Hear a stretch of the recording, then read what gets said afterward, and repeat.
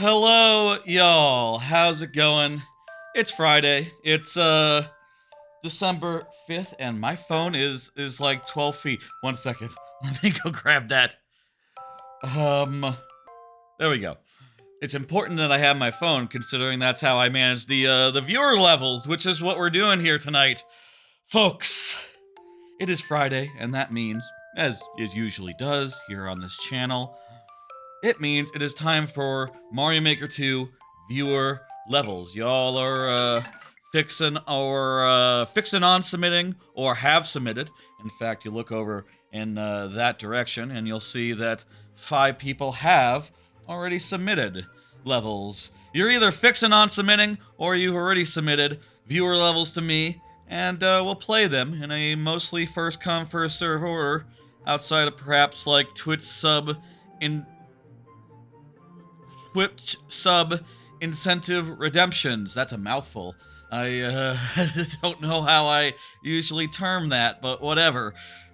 We'll mostly be playing things in a first come first serve order, as we usually do, which will be a bit of fun. We got we got levels from the YouTube and the Twitch both, and we're going to go through them. How was your week? I was back to work for the first of 3 mid-holiday weeks of work, and man, I am tired as a result. Turns out my sleep schedule got pretty out of whack during the whole Thanksgiving time off, and now I'm just kind of treading water here, just hoping to make it to December holiday vacation time so I can sleep in again every day or do whatever else I'm doing whilst staying up way too late, way too regularly. That said, it has been a fun week. It has been a good time, and stuff has been happening. I've been playing stuff, new games, etc. We'll talk about all that in between levels, as we tend to do here on this channel. But let me just start this off by bringing up one piece of stream business that is worth noting, worth talking about a little bit, and that has to do with an issue that we have faced in the last few months on the YouTube side especially, and with one viewer especially.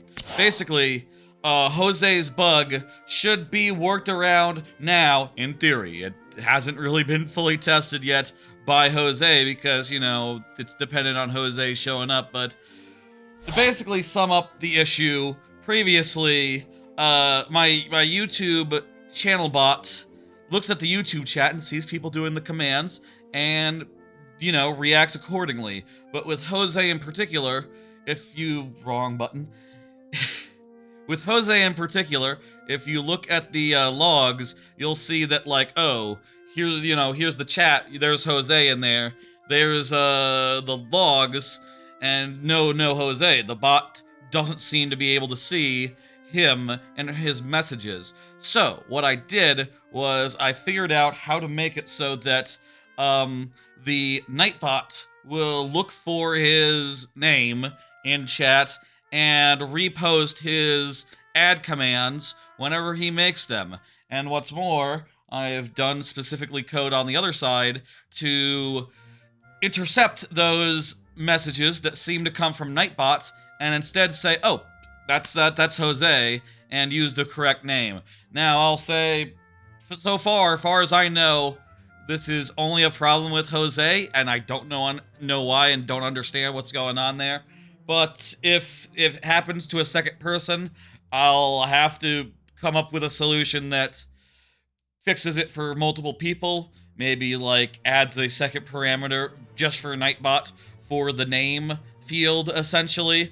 But suffice it to say, Jose, you should be good now. I don't think I'll have to aid you anymore in getting your level submitted because the bot won't recognize you. I think we'll be good. I think that's gonna be excellent. We'll see when Jose shows up, watches, submits a level the next time. it could be weeks, honestly, until that gets fully properly tested. But if Jose were to drop by, I'll say you are fully accommodated. Issue should be worked around. TBD, TBD. Let's find out. Um, I'm curious when we'll see that in action, and it'll be confirmed to be working. But man, technology is sometimes weird and broken, and fortunately, I do have somewhat of like a skill set. I do know how to work around stuff. I do know enough about software and technology to put together a workaround like that. I am a software engineer, after all, in my day job. I don't work with Jason in a professional capacity, but it's not that hard to figure out. At least, for me. I don't know. Or, not Jason, Python. They sound very similar. I do work with JSON. One should not talk, kiss and tell, about like current employers and whatnot. I have worked on JSON in the past, generally. Worked on with JSON files. I know it's not like a language or nothing. It's more of a file format. It's hands up, whatever. Moving on. Let's go. That's it for the up front. I think I've covered it. I think I've explained it. But if Jose were to drop by, we will go, yeah, when it works. But until then, we will just sit and chill and hope that no one else experiences this same bug, because I would have to rethink the strategy then. Hey, Rival Seeker, how you doing? How it goes? It goes good. A little tired, but what's up? Folks, let's do this. It's viewer level time. It's time to start playing the viewer levels. Start putting them in the thing, etc., etc.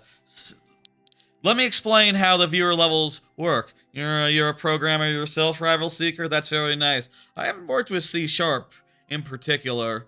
Yeah, but I hear it's a very nice language. Seems like a perfectly fine one. Let's do this. Rock Party is up first. I will start putting in this code, and let me explain how this works for those who are new or who otherwise need a reminder.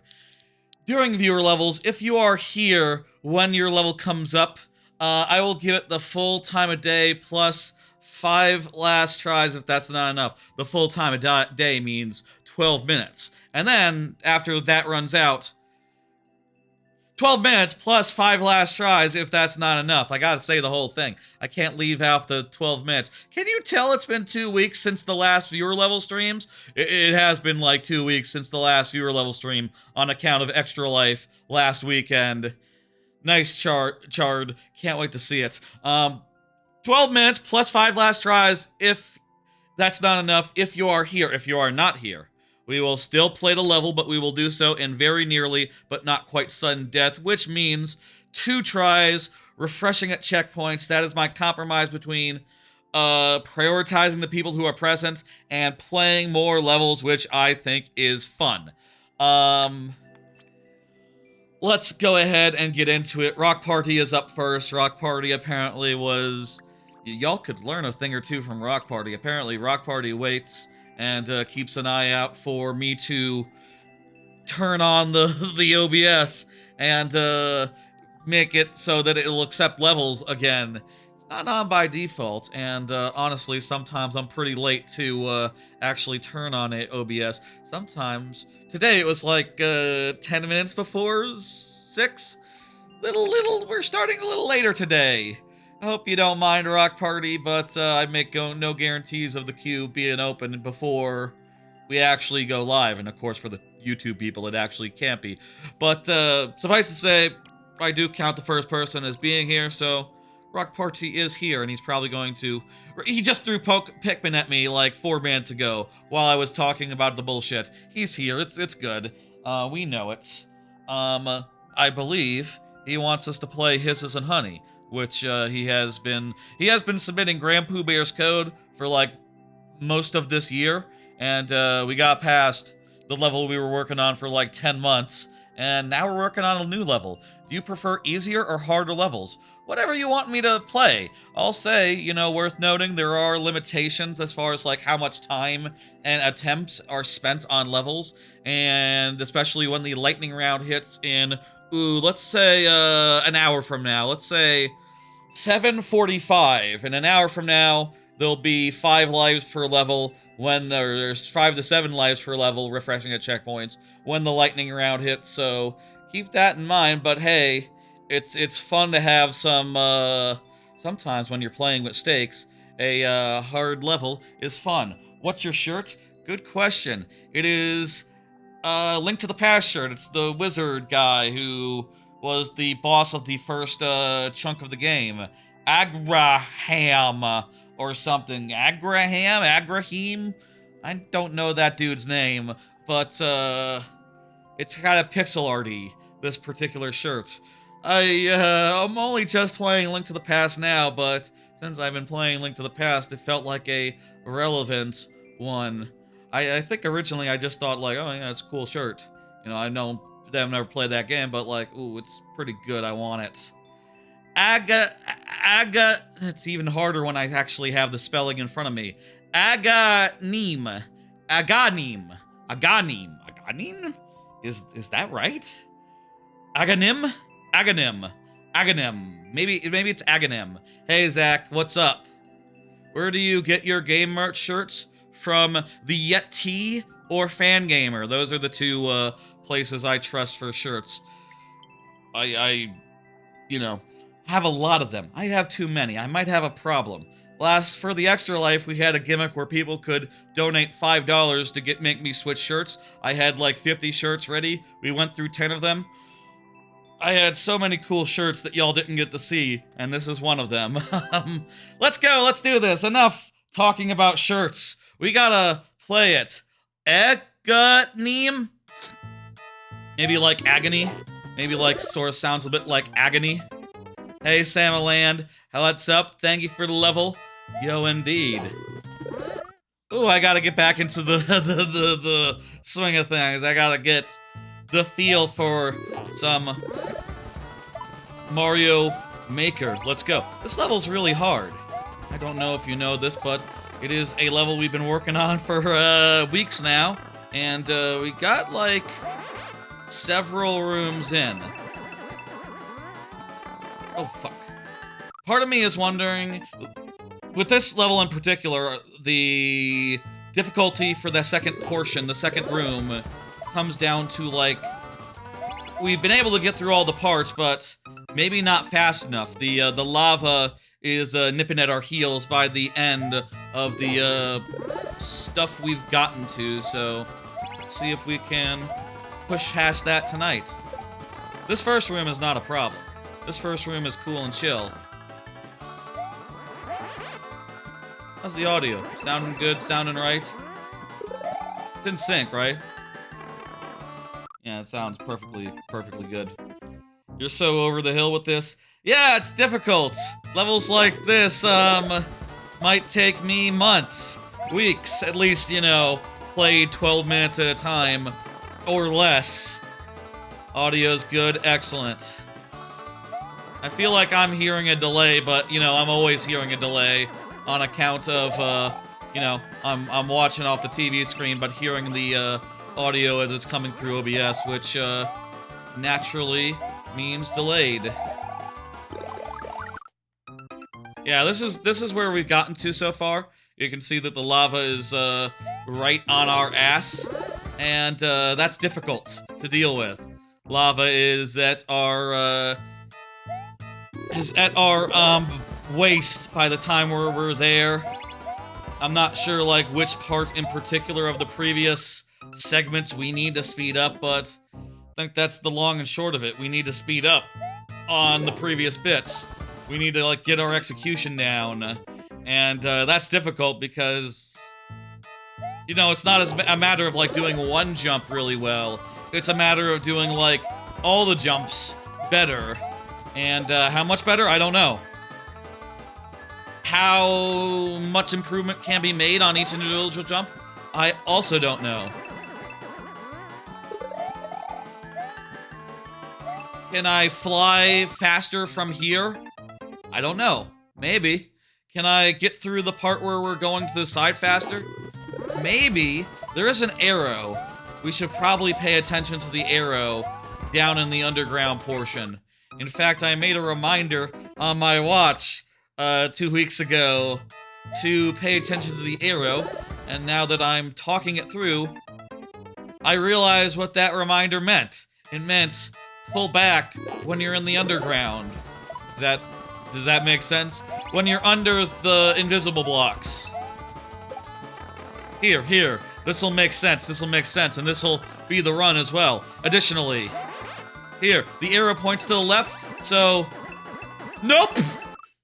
That didn't work! That slowed us down! Okay, an idea I've had for 2 weeks turns out to have been bunk. Maybe it's not bunk. Maybe I'm just doing it wrong. Let's try it again. Maybe pull back when the arrow is.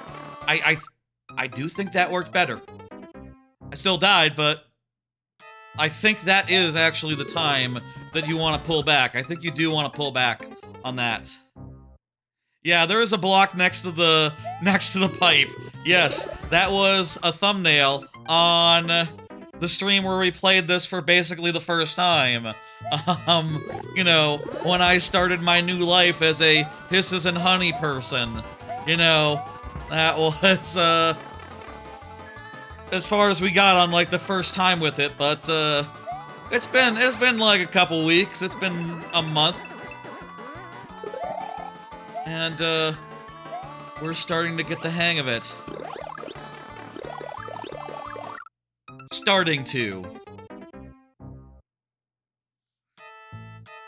I'm guessing there's like 2 more segments.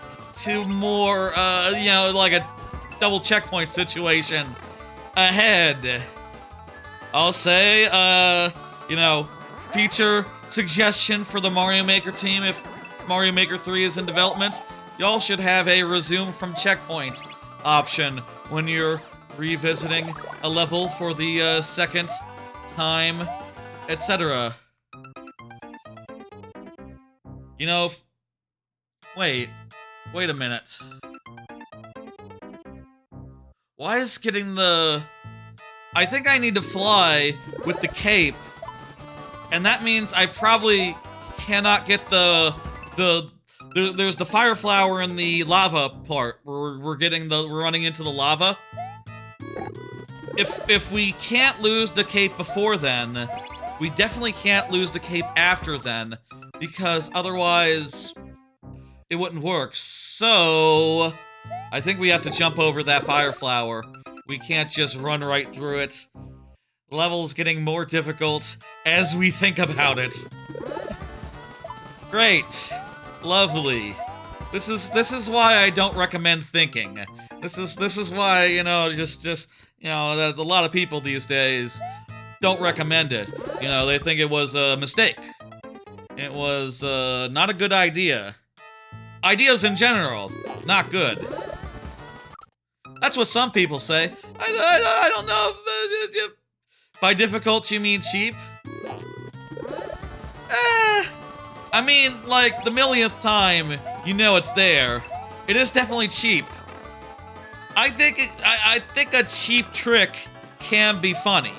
And, for me, that's, I like that in a level.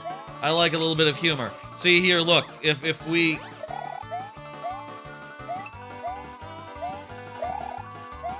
Yeah, we definitely have to jump over that second fire flower. Which means that this is screwier than I thought.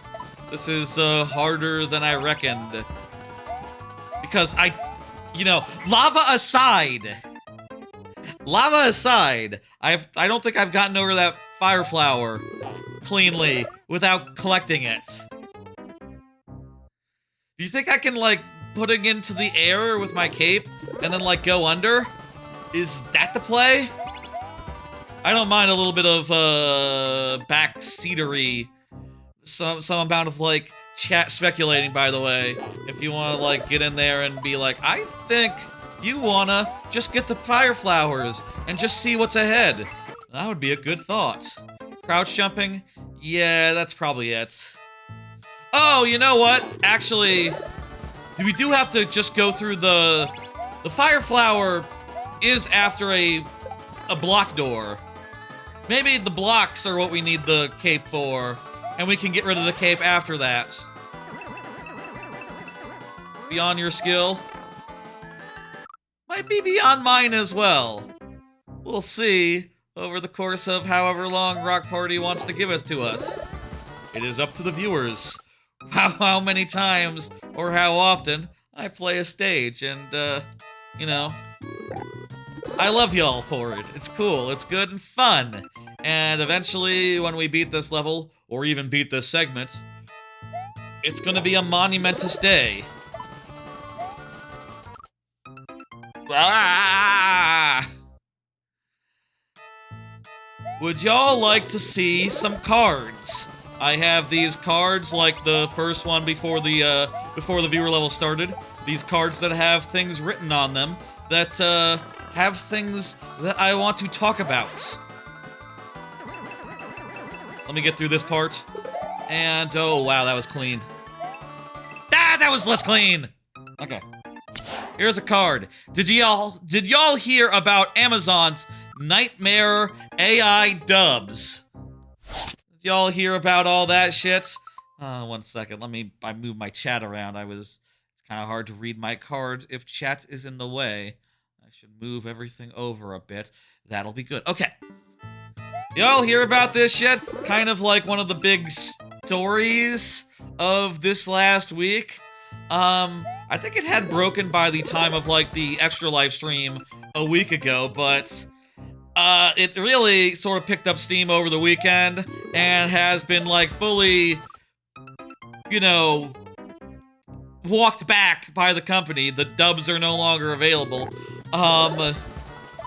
Basically, they took some shows that, personally, I've never seen. I've never seen these particular shows. I feel like Amazon, in particular, doesn't really have that many, like, simulcast, super relevant shows, etc.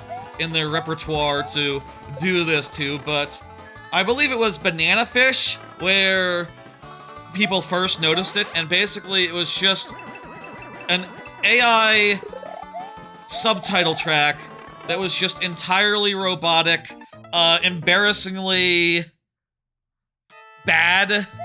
Just the kind of thing where you look at it and go, like, similar to AI translated subtitles, where you go like, oh, no human ever looked at this.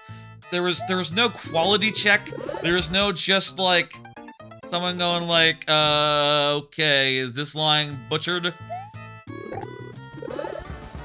There was no taking into account of, like, what characters were feeling, or, like, how they should say things like, banana fish.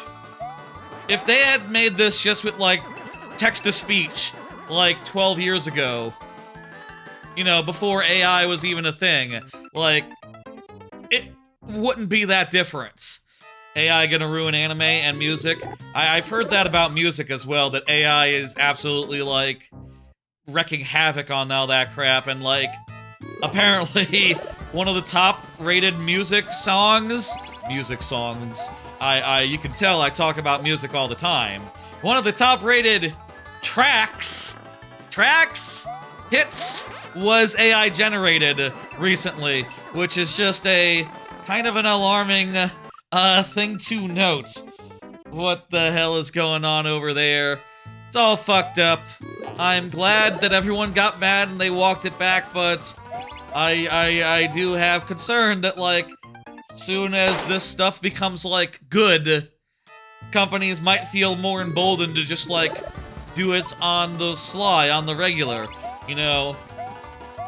Like, it is definitely a real concern that, like, in 10 years, 20 years, like, these companies are just gonna be very encouraged to just like spit out AI versions of crap and AI versions of adaptations.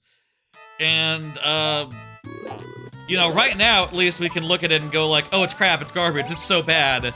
Hey, Storm Trippin', what's up? We can look at the AI dubs of anime and go like, oh, that's funny, that's not how you say banana fish. Banana fish. Are you the banana fish? I'm doing a better... I'm not a voice actor. I'm doing a better take, a better performance than was in the AI dub. From my understanding. From my, watching of those videos that got shared. It's gonna be harder when it gets better. And, you know, we just have to say things like, well, it's crap garbage pooped out from a butt, and, I'd prefer the human artistry of something that a human put together and thought long and hard about all various things. If you could voice act any character, who would you voice? Oh, I have no idea. I'm not a voice actor. What the hell? Your sub didn't pop up? That is weird. Yeah, I'm not seeing it in my activity feed either. That's very strange. Did you do the like show the alert thing? Let me refresh the activity feed. That's very weird. I can see you are subbed, Rock Party. And I could see that we got a refresh in. Hey, it's one of the subscriber incentives. And what do you know? The refresh worked. Excellent. Excellent. Hey, Po-You, how you doing? What kind of content do you do often? A lot of different content. Viewer levels on Fridays is kind of the main thing here on this channel. There's also, I do playthroughs oftentimes over the course of time. You just resub through Prime and it didn't show up in the activity feed. It's probably just being slow. I bet we'll see it in like 5, 10, 15 minutes. I don't see it in my activity feed. Twitch is probably just being a butt. That's I hate that though. Let me say. You could send a level, absolutely. I like to do randomizers. I'll be doing a randomizer on what am I doing? This is the wrong level. This is 2 muscle memory here. 2 muscle memory. This is the level we already beat. Hisses and honey. Hisses and honey. No, we're not. I just reflexes, muscle memory, etc. We are not back on Piper, so I bet I could beat it again if we saw fit. If we wanted to. For old time's sake, you know. I do the randomizers a bunch. I like to do a randomizer now and again of like various state games. We're doing Metroid Prime 2 randomizer on Sunday. I like to try out games. I like to do weird high concept streams. I like to do a variety of stuff. Check the schedule, check the Discord, check you know, there's all sorts of places where you can find a listing of like the things coming up. We're gonna do some Game of the Year streams in a few weeks. That'll be fun. There's a bunch of stuff that I do on my channel. Does that help? I showed off my AYN Thor a couple times. My portable handheld. That's a type of content. I like OpenRCT2, but never find the time to play it. That's definitely something. I play all sorts of stuff. And all sorts of, games, content, etc. Yeah. Ah! You ever use posts on YouTube for updates? No, not really. I usually just do those in the Discord for like channel updates or like at the end or beginning of streams. That sort of thing. One more life left. Thank you, Rock Party, for the refresh. This is a really hard level. 7 tries doesn't go super far, you know? Sometimes it doesn't, sometimes it does. Thank you for the subscription. I appreciate the Prime sub. Let that be a lesson, by the way. Y'all, if y'all have Amazon Prime and you don't know about Prime subs, you know you can give one streamer a free Twitch subscription every month as part of your Prime subscription. It's pretty cool. And you know that streamer gets monies, and that's pretty good. It's pretty good to give your favorite streamer, or your second favorite streamer, your third favorite streamer, whatever number streamer I am in your list. It's good to sometimes give me money if you like the content, or to some degree. You could do whatever you want. It's cool, it's good. Also, you get all sorts of lovely emotes. Look at those lovely Twitch emotes. If ever YouTube memberships get unlocked for me, I would love to have some of those, as many of those as possible, on the YouTube side as well. You only get like a few, I hear, though, so, you know, it'll be fewer. Excellent, thank you, Rock Party. I am hitting dismiss. I am hitting that button. We'll talk about that, Char Lizard. That is a nightmare piece of news that has come down through the pipe. Yes, that is one of the next couple cards is dealing with that. But first, let's 06i is here, fantastic. Let's pull another card. And here's something I've been thinking about for like a week and a half since I went and saw a bunch of movies during Thanksgiving week. And particularly Sisu 2 made me think about something, which is that should we all be constantly declaring AI can't use this to train off of? In the credits of Sisu 2, it says pretty clearly, no part of this may be used to train an AI. And I have been thinking about that credits inclusion and just thinking like, yo, what if I just went into YouTube Studio, the software for like managing your YouTube videos, and just appended onto the end of every video and every short, no part of this content can or should be used to train AIs. No part of this can or should be used to train AIs. I feel like that might be a good thing to throw in there for safety, and also just, it's kind of funny and cool and lit, and do people say still it's woke? It's what's a good word to mean like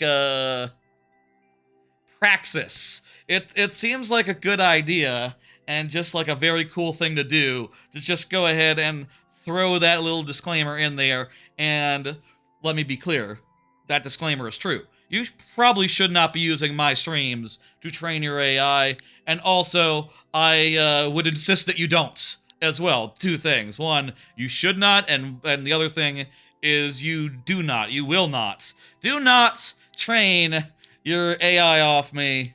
I ask that of chat in general, and also, chat, please, you know, make sure you're not, if anyone is out there training an AI right now, feeding my videos in there, stop. Don't do it. It's not okay. It's not allowed, and I think I might retroactively put in a thing on all my videos just saying, like, don't do that. And is that a good idea? Would y'all be... I feel like anti-AI statements like that are always a good thing. You know, like in content or in, you know, descriptions, in like branding exercises. Like whenever a YouTube channel says like, no AI has been used to make this, you know, like, oh, you're in for a quality time. Now, I'm not guaranteeing a quality time. Let me be clear. I am not guaranteeing a quality time tonight, though I think we will have a quality time tonight. But, I do think whenever I do see that, It's a thing. Poyo Machu says you're studying to create AI. I mean, if you're in school right now, you might be a fool if you have any major, any sort of software engineering degree other than AI. That might be the best, elective to take. The rest, speciality. Let me be clear. In college, I probably took an AI algorithmic course as well. But, I didn't think it was a real thing because that was, 12 years ago when it wasn't a real thing. And also, I thought that the computer vision classes would be more relevant somehow. I haven't used those in forever because I'm not a video game engineer. I work with, more boring types of engineering, which I will not get further into. I will not talk about. Wall between the professional and the private. I'm saying hot and spicy shit all the time. I don't want that to reflect on my place of work, and I don't want to endanger my food on the family, as certain streamers say. I don't want as much distance as I could put between that and me saying spicy shit all the time would be better. Hey, Pitch Shifter, how you doing? What? We're making coins, drop down, and then the coins are going to solve puzzles for us. Provided we get it on the right side. Okay. This is...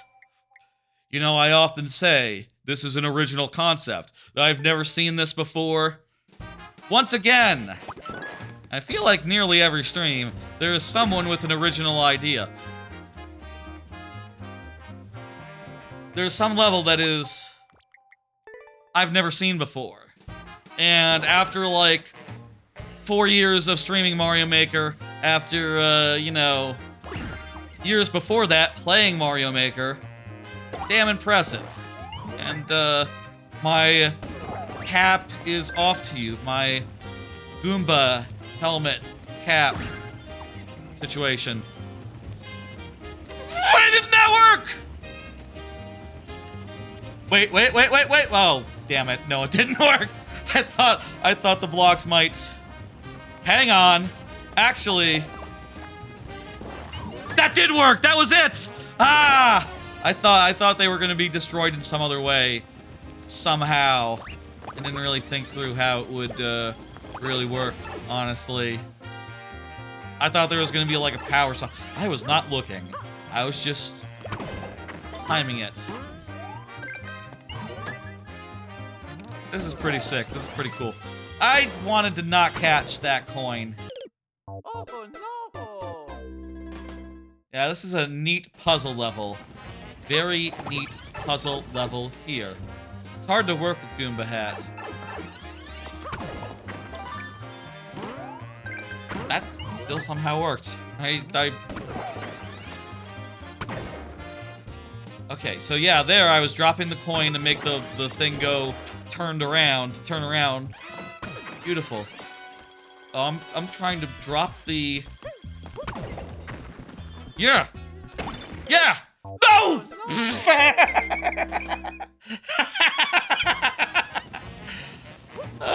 Was that good? Did we get the key? I don't think we got the key there. But also, we need to be on the box so we don't die.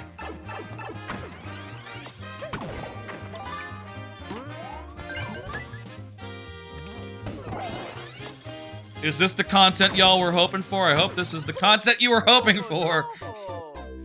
Let me say, we have some good content here. I think on this channel, the content's good. I do think that. I think we got quality content. And I'll say, I'll say I can't account for chat. Y'all didn't use AI to make any of these levels, right? As far as I know, there's no such thing as a AI-generated Mario Maker level. Provided that y'all aren't, fucking it up for everyone, which, I assume that who would do such a thing? Oh, I see. We need to I figured it out. We'll talk about it next time we're there. But I figured out what we need to do. And I don't get why that one's a challenge at all. That one's pretty brainless. Okay, here's what we need to do here. We need to drop the coins such that they get pushed by the block into the guy. Or rather, not that, the other thing, which is that the block got turned around. And then it kills the piranha plant.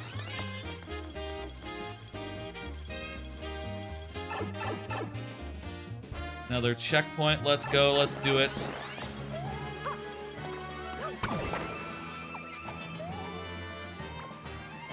Good? Good? Oh, I see.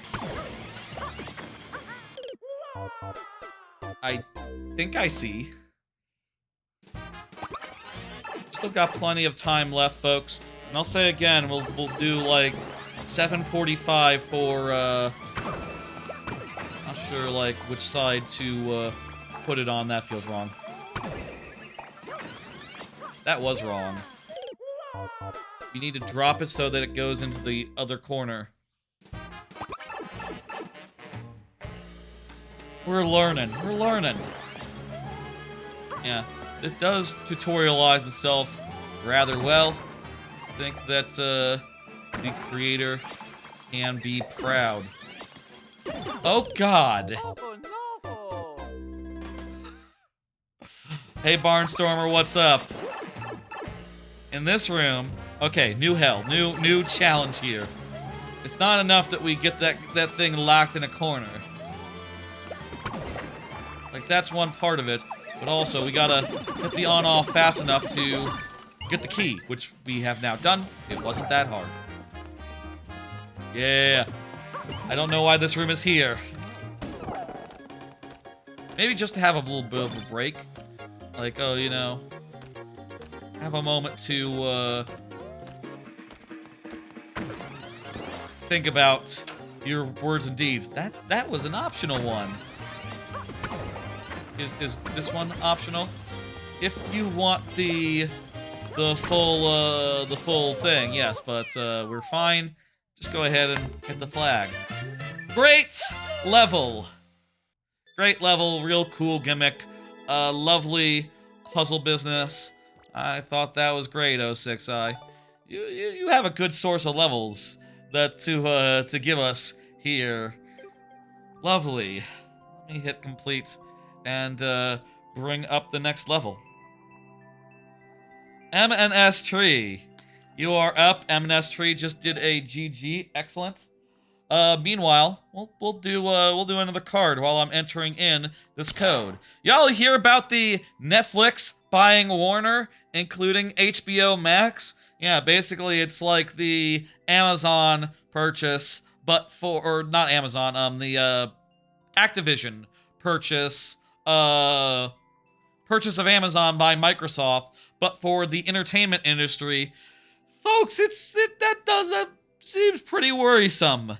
That, like, the two top dogs, basically, are consolidating into one massive, probably somewhat incompetent organization that owns everything.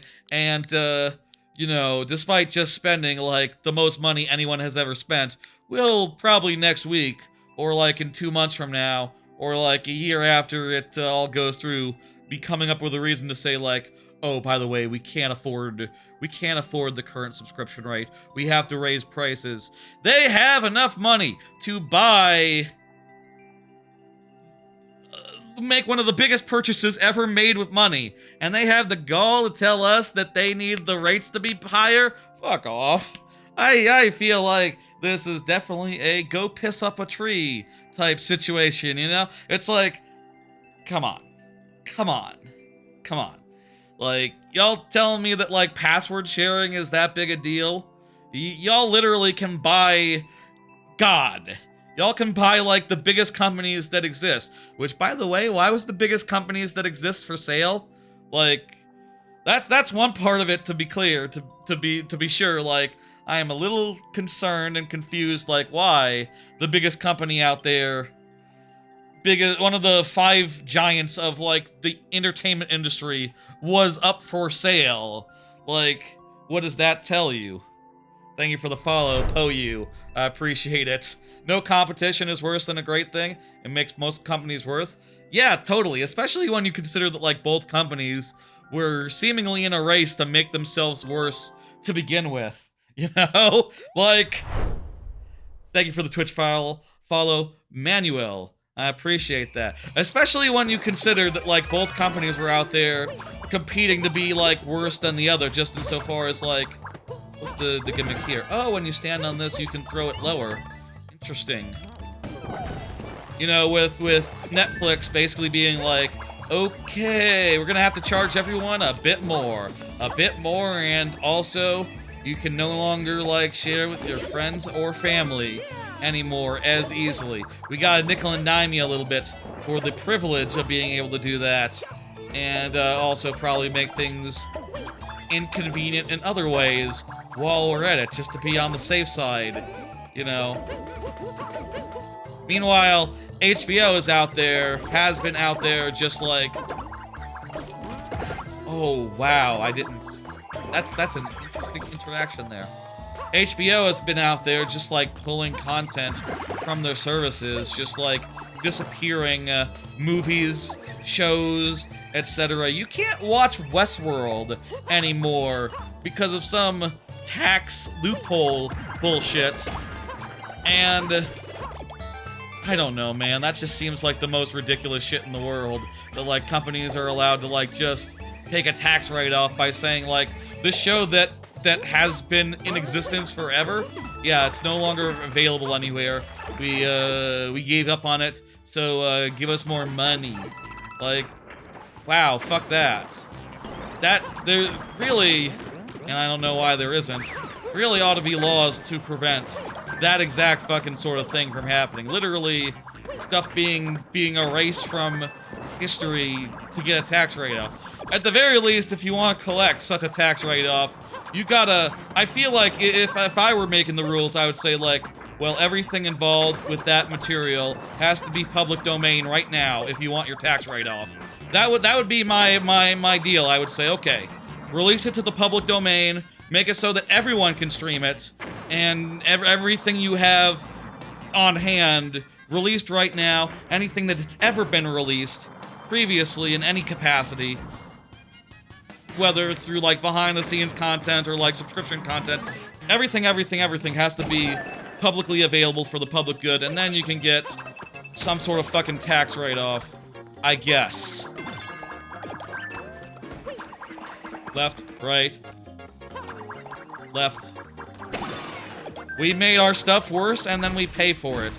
Yeah, man, that's just the thing about... Well, one is the thing about these corporate mergers and just, like, corporate bullshit in general, but also just in general. Things aren't getting better, but at the same time, these companies have the gall to say, like, you know, I think at the very least you should be paying more money for it. You know, I've seen some weird statements out of, like, investment people, you know, looking at companies that are just, like, treading water, like, I say treading water, like iPhone, like Apple. Apple's fine, but, like, I heard people saying when the iPhone 17 came out that, like, oh man, you know, obviously it wasn't a big exciting release that's gonna set the world on fire, but the least they could have done was charge more money for it, is what investors were saying, and that's just like, what are you talking about? You shouldn't be so quick to just, like, cash in on your reputation like that. You can only cash in so many times. And, you know, obviously, in this world, like, companies like Netflix feel pretty emboldened to just, like, cash in. A little more cash. Microsoft being out there going like, okay, raise it by 50%. Oh, this year's Call of Duty is still doing badly? Oh, fuck. Maybe we should raise the price of Call of Duty to $100. And also charge more for Game Pass. I feel like Game Pass might rise again.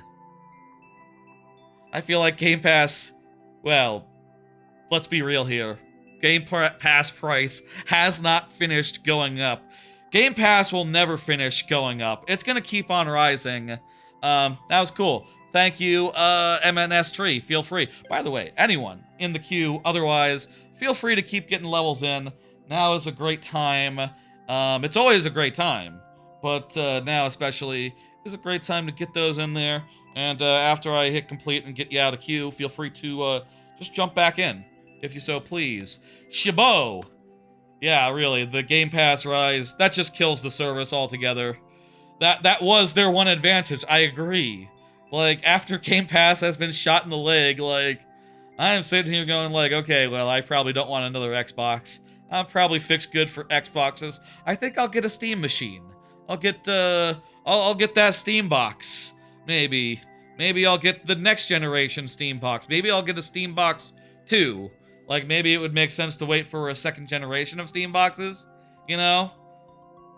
I'm definitely thinking right now that, like, Steam is the future of, like, you know, Xbox, apparently their direction is to make, like, a PC system hybrid, PC console hybrid, and it's like, yeah, that's what the Steam machine is going to be. So, you know, yeah, it'll probably be PC priced. That is my concern, yeah. If it's, like, $500, maybe $600, it's like, okay, yeah, I think I'll go for that. If it's like $1,000, it's like, I already do have a PC, actually, y'all. I do actually have a PC. It'd be more convenient to stream off a Steam box versus streaming on the same system that I'm playing off of, but whatever, you know, it's probably not worth $1,000. I'm very interested in all those Valve devices, depending on, like, how much they are. Shibo, go ahead and confirm. Any time is good. Just say something in chat, and we'll give you the full, full time, full portion of levels. Don't think Shibo has said anything in a minute, no? Yeah, I don't think Shibo has said anything. Let's continue talking about this nightmare situation.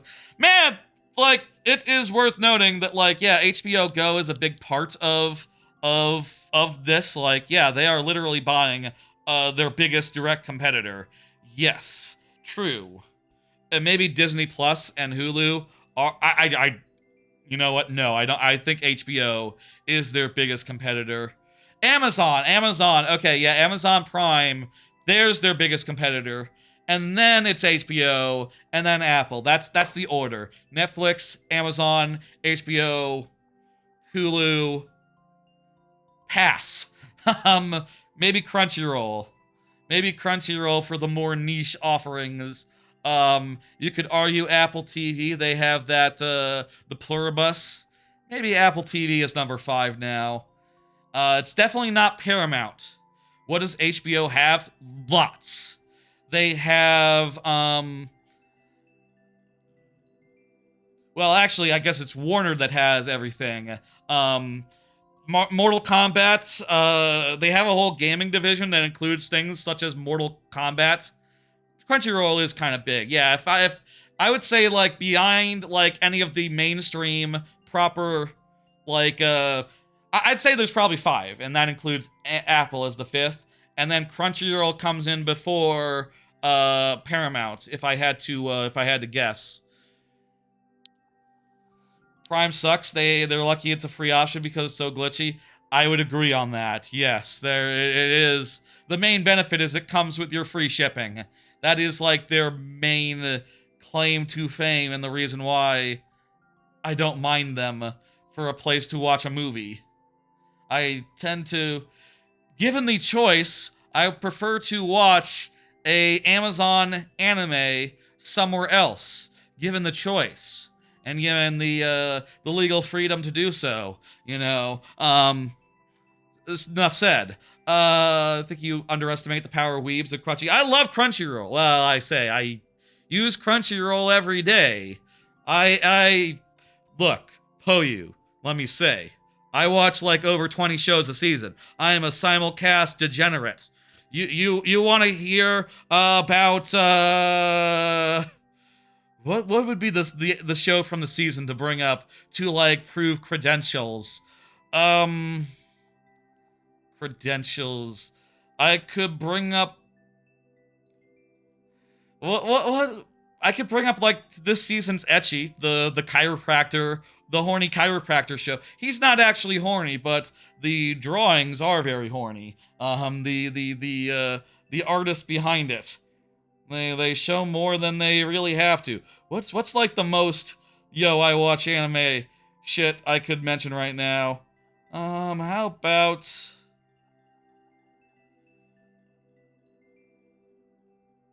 Mechanical Mari? No. Friend's little sister? There's tons of them. I watch tons of show. I'm not sure, like, which one is the most niche.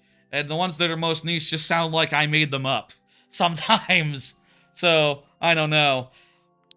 Anyway, it goes beyond just, like, HBO. You know, the fact is, Time Warner is a huge movie company. You know, they have... Hey, how about that level 999 gift? Yeah, there's a... That's high dive. That's high dive. Shit! I can't prove my Crunchyroll credentials with a high dive show. What am I talking about? Whatever. You get it. I watch a lot of anime. Let me say, I watch a lot of anime. But, like, it goes beyond just streaming services. Like, Time Warner makes a lot of movies. They kind of own a big chunk of the entertainment industry, and with them going into the Netflix hole, like, that just has the potential of just, like, killing the theater. You know, I'll say, for what it's worth, that part kind of interests me. I don't like going to a theater. I don't like having to watch my movies in a big crowded room full of people. I don't like watching my movies... You know, I like to watch them at home, where I can be distracted and I can pause and I can, you know, play a video game if I want.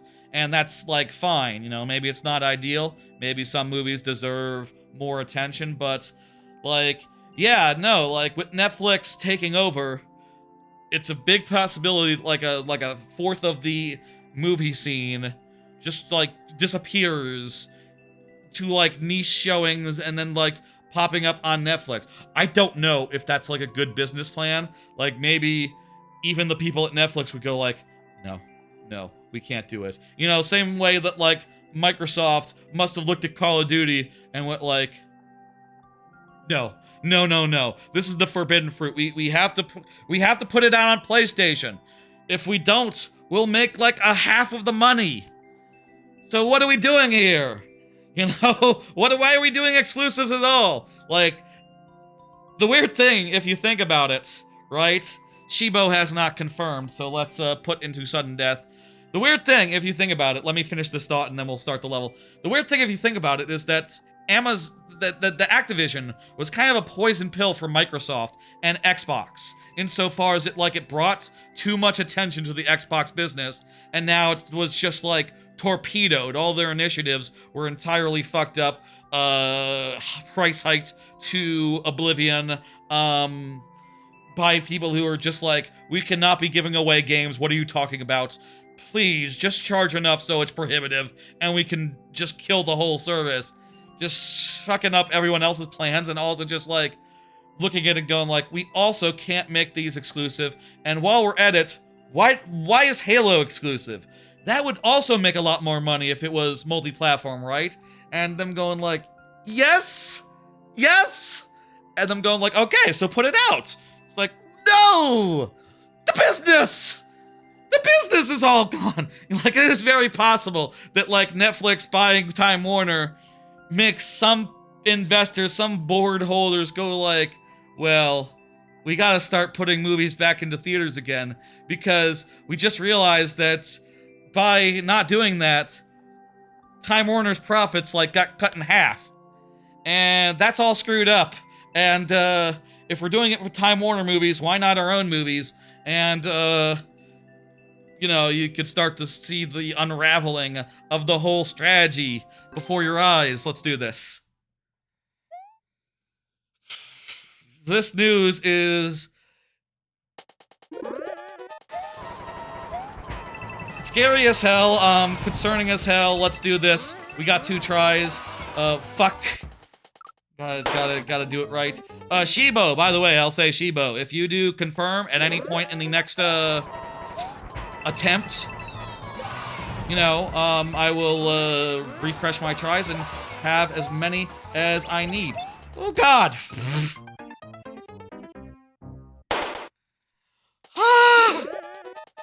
I heard Netflix is getting rid of their Chromecast support too.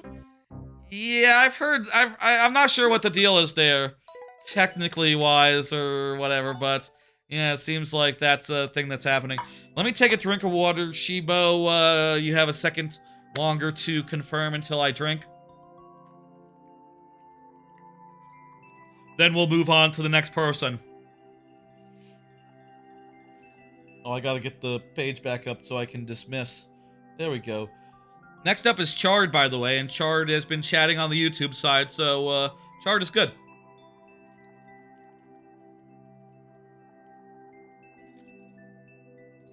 It's a very concerning bit of news. I feel like I'm not, like, capturing the full scope of, like, everything under Time Warner. Like, you know, isn't, like, Comcast?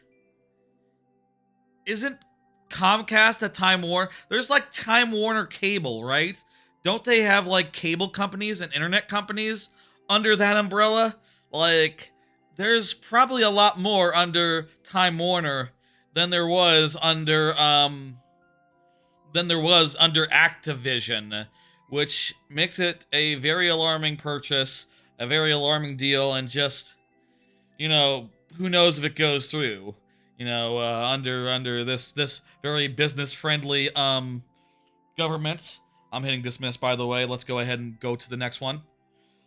Under this government, I wouldn't be surprised if they did just go ahead and let it through, but also apparently some other rich people, like the people who own, who's Larry Edison? What does he own? Larry Edison? Larry something or other. Like, apparently he's like the... I watched a video, I think Atrioc was talking through it or something. Big streamer guy. And he was saying that, like, oh, you know, maybe because Larry Ellison is in bed with Trump, maybe he will squash it for political purposes. And, I don't know. I guess we'll find out. I would bet on it going through because fucking Activision went through, so what the hell? Excellent. Okay, that's I think is that all the big news right now? I think I have, yeah, that's all the big news right now, I'll say. So we'll have some nicer topics coming up. Some ones that are a little less end of the worldy, doom and gloom. Okay.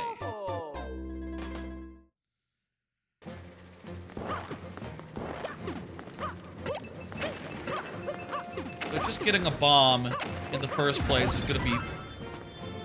Wait. Oh!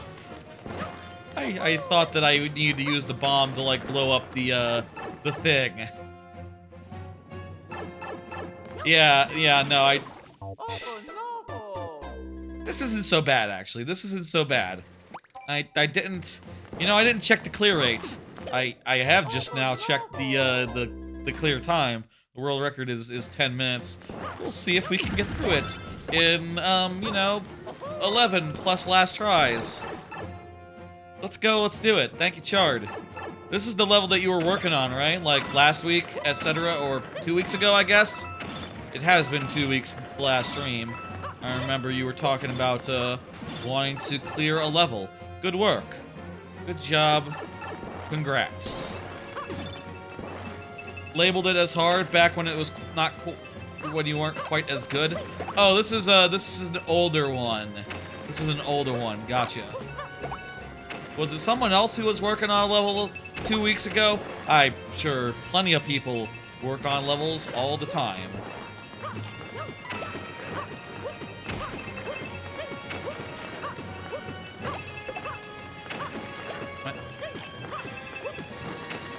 Here we go. Just gotta... Oh, that's not a breakable. Thought that was breakable. This is very cool. You've done a good job with a ridiculous bomb-filled level. It's not... It's challenging, but, like, not, Hang on. We got a boogie. Successfully boogied there. We got a boogie again. Oh boy. Excuse me while I continue the boogie. Checkpoint, hell yeah, we're gonna get through it. I wonder if the world record is just like one guy who just struggled with the second part. Just took a lot of tries, etc. Maybe we'll get a world record. Wouldn't that be nice? I feel like that is very possible here. Gets troublesome after the checkpoint. Well, that's where we are, so... Oh, hello! Yeah, it's, I could see how this could be trouble. I have to use him to, like, destroy a wall, don't I? Wait, no, he doesn't destroy walls. Not while he's, Not while he's small. But the bombs can. Can I... Is it feasible to kill the Bowser? The trouble here is that if these guys fall down, kind of inconvenient to get a new one. Oh no! Damn, this is getting troublesome. Anyway, what else is going on? Let's do some more cards. Let's talk about one. Now seems like a perfect opportunity to say. Killing it with bombs is very hard and not practical. Okay. My Xmas shopping is done. That's right, folks. I, like, over the weekend, oh, Jesus! That was not a good hit to take. I don't want to be taking hits right now. Losing, Big Mario. That said, I don't think it actually made a difference because I'm about to get a mushroom. Just like in a couple seconds. You used to troll a bit? No, it's cool. I'm you know, I'm okay with this sort of thing. If it's fun. I mean, in general, whatever y'all want to give me is cool. Also, this sort of thing can be funny. Oh no! Anyway, the Christmas shopping, the Xmas shopping is done. Went through my list and thought of everything for each relative in turn. I'll say it was somewhat made easier by the... It was easier and harder this year in a couple ways. The way it was easier is that I already gave my sister my old Retroid when I got the Retroid Pocket Flip 2, when I got the AYN Thor, you know, this lovely thing. So I already got her taken care of. She's done. She doesn't need anything more. So that's great. One of the harder things to figure out. And also, you know, I won't go into detail, but also I covered another family member in a slightly unusual way, which made that easier as well. It was harder insofar as this for the last, like, year and change, there's been a second level power-up. Let's go. It's been easier and harder insofar as just, like... Bowser, what are you doing? Don't be a dick. You're getting in my way, Bowser. It was somewhat easier this year insofar as, somewhat easier, somewhat harder, insofar as, I now have a nephew, and he is getting to the point where, like, gifts for him really should be thought out, you know? Really should be, thought out. Yeah, that's... The subscription did not appear, Rock Party. I don't know what's up with that. Unless you did it, like, between streams and you didn't, show up on your next occasion, you know, you gotta hit the thing where it says, show your sub. You can try refreshing Rock Party if that helps. I don't know what the deal is with that. It's just not appearing. Oh no! Dang it, yeah. If the bombs get taken out, the bombs get like, hey crazy kid, YouTube official, how you doing? If the platforms get taken out, then the bombs are just falling right into the lava at a certain point. No, crazy kid, that's not how it works. It's a queue, you get in queue, and you wait your turn. Unless, well, you can get ahead if you were to sub to the Twitch, which is money. It's a premium thing to skip the line. You can do it once a stream, but you only get 3 lives if you do it that way. Keeps it fair for those who are waiting. And also, it's worth noting, if you are down to wait, you can get more bang for buck refreshing versus the other option. Might be a bad place to put it because it's gonna make holes in the ground, which are deadly. And fuck you, Bowser. Then again, it's not that hard to put the bomb in the hole. I said that, and then... Oh, man. Oh, man. Maybe we should just go up and make a hole in the wall higher up. Let me try with one bomb. Let me try with one bomb. Actually, the lava explodes the platform, making it so that the only question now is I need to be small, and a long jump does not do it. Okay, there is no way to get under there. There was no way to get under there. Now we gotta do it higher up. Have to think about the nephew now, and like it is not that bad because, like, you know, the nephew's he's turning 2. He's not that old. He's turning 2 next year, early next year, you know. So like, okay, well, toys for toddlers. There's tons of those. But also, he is at such an age where it's like you look at the boxes for like half the things, and it's like, yeah, small parts, not for under 3s. And you're just like, shit, he's under 3, you know, and then you just have to figure it out from there and go like, well, I think we can take out the parts that are not age appropriate, and I think that I can supplement with some more ideas, and I think it'd be fine.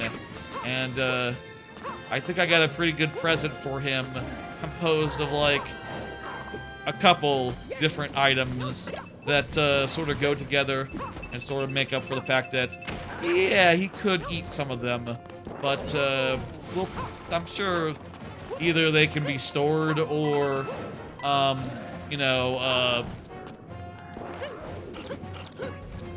here we have a repeating fire, which means that we probably need to like hit. We need to hit Bowser with we need to kill Bowser, basically.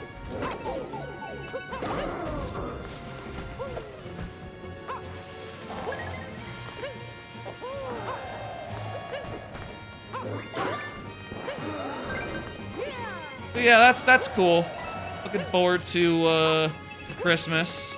You know, I'm pretty sure the little dude, you know, it's not like he understands the concept of Christmas yet. He, like, barely talks. You know, my nephew. He's learned a few words, like... Jeez, every time I see him now, it's like, I feel like I'm hearing, like, oh, he's a big talker now. He's a talker, and then he says, like, absolutely nothing other than a word or two. You know, like, he's been saying, oh no, forever. Like, oh no was like his first word. You can also say mama and papa, I guess, or dada, I don't know. You can say those two things. And he can also say, he said all gone when he finished off his bottle or something the other day. I didn't know he could do that, and that was kind of cool. You know, at like Thanksgiving. When I saw him during Thanksgiving, during Thanksgiving. You can get 2 keys for the alternate exit. Gotcha, okay, so this is a bonus thing. We could have just moved on from here. Fortunately, these don't destroy the platforms. I think we should wait for multiple bombs to go, and then we can jump off them to glory. How many do we need?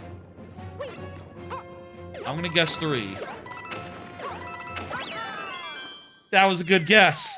That was a good guess. Imagine if it had been 4 and we landed right in the lava. That would have been sad. That would have been sad. That would have been so sad. Thank you, Chard, for the level. We finished just the right time. Let's say 8 o'clock. Let's go all the way to 8. We sort of had a late start. We'll go 8 o'clock before the lightning round start. Why not go in the warp box? Oh, I didn't think about that. That's what the key was for, right? Shit. It's fine. I'm happy. I'm satisfied with that. Made it look easy. Hell yeah. Not the world record. Still, world record still stands. But must have been somewhat close there. Next up is Rival Seeker. Rival Seeker, go ahead and confirm. Rival Seeker's been chatting a bit, right? Rival Seeker, I believe, like, maybe just that first more, but Rival Seeker, now's your time. Go ahead and confirm. Talking about AI, when we were talking about AI, Rival Seeker was chatting a bit about that. Yeah, right. Rival Seeker, go ahead and say word. Confirm for me in chat. Yeah. Confirm for me, Rival Seeker, and we'll play your level full-time style. That will be good. Yeah, Christmas shopping's all done. The last of the packages arrived. I will have to still get something if I end up doing like White Elephant at work. I'm not sure if that's happening. I think we want it to, but I don't think anything's scheduled for that. So maybe no White Elephant, which is fine. That would mean I was good to go for the rest of the season, which is nice. It's good to have all the shopping done. Yes. Where are you? You can use !list to get a list of the levels and like the order queue-wise. Zach Salisbury. That'll tell you where you are. Or position. Position can be a bit wonky, so you know. But Q is just the best place to look. Just have a look there. Let's do another card. Getting cold where I am now. Winter. That's right. Here in DFW, Texas, it has finally started to get cold. Seasons are wonky here, I feel like, you know. By the time that fall is coming around everywhere else, basically, we are a mix of, like, t-shirt weather, shorts weather, even in some cases, and, like, at worst, it gets a little bit chilly. You know, like a sweatshirt style deal, but, you know, last week or so, since getting back from, Thanksgiving break, it has been, like, proper wear the gloves and the scarf and the hat. For me, at least. It's like 40 degrees. It's like 40 degrees, Fahrenheit. Low was 0 degrees Fahrenheit where Chard is. Jeez. You know, I'm a Texan. You know, I live in Texas where it's all nice and hot all the time, and when it's not, it's like a statewide crisis. Essentially, we don't know how to deal with cold, and given the choice, we'll stay inside and wait for it to go away, which it will do in time, especially now as like the weather has been getting hotter and hotter on average year in, year out, though, you know, when there is a winter storm. it's suddenly seems like they're bigger than ever. That's probably global warming. That's probably global warming for you. I don't know. But what I can tell you is that it's actually fucking cold, and I'm wearing my gloves and my hat and stuff when going outside. And I feel like sometimes, you can tell if like someone like a coworker, etc., isn't necessarily from the area, like if they moved from somewhere else. Like I do wonder, like people who moved here from snowy climates, they must be like, yeah, what's with the hat and scarf? It's not that cold. It's like, well, this is as cold as it gets. If it gets colder, I'm staying home. Basically, until it gets warmer again, which it will do, because short of a crisis, that's how it is. Rock Party, you experiencing the same cold? Did Rock Party get back in queue? Yeah, he did. Cool. Think someone else, was it 06i? Someone yesterday, or on the Metroid Prime 4 stream, someone was saying that they were also in the Dallas area. I forget who or was in San Antonio specifically. I forget who it was who said that, but must be even warmer there considering like it's more south. Ooh, that was a boner. I should pay attention considering that we are indeed in limited lives mode. You can't wait to ice fish and snowmobile? Do you seriously? Do people invest in like that? To me, as a Texan, just sounds like a Calvin and Hobbesian. Calvin and Hobbesian, is that? I don't know what I'm supposed to do there, but my guess would be that we just died again, so that's the second, but let me just look at this again and just say, like, my guess would be I need to get between these two guys, but it doesn't look like there's a gap to get between them, so I'm kind of confused what the deal is there. Nor is there a, thing. That to me... Wait, is it the door? Oh shit, it's the door, isn't it? That's not where we entered. That's the next area. Shit! I'm just not very observant apparently right now. Rival Seeker, I'll give you a second to confirm. I'll give you another second to confirm before we move on to the next person, but yeah, you can't wait for ice baths January? Nice. Trashy snowmobile in Discord maybe? I'll see. That just sounds like Calvin and Hobbes, where they're like sledding all around like the forest and stuff, like an idyllic version of like what snow is like. And I assume y'all aren't just like running around making snowman all day, like unless you're like 10 or whatever, unless you're Calvin and Hobbes' age. Calvin and Hobbesian is a decent sounding stream title, but it'll probably be something related to the AI discussion earlier. You cannot and should not train your AI off this, something like that. Or what was it? How did I put it? No part of this can or should be used to train an AI. Yeah, that's the title of the VOD this week's. Snow on car sucks. I'm glad I have a garage. I have always had my car in some sort of garage every time there's been a snow catastrophe, a snow week here in winter storm here in the Texas area. You used to make snow forts? Oh man, that's cool. I guess snow forts are like the equivalent of like sand castles, but bigger. They're like, when you dig a hole and you dig a sand hole, those are dangerous. Are snow forts also dangerous? It wouldn't surprise me if those are also dangerous, but people still dig big holes in the sand, bury themselves. Sand is easier to work with. Oh, then it must be very dangerous then to like build an igloo on your own or something. I assume it's just like a wall you hide down behind. Yeah, if you make tunnels, very, very dangerous. Gotcha. Yeah. You could freeze to death. That's not good.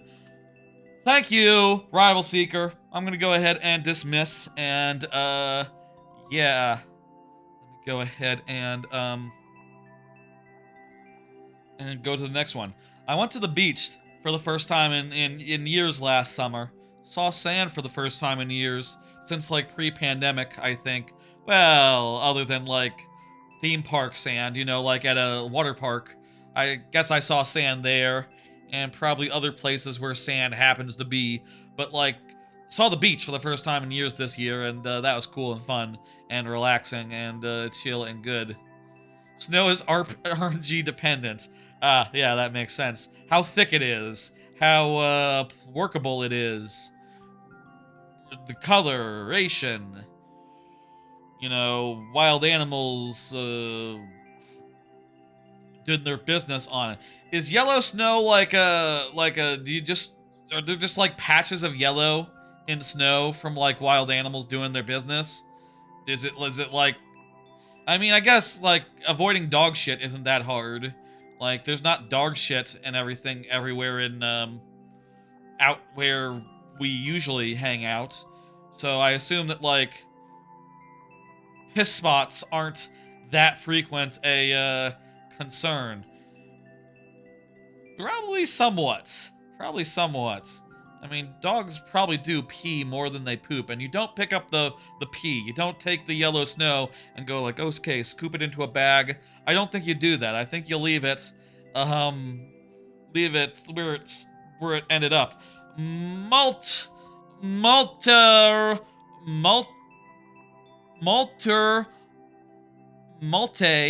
Romolar is up. Let me go ahead and put next into chat so that you can see. Let me put current into chat so that they can see. Pee spots aren't too frequent, but under trees and probably squirrel pee can make the snow look dirty. Gotcha. And it's hype, says Poyu. What, urine? You must mean something else. Oh, wait, no. 06I was saying you can pour hot maple syrup into snow and it turns into candy. Okay, that's what's hype, not the urine. Okay, I was concerned. I was concerned for a second. Let's do another card. Get off this, like, urination and snow beat. No training your AIs off that, got it? You can't do it. If I see an AI talking about urine spots and snow with a air of mystery, I will know something's up. I will know something's up. Canadian candy strats. That's what they call it. Canadian candy. That's, I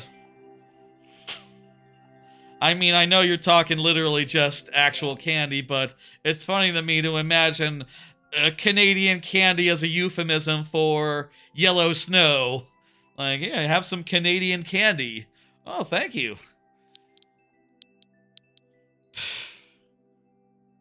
Card. Looking forward to end of year stuff, game of the year, and vacation. Good times are ahead.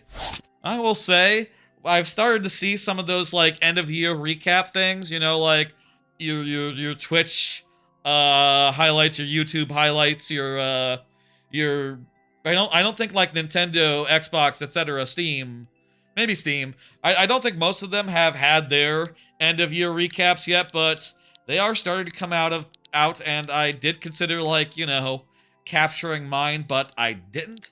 And I feel fine about it because, you know, other than like a few minor things like, oh, it's kind of weird that this game is up this high on this list. What happened there? When did I watch Sunshine more than any other game on YouTube? When did Welcome Tour become top 5? I mean, I do like it more than most, but I don't recall watching it. And specifically avoided a lot of videos like bitching about it. So, like, but like, that's gonna be cool. Also, Game of the Year is coming up, as has been noted, in like 2 weeks on once I'm on vacation. You can see there on the calendar, which does have some new stuff on it, by the way, so we'll talk about that later. But Game of the Year will be coming up, and I'm starting to think about like what games I want to consider for my top 10 list. I want to revisit all of them on stream, and my thought right now is that I'd like to, at the start of that stream, just like go through 5 or 6 honorable mentions that we will not be looking at, just like pulling up the trailer and giving like 2 minutes of thoughts.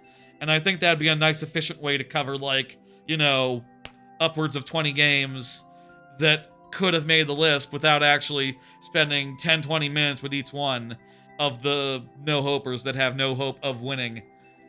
And I'll say at this point, I kind of fear that, like, Metroid Prime 4 might be one of them. We'll talk about it in a minute. I feel like it might be just below the threshold of spending time revisiting, actually. Also, it'll be fresh in my mind, so I won't actually have to revisit it practically to refresh my memory and put it in context next to the other games, which is the reason why I like to think a lot about Game of the Year. I like to revisit all the games, and I have been doing so even before I was a streamer, for what it's worth, but I basically have a list of like 16 games and 6 honorable mentions, and I am thinking in my head, like, can I move Mega Bonk down to honorable check-in? Is it okay if Ball X Pit is an honorable check-in? I kind of like it, but do I like it enough? Should Doom the Dark Ages or Lego Party be under serious consideration? What about Pipistrello? I mean, I'll say, like, some of these games are really good, and I do think worth considering, but, like, you know, I like giving all this a lot of thoughts, and it's fun to revisit all the games and to really decide which ones make the count. And of course, the Xmas season is great. It's great to bring up the Xmas shirts again, and also, most especially, the time off in 2 weeks is just very exciting. I do not see Malte, so let's go ahead and pop into this sudden death style. I think the next couple cards are like games I've been playing, mostly of a topical nature, so let's save the rest of the cards for like when we start into the lightning round proper, which well, that was fast. Multi-roller, you still have time to confirm if you can get in before the next person does, before Zach, go ahead and confirm, Zach. Has Zach been chatting? Zach, you're up next, so wasn't Zach like yes, just talking about the ice baths in February. Excellent. I think Zach is here, so let's just go ahead and do it. Thank you, Malte. That level seems really hard. Zach is here. Excellent. Let me go ahead and dismiss Malte's level. And I'll say, by the way, anyone is welcome to resubmit at any time. Submit the same level, submit a new level, whatever you want to do. It's all cool and good. Don't feel like me passing over it when you're not here as like some sort of indicator, like, oh, I'm not welcome here anymore. Like, no, it's fun to do sudden death.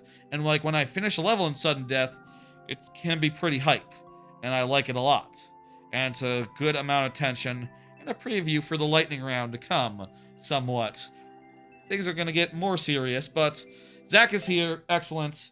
We'll have one more level here and get ready for some thoughts about current games, games I've tried. That's what's gonna be coming up, like, after we go to the lightning round, because those are the next cards that are up on my my thing, up on my my cards dockets.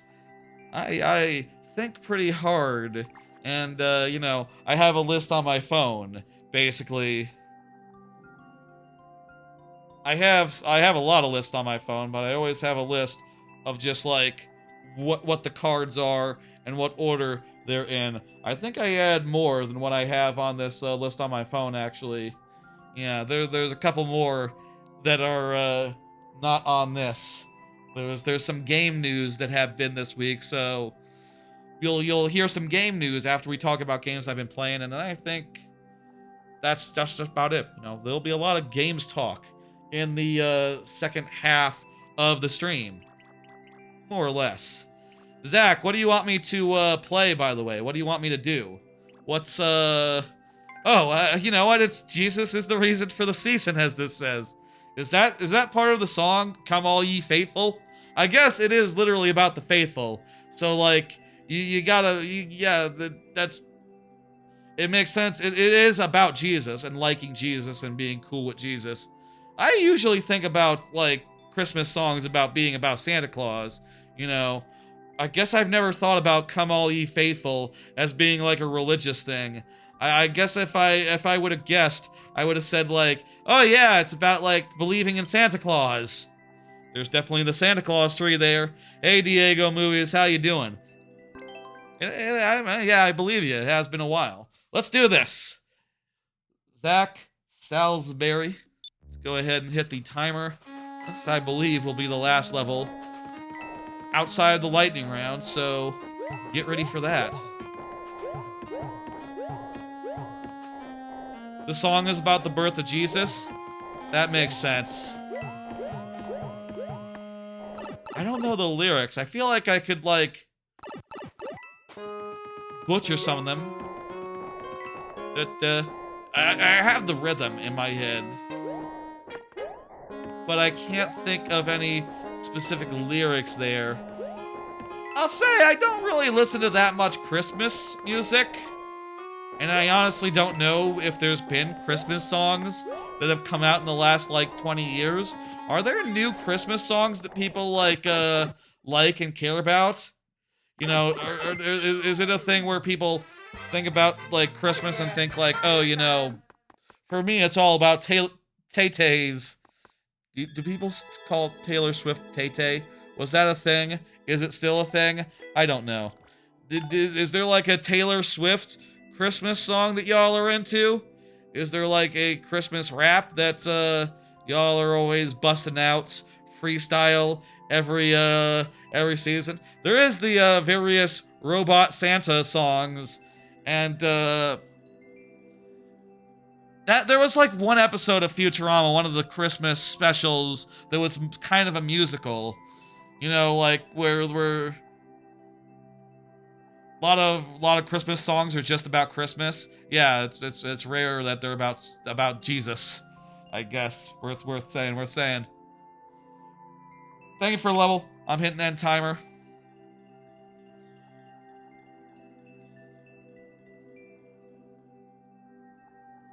The elves are back to work on Christmas. Oh, what the fuck? The elves are back to work today. Hooray! Let my happy smile warm your heart. There's a toy lodged in my brain. Futurama, great show. That's what I think about when I think about, like, more recent Christmas songs. I think about Futurama. And for some reason, geez, this might be a obscure take. People in the chat who were y'all looking for obscure anime references? I think there's an ED of Teasing Master Takagi-san Season 3 that was Christmas themed, which was just Christmas songs. And because I grab all the EDs generally when there's a bunch of them, that one was one that I grabbed and was like, this doesn't really fit in with all the rest of the anime EDs. This one is just literally a Christmas song sung by an anime voice actress. Maybe all of these EDs are just popular songs sung by the actress, actually. I wouldn't know because I don't have an encyclopedic knowledge of, like, actual J-pop. I say actual J-pop. J-pop actually, like, anime OPs and DDs do pretty well. Like when I was in Japan. By the way, Samo Flan, go ahead and confirm. Looking like this will be the last one outside the lightning round. So if you're here, Samo Flan, we'll do it out of the lightning round because it still is not technically 8 quite yet, but it will be after your level.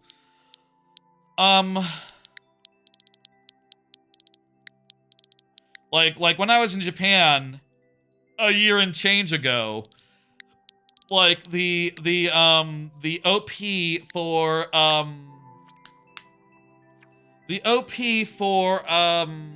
was it the first OP or the second OP? But Oshinoko-ko's OPs were like playing in public spaces outside a bunch. Apparently they were like top of the charts and shit.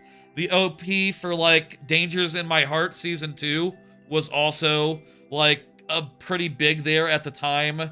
Like anime OP is just top charts over there, like literal actual charts, which is fascinating and like America would never.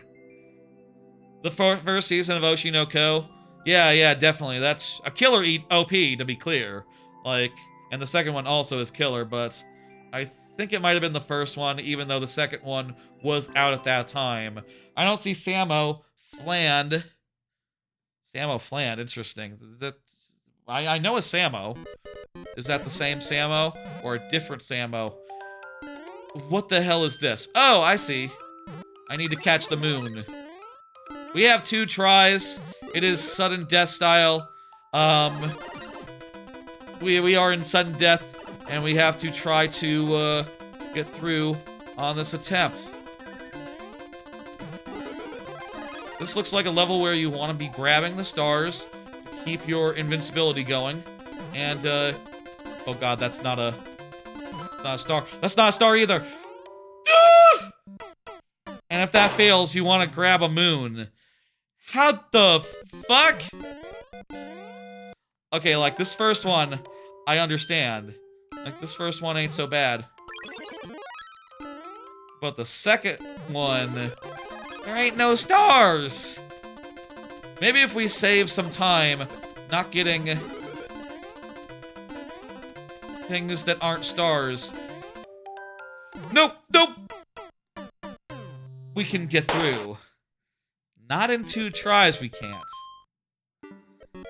Samo Flan does not appear to be here. That's all we can do on account of, again, sudden death is where we have limited tries because the person isn't present. I don't see Samo Flan, and, let me take a drink of water, and I believe after that it'll be time to get into lightning round.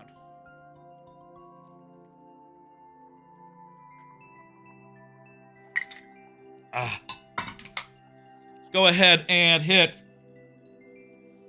Folks, let's go ahead and hit dismiss. Bring up the next level. It's Freddy Fazbear from the YouTube. Oh, hey, excellent. I didn't see you get in there. Didn't see you get in there, Freddy. But you are up. Go ahead and confirm whenever's good. My lips are parched. I think that means I should drink more water. Folks, do you know what time it is? Let me tell you what time it is. It is time now for the lightning round. During the lightning round, I will have 5 tries to beat each level that comes my way.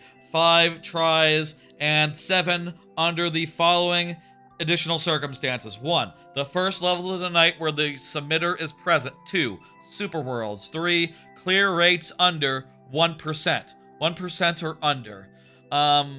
Those are the 3 conditions where we get bonus heads, which are of course represented by a variety of additional heads here.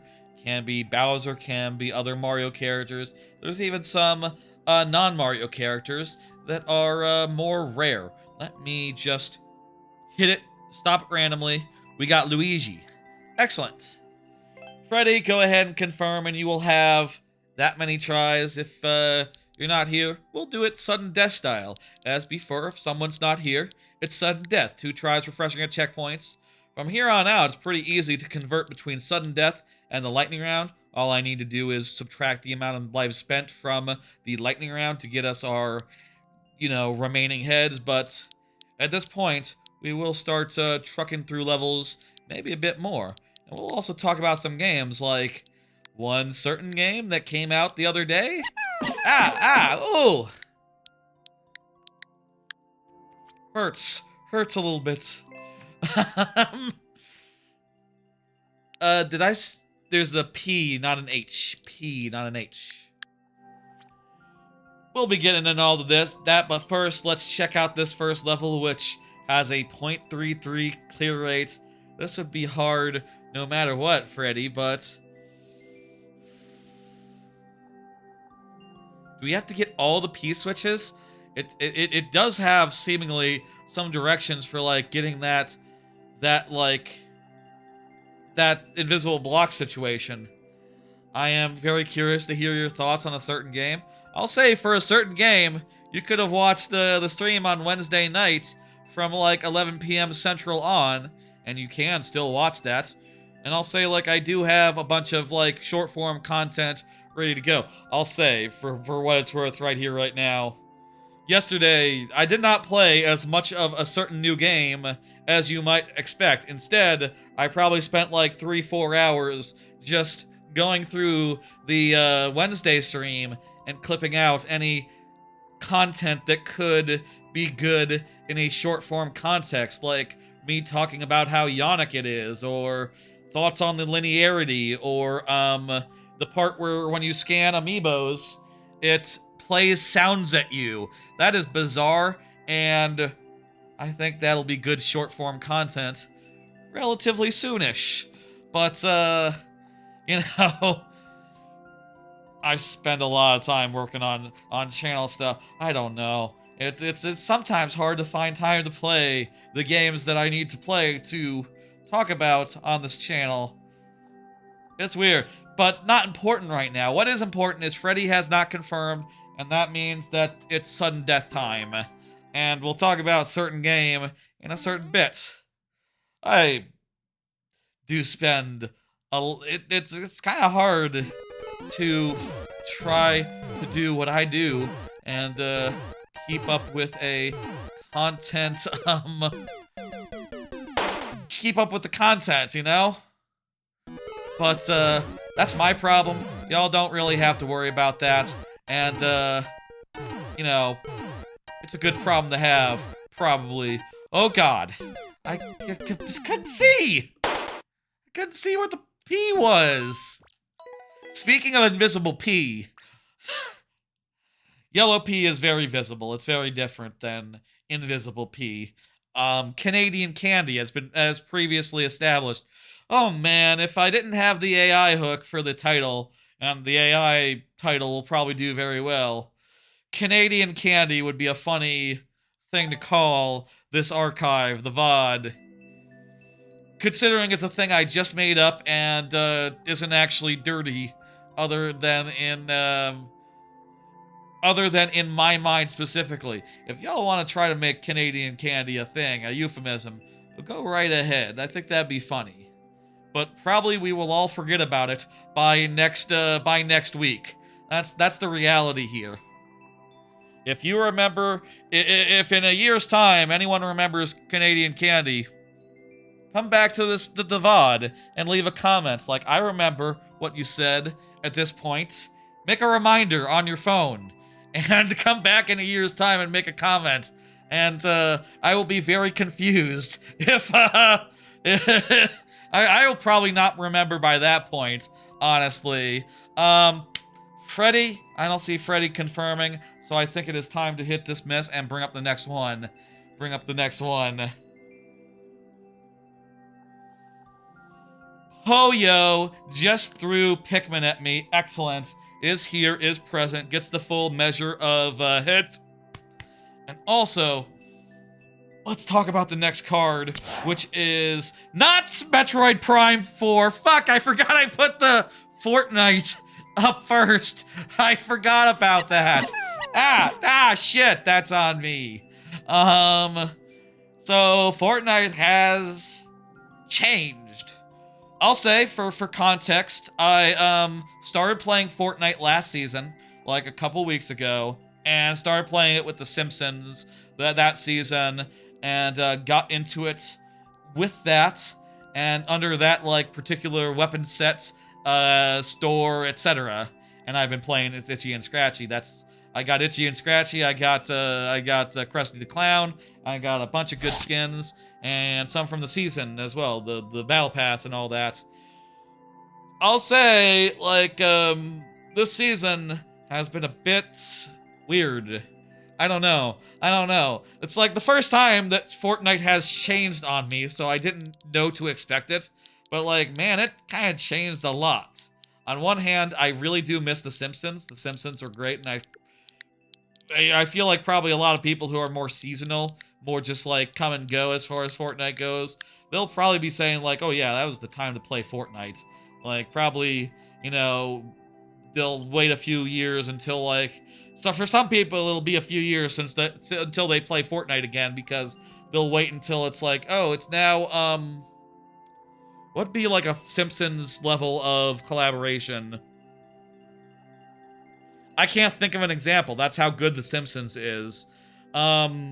Disney, Mickey Mouse. Is Mickey Mouse already in there? Disney World.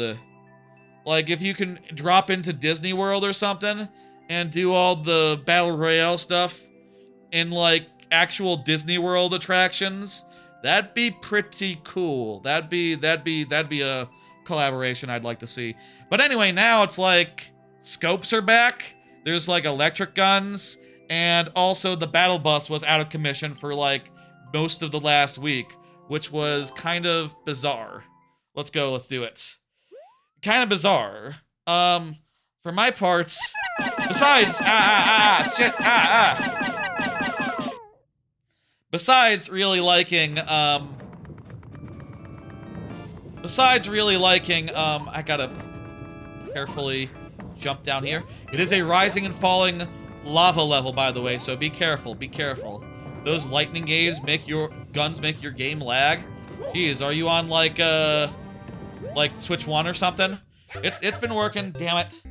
It's been working perfectly fine for me on the Switch 2, for what it's worth. I do really miss The Simpsons, both because, like, you know, it was beautiful, really fun and cool. I like The Simpsons in particular.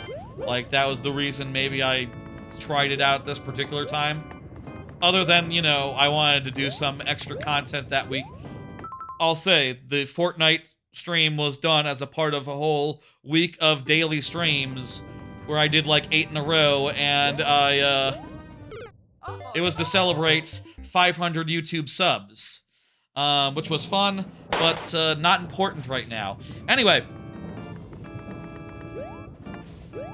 I think it has been a drop in quality for me, both because, like, I miss The Simpsons. I don't really like scoped weapons as much as unscoped weapons. I like to fire from the hip a little bit, more than, like, go down sights or do sniper stuff, but I'm getting used to the new weapons. I have done okay on the new map. I've gotten, like, 1 battle royale after, like, playing maybe a couple dozen, Tough. I've maybe gotten like one victory royale on the new map, and that felt pretty good. Blitz was offline for like most of this week, which I found to be a real bummer myself, since that's kind of been my mode. I think I like Blitz more than I like the main battle royale mode. I just like to get in there and start shooting, and it's over in like a couple minutes. And I'll say, I don't know if it's like a matchmaking pool thing or what, but I have gotten more than my share of like Blitz victories. Like, it came back last night, Blitz did, and I played like after doing a bunch of stream work. I stayed up way too late last night, let me say. Fuck! Jeez, that's a hard one. Also, like, let me just, we're out of lives, but let me just walk and see what all these areas look like. I assume that you have to go through all of them, and at the end there's like a, yeah, there's a bunch of little rooms here. There better not have been a repeating checkpoint that we could have used to, yeah, no, you go through all of them in a row, doing it perfectly, and then, yeah. Thank you, Poyo. Hope you appreciate seeing it. The lightning round can be a cruel mistress, but let me just say, you can always resubmit. You can always get back in there. The lightning round is not meant to be a punishment for anyone or nothing. It's meant to be a fun time that adds some fun stakes for us. I hope you didn't mind me talking through it. I think it's doable. And certainly I'm willing to try again, and I think it'll be pretty hype if we're able to get through it on future attempts, but, you know, whatever. I wouldn't say it was too hard. There's too hard where we die immediately, and there's hard where we get some really good attempts and, you know, we can clearly see that it is doable. And I think that one is very doable. We just need more time than 7 lives to really get it done. A repeating checkpoint would also make it, like, 100% more doable for the common person and also for me as well, since repeating checkpoints do recharge my tries every time we pass one. So, but, you know, I think that's pretty doable, and the clear rate for a hard level like this is pretty good, so I think you're doing something right. I don't think it's too hard at all. No, I think you nailed it as far as difficulty goes. Objectively. For the lightning round, it's borderline, you know? But, yeah. Let's go ahead and hit dismiss. And move on to the next level. Feel free to get back in there. You're about to see a level that's too hard, Poyo, by the way, if you're wondering. The other thing about Fortnite right now, to continue the Fortnite thought, is that the Season Pass has sort of exposed me to just, like, more of the face of, like, what Season Passes will be in Fortnite for the foreseeable future. You know, right now it's sort of a Kill Bill season. You're gonna go have a good stream. Good night, Poyo. You have a good one. Thank you for the level. Thank you all for the levels, let me say. The Rock Party, go ahead and confirm. Almost said the wrong name. You knew which name I was trying to say. The wrong one. Anyway, the weird thing about the Battle Pass this season is that I'm kind of surprised, coming off the Fortnite, the Simpsons season, that like 90% of it is seemingly either people I've never heard of. Oh, hey, there's the subscription. An hour later. Thank you, Rock Party. I don't know what happened to that. It got lost in the mail. Or the alert thing that tells you to pop it on screen was delayed for you or something. Whatever happened, there it is. Very nice. I appreciate the hell out of it. Prime time. I'm not gonna do Toad voice, if you're wondering.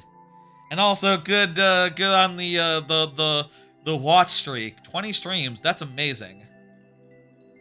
The rocket did an extra orbit around the planet. That's funny. Fauntleroy. Hey, Fauntleroy, how you doing?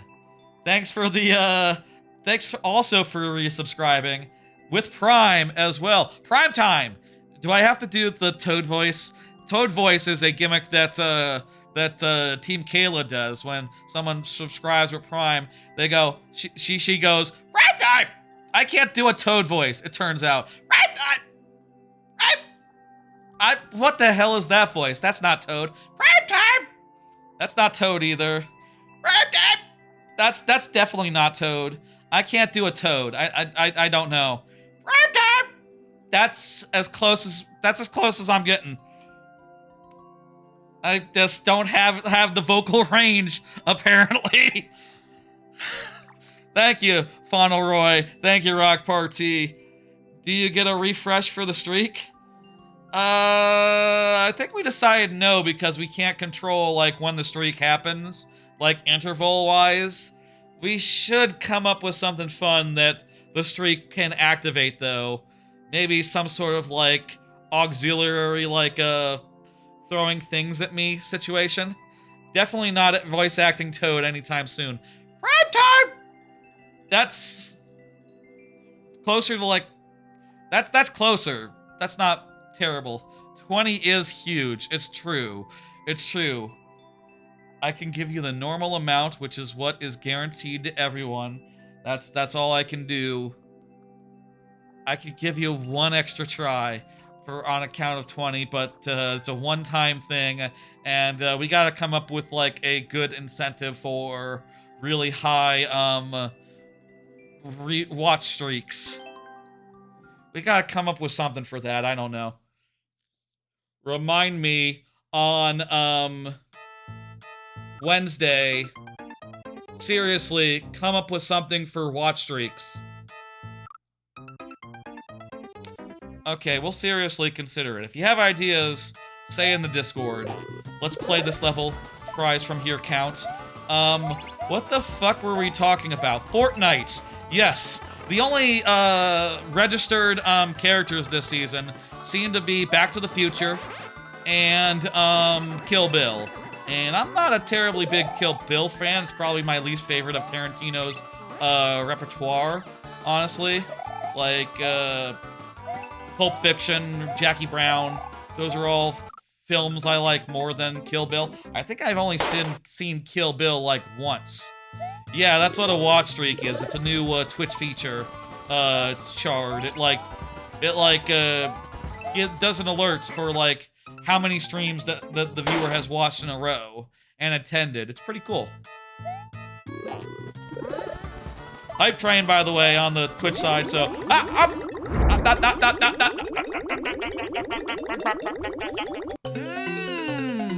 yummy bits! Yummy bits!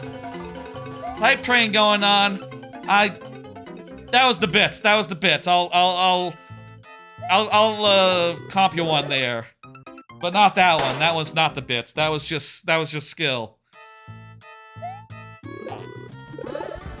Thank you, 06i, for the bits. They were tasty.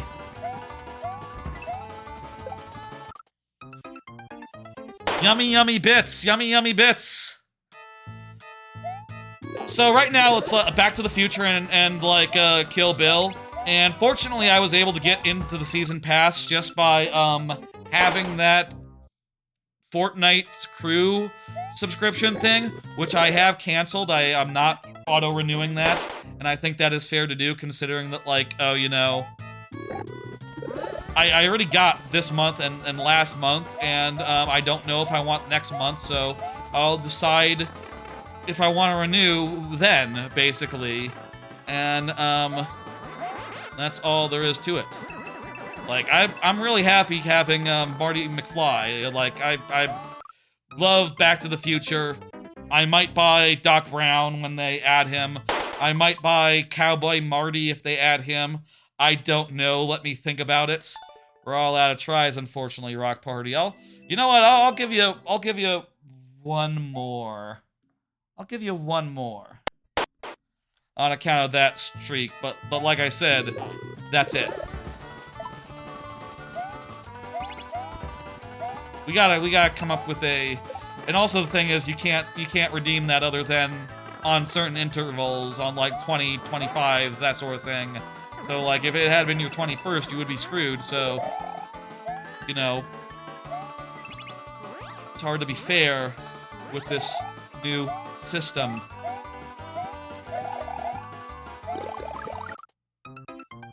That just... Feel free to look up, like, what you're supposed to do. If there's anything I'm missing, I would love to hear it. I would love a suggestion. I'm not gonna go look myself, personally, you know, but, like, if anyone wants to, check clear condition. Let's check the comments, see what the comments say. Guy in a Hat, so tough. Grand Pooh Bear. I did Kai second. Not. Second, it's OTN. Frowny face. I don't know. I don't know. No emote for the hype train? Dang. You know, it's just 2 subs. You gotta get like a higher amount of like... You gotta reach like a different level for that, but hell of a... I'll say, like, that's more than the average stream gets, and I appreciate the hell out of it, regardless of how many it was. I'm sorry Nintendo hates you. Please make more levels. It is sad when Nintendo hates you. I agree. Perfect. 100th person to beat it. Wiggler Butt Gang? Wiggler Butt Gang. Wiggler Butt Gang? What? Wiggler Butt Gang. Genuinely looking at this and going like, yeah, I could totally cut that out and put that on the thumbnail. Wiggler Butt Gang right there. I could just chroma key out the background or just edit it out in paint.net and then put that under the title. I think the title will still be Don't Train Your AI Off Me, but put Wiggler Butt Gang on there. That's pretty good. Why did you make this do cape flying? I suck at it. I am sad. F you, Barb. Fuck! Let's talk about the hisses and the honeys. F over here, gang. Seriously. Who let the Wigglers out? How not hit block? Lava. The thwomp part is the worst idea. It makes the level unfun. What does that mean? I have no idea. Flying part is jank. True. Yes. I'm a cry. So far, no help. Naked pipe. Unpipe Kaizo block. This world recorder is bot. What? This world recorder is bot? What? No, it's Grand Pooh Bear. Very popular, very, very talented Mario Maker player. No one will hit this Kaizo, they said. Typical Zeus. Don't know how to do this. Kaizo block though. Why? MMC is rocked. Typical Zeus. That must be a joke. Someone already said that. They make it look easy. Only took an hour in the... Wait, what? This took an hour to make? Naked pipe, shame on you, poo. This level hurts my feelings. Cool, but where do I go? Cool, but where do I go is the question of the hour. Really enjoyed MMC. Thanks for the entertainment. This content has been deleted. See the Nintendo Code of Conduct in the Nintendo User Agreement for details. GPB, good stuff. Had lots of fun watching MMC. The only good thing about this is the title. Can you believe GPB used his two best friends to farm points? I can't believe that. I can believe a lot of things. More unbelievable things have happened, especially in the last year. That was more than a year ago. That was before a lot of the things that have happened in the last year happened. It might be more than 2 years ago, far as we know. I mean, they're talking about a 2019 event, so probably this is very old. A naked pipe, really? I'm afraid I can't proceed now. He caught them in midair and then slowly put them on. Oh my god, first try got here. The caterpillar, though. Yeah, that's good. That's good. Those are comments. Not helpful. Thank you, Rock Party. I think we spent enough time doing that level. I should finish my thoughts on Fortnite. Pitch shifter, go ahead and confirm. Let me finish my thoughts on Fortnite. It's kind of bizarre going to the new season and realizing, like, oh, are most season passes this way? Just like 2 good skins and then just a bunch of bullshit. And some stuff that is like also from the IP. Like, I really do like getting the Back to the Future space shoes. That is my one pair of shoes, and the last pair of shoes I think I need in Fortnite. But like, other than that, that battle pass is kind of a wash. And if battle passes are like this in the future, I'll probably just stick to bundles or, you know, things I actually want. And I might even play less. I'll say I played a few battle Blitz Royales the other night. It's good that mode's back. I like to play it. It's nice and fast and, you know, pretty fast and furious. Great game. Yes. Let's continue. Pitch shifter. Go ahead and confirm. How about we talk about the reason for the season, the current game that's on everyone's mind, which is, of course, imagine if there were 3 other games in this list before. Metroid Prime 4. I have started Metroid Prime 4. You might have seen the Metroid Prime 4 stream on Wednesday nights from like 11 p.m. Central to like 4:30 a.m. Long stream. We got like 2 big chunks into that game. It seems like there's 5 chunks basically, and maybe some sort of end game. I've heard there's an end game hunt. I've heard that much. Spoilers, I guess. I've heard there's an end game backtracking hunt, which sort of makes me go, you know, eyebrow raised, because if there's one takeaway I've had so far, like obviously there's been a lot of hubbub going into this, and even like on the day itself, as reviews came out, a lot of people pointing out some pretty batshit things. Like obviously there's the whole NPC angle, escort missions with the NPCs sound insufferable. I'll say for my part that wasn't. I think the NPC stuff is more or less in line with what was in Metroid Prime 3, and maybe a little bit worse. The transition to Ice Belt was fun. Yeah, I started that one. I started the third area after doing a good amount of just not necessarily like exploration-based backtracking, more like just go back to the previous areas that you were before and like, you know, do a thing real fast. Not really like, you know, find the way forward, more just like check in with the NPCs before you proceed type business, which I don't know about that. I don't know if that's how you want it to be. So there's been a number of issues. Like there's the NPC business. There's the NPC business. There's the fact that there's no music in the desert unless you scan a $30 amiibo, which is pretty damn ridiculous. You can probably put it onto a NFC card. I think the data for that amiibo is now out there. Someone ripped it. Someone put it on the internet somewhere. I have heard someone definitely copied it and is doing it that way, but I don't know where you find that. But in any case, it's kind of a batshit decision to paywall the music for an area. What are you talking about? And third thing is that there's no there's a point of no return, and if you save after the point of no return, you can't return and get 100% of the game. So those are the things I heard going in, but like the thing that I will say first off, just like broadly, Metroid Prime 4 is very much a sequel to Metroid Prime 3. In terms of like how the NPC stuff feels, it's very Metroid Prime 3 to me, except a little more involved, which, you know, and Metroid Prime 3 was more involved in the previous game, so it's just sort of the general direction of the franchise. But also, I do think the motion controls are the best way to play that game. It has gameplay built around aiming while locked on independently, similar to Metroid Prime 3. By the way, I'll say it's kind of awkward playing it while undocked. I basically just have to have the Switch like propped up on my chest and then have the Joy-Cons in my hands and have it be like just like this. I'm just leaning back like this, looking down the screen. Maybe more like this, and then switch like here-ish, I guess.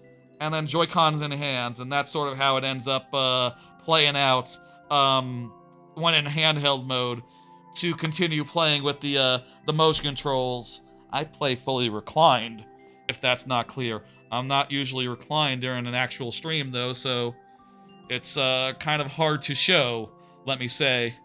But yeah, basically, it's very motion controls based. It has, like, similar to Metroid Prime 3, a number of, like, psychic visor-based motion control gimmicks where you have to, like, move a cursor around, grab something in the environment, and put it somewhere else, interact with stuff. I'll say that basic psychic gimmick, as far as like basic gameplay stuff goes, let's go ahead. I don't see. Did Pitch Shifter confirm? Pitch Shifter has not confirmed yet. Have you tried the lock-on set to GR? No, I like the traditional way. I like as close as I can get to classical Metroid controls is what I would do, and classical Metroid controls are ZL, or, you know, L on a GameCube controller. Let's do this.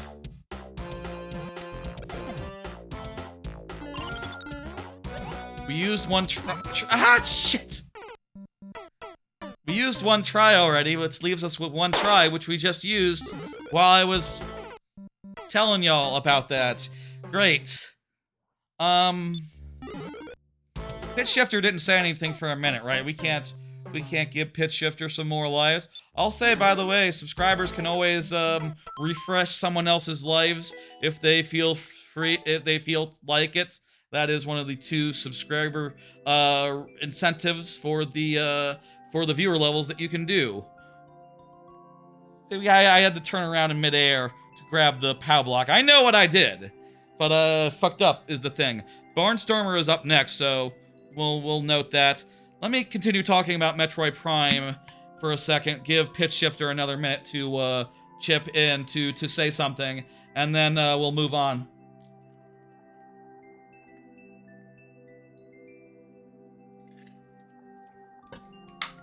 Basic gameplay wise, once you get it mapped exactly how you like, which you can't use classic GameCube controls, but you can use mouse controls, twin stick, or motion controls. Personally, I think the motion controls are just best insofar as, like, it's very easy to control the camera while also having your finger on the face buttons, giving you the most options of, like, buttons to press, buttons to map the things, etc. And I like it better than the sticks. I like it better than the mouse, which can be a little awkward and a little bit more of a to-do compared to motion controls. And yeah, it just basically plays like a direct sequel to Metroid Prime 4, which I kind of wasn't expecting.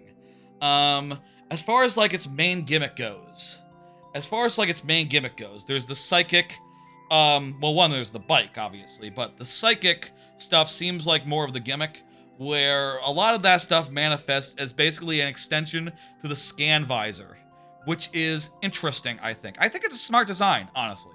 The way that it works is that your scan visor is now the psychic visor, and when you scan, like, ghosts in the environment, they appear.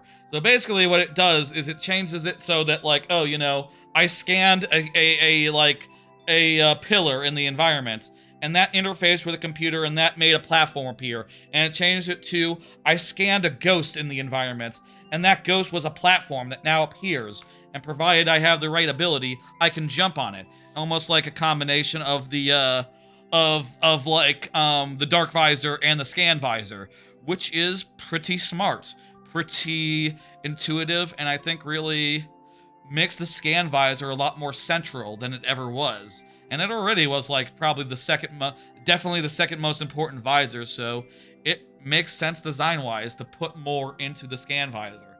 And I think it's honestly a good gimmick. I don't see Pitch Shifter, so let's go ahead and hit dismiss and do the thing. Gameplay-wise, it plays good. It's fun. The shooting is good. In the same, it feels like a tighter Metroid Prime 3 in a lot of ways. And if that's all you need to hear, it's fun. There is a concern. And there is something that, like, as I was playing through it, like, the first time, Wednesday night, I increasingly got worried as I got deeper and deeper and deeper and deeper. Barnstormer is here, so we were good. I got deeper and deeper in, and I realized, like, this is not opening up. This is not opening up. The two first worlds, series of corridors. One exit, one entrance. Go to the next room, go to the next room, go to the next room, go to the next room. Very few forks, and what forks there are don't make for an interconnected world. They're just little outlets that have, like, a bonus thing in them. Maybe come back later and you'll collect a rocket. And you know? And you actually go like, well, okay, I guess. This is kind of concerning because, like, I like the Metroid Prime games a lot. I played all of them randomizer style, and for a randomizer to really work, you want a really big open world that, like, obviously maybe the first time you play it when you have fewer abilities and you're just starting, it is pretty closed off. It is kind of linear. You are going from room to room in a set order. But as you get items, more and more interconnections, more and more shortcuts are supposed to open up, allowing you to traverse the world faster, to return to areas, dead ends that were previously dead ends, that you need to do something with your new items with to proceed. And, like, Metroid Prime 4 is just absent all that. There's...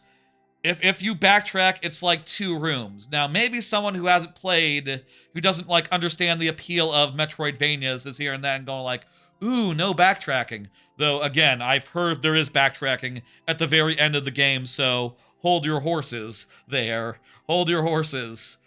But, like, they don't connect. It's a very linear game, and, like, to the point where I'm looking at this and going like, You know, I've been saying it's a good thing that this is coming out on Switch because they can make a randomizer. You know, they've done it for like Metroid Dread and other Switch games, but this is not a suitable world for a randomizer. I'm just going to say that right now. I do not believe a randomizer of Metroid Prime 4 is worth making. The world is just too linear. It just obviously, like I said, yes, there's missiles and stuff. There's bonuses to get while backtracking, but it's not a Metroidvania. It's not hitting that exploration thing. There's not exploration you're really doing besides just trying to find the door in the room that you're in. There's no trying to figure out, like, okay, where do I go next? Where you go next is in the room you're in. Or, like, two or three rooms back. Like, press barely any. You know? You got a new item? Okay, go open the door 2 rooms ago. That'll do you. That's where you need to go next. Okay. If I had to make a comparison, I would compare it to the new Shinobi. Shinobi Art of Vengeance. I would say it's about as much as a Metroidvania as that is. Maybe a little less. I feel like Shinobi actually does, like, branch off a little bit, has, like, bonus areas of significant size, and does have some more non-linear levels where you can go, you know, a number of different ways first. And in that way, it's more of a Metroidvania, but it is... Shinobi and this game is mostly just linear levels that you don't have to leave or backtrack through, that you proceed through in a linear order, and they're fun, they're Metroid-y, they got the gameplay right, but the structure is just left on the floor. The structure's gone, and, you know, I think I've said that before. I think I said that was one of my big worries, is that no one said, this is a Metroidvania game. No one says, like, you will have to explore and find your way around and figure out where you need to go next. Instead, they were like, oh, don't worry, if you ever get lost, an NPC will tell you the way. And they will never let you get lost. They'll pull up the map with you and say, like, okay, you need to go here at the end of the one path forward. It's like, I know that. If there's only one way to go, there's only one way to go. Owl, I don't need you to tell me this shit. It sort of has like a... At one point, one of the dudes even did like the, do you want me to repeat that type thing? Like straight out of Ocarina of Time. Parentheses, the bad part. One of the bad parts of Ocarina of Time. And parentheses. So yeah, I have concerns. Let's play this level. What was the clear rate? I should look closely before I hit go. There were a lot of boost ball spinners in that, in the second area. Yeah, I really thought that boost ball would be one of the pickups there. This is above 1%. 5 tries is what we get. This was a really hard boss. Well, actually, I feel like what was the guy with the... Oh shit, I didn't realize how that was gonna work. The spike ball. It dropped straight down, okay. You've been doing a bunch of Silksong, music levels with Link recently, huh? They're pretty cool. Link lurked pretty well as like a Hornet analog, I think. And also, the music's pretty good. If you ask me what music of the year is, it's Mario Kart, but Deltarune is definitely up there. Deltarune is definitely like, yeah, if we're just talking like sheer numbers, I think it's hard to argue against Mario Kart, but peak music, you know, it's TV time. That sort of thing. Working your way through the bosses. Did you already do the one with the bell heart boss? What was that one's name? Where it yelled at you and dropped bells? Not the Bell Beast. Shit. Ass. Mario Kart World is really good. Yeah, it's hard to beat for music. Lace, that's Lace Widow. Widow, that's the one I'm thinking about. Widow was a real fucking pain in the ass.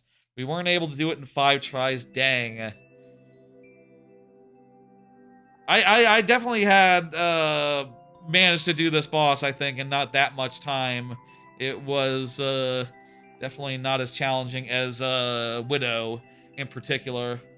Not the Mario Maker version of it, the original, you know. Lace easiest, then this one, Phantom, and then Widow. This one is definitely the easiest way to get into Act 2, I think. Definitely the easier option for your Act 2 mini boss. Yeah, this one I found. I got into Act 2 via the other way, and so I found this one like midway into Act 2. Yeah, it's a tough thing to figure out. I think I googled it, honestly, the Mist gimmick. I think I googled it. I think I spoiled myself. It's fine. It's good. It's still top 2 of games this year for me, despite googling a little bit here and there. Feel free to get that back in there or to submit another level. The queue isn't very long right now, so we'll be able to get back up soon enough. So yeah, with Metroid Prime 4, I am enjoying it, but also I do have a lot of strong feelings, and, you know, I think it comes out to like a 4 out of 5 if I had to say right here, right now, how I feel. Like, the more I think about the Metroidvania dropping out, the more sad I am. Like, I love the Prime games, and I love, like... I feel like, you know, looking at... I watched some, like, Game Maker's Toolkits videos, and I think I realized watching that, as far as, like, the Metroidvania level design, like, how it all interconnects and builds on itself and gets larger and, like, more interconnected and more space to explore. I feel like Metroid Prime 2 might have been the peak of that. And then in 3, there were more corridor-type spaces, and 1 also had a bunch of linear spaces, you know. I do think that you can look at 1 and say, like, well, even that had a lot of linear, like, you go into one room and then the next and then the next. Magmore is literally just that. But I would also say, like, well, yeah, that's pretty much just Magmore, the pirate base in Fendra, some parts of Phazon Mines. But, like, once you get through those parts and get some items to open up alternate paths, there are alternate paths, and those are cool and good. The area title drops? Yeah, those are pretty neat. I don't mind them, though I do think that names like Fendra are better than Snow... What was the third one? Volt's Tackle, or, Fury Green. You know, I liked it when they were weird alien-sounding words versus, like, translations that also do sound cool, to be fair. It also sounds cool. It is still cool, but I did like the goofy, alien names.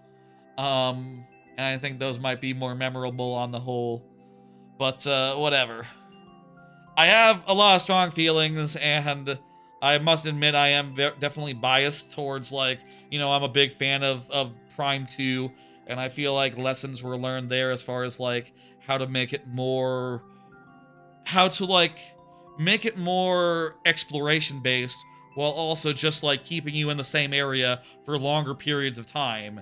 Like, there's so much exploration in each of the 3 areas of Metroid Prime 2, and inside the 5 areas so far, barely any. I'm very curious, like, how the backtracking will be at the end of Prime 4. Like, it kind of sounds like that might be merciless. That might be, like, worse in the series. And especially might be because, like, yeah, no, they don't open up alternate routes, so you're literally just commuting back the same way you came the first time, albeit with more powerful weapons and stuff, which I do hear, you know, are cool.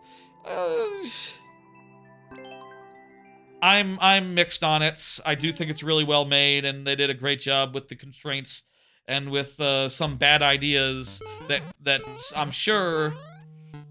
I'll say, for what it's worth, I do know someone who has a brother who worked on the game, and dude has said a bit as far as, like, you know, what he no longer works at Retro apparently, but he was apparently like talking a bunch of noise about like, okay, yeah, no, that's Tanabe's idea. That's Tanabe's idea. Tanabe wanted the desert. Tanabe wanted the NPCs.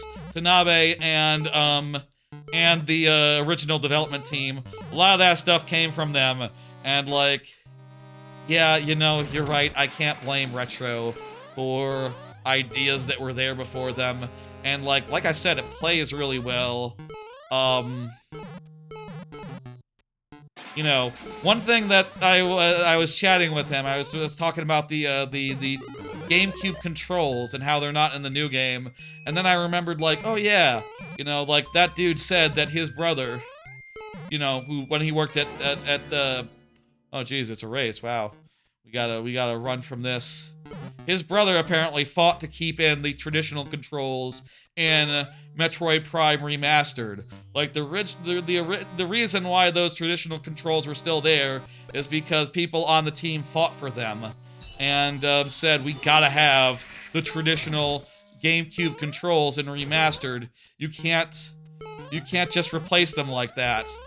And sure enough, you can still play it that way, and you know, I do think also you should have made it so that the scan was left on the D-pad like in the original game, because, you know, I'm full of muscle memory and stuff, but nice, nice. This is a cool progression. What is the deal here? Is this a bonus? Or is this just... No, must be where we went before. We must have opened something up.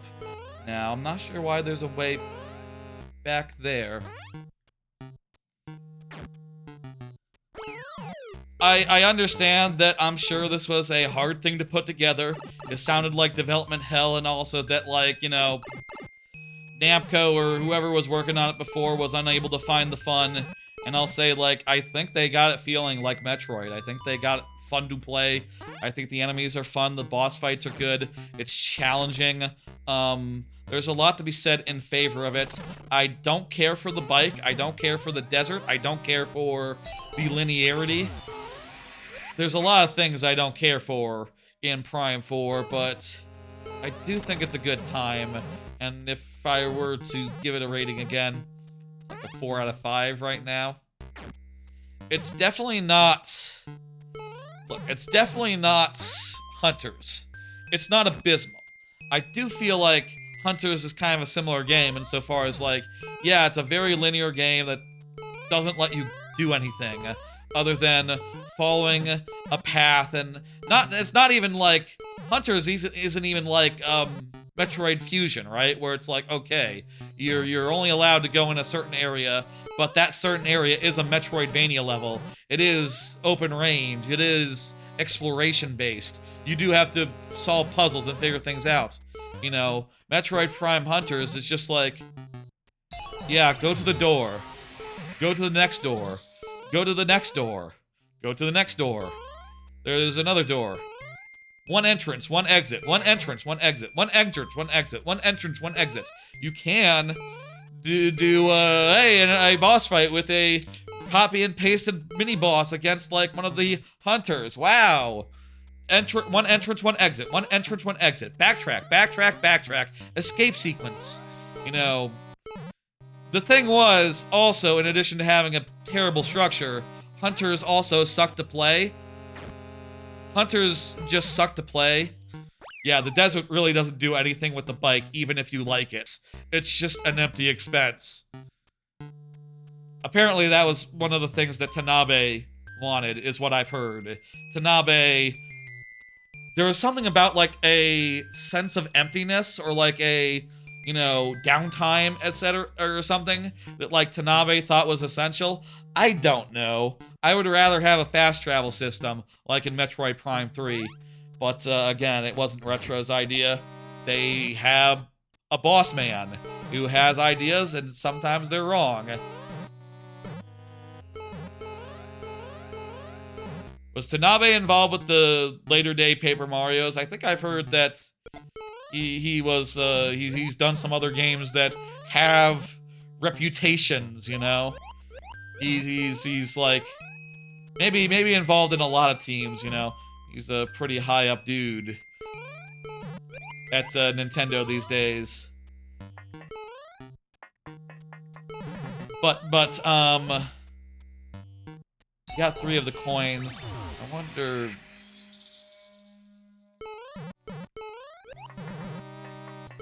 Did something just open up?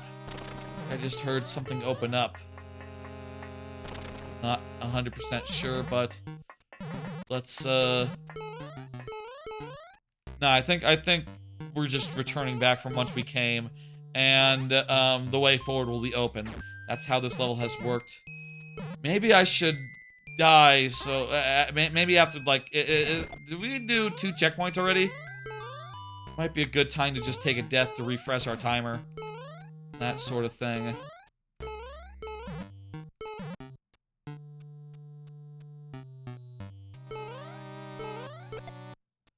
I think they did good. I think that it's a great game, but I also think it is just marred with so many weird issues, like the deserts and the music stuff and the NPCs, who are, by the way, definitely annoying, and I will definitely be ignoring everything they say and trying just to be like, okay, well, turn up the volume on House MD at this time. Let me just, you know, watch a show, watch some television, instead of, like, listening to these, NPC duders. You know, that is definitely my prerogative when it comes down to, it. And I think that is fine. I think that is good. It's kind of a shame for the atmosphere that, like, oh yeah, you know, there's whole parts where just, like, turn the volume off. Don't listen to the dude. He's a real wanker. You see the vision, but, like, you like how Coral Chambers connected stuff way more? Oh yeah, you know, it's a Metroidvania. Better Metroidvania games exist. The hub area of a Metroidvania isn't there just to be a hub. It's more than that. I recommend watching those Metroid boss key videos by Game Maker's Toolkit. Very interesting and very insightful insofar as, like, how Metroidvanias are structured, what makes a good Metroidvania, etc. And, like, you know, I've seen some people say, like, Metroid Prime is not a Metroidvania either. I've seen some people say that, and you're wrong. At any rate, it's much more of a Metroidvania than like, Prime 4, and that's kind of what I'm saying here, you know? I'm not saying that it's, like, the most Metroidvania in the game in the world. Again, Magmoor Caverns exist, but there's also just a lot of exploration you do and backtracking that is necessary, and that's part of the game. And if you leave it out, it's bad. It's worse. I feel like on some level someone said, like, no backtrack. That's our new statement, no backtracking. And I said during the stream, someone didn't understand the assignments. I think that's very much the case. Someone did not understand the assignments, and I hope it was Tanabe. I hope, you know, the Metroid, the retro people have made more great Metroidvania. The retro has made great Metroidvanias before, so I believe they can do it.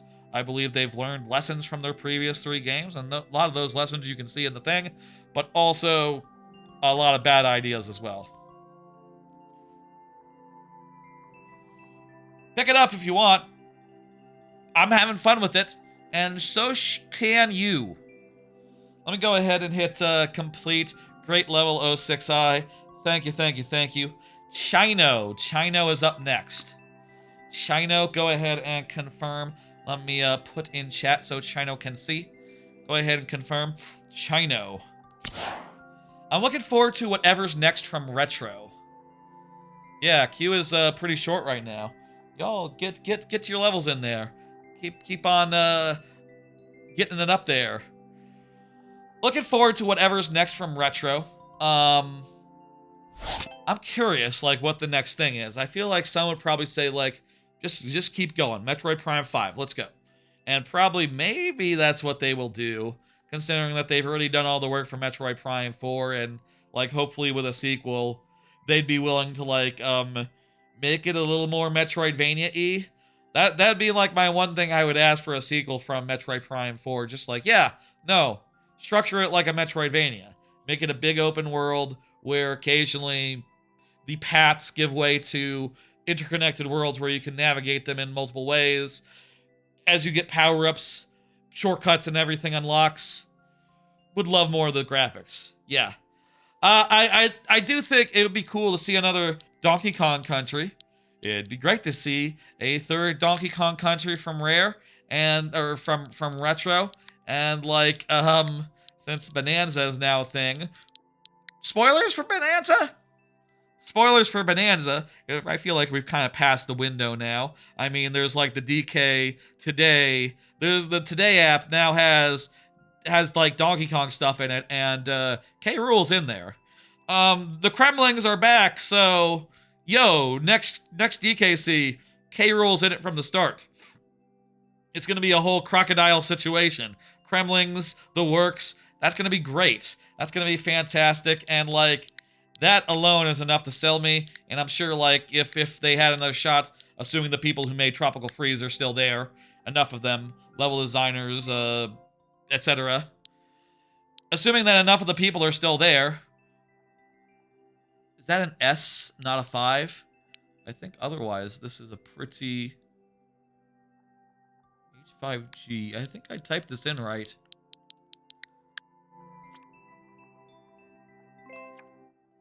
Chino, your code isn't working. Please double check and LSM Q84 887. Can't read. 87 H5G. Yeah, that's the code. It's not working. Thank you, Chard, for the level. Hell yeah. Thank you, 06I, for the level. We got more levels coming, folks. Don't you all worry about it. Chino, I'm going to boot you to number 2. Please check the code. And if you have another code for us, let us know.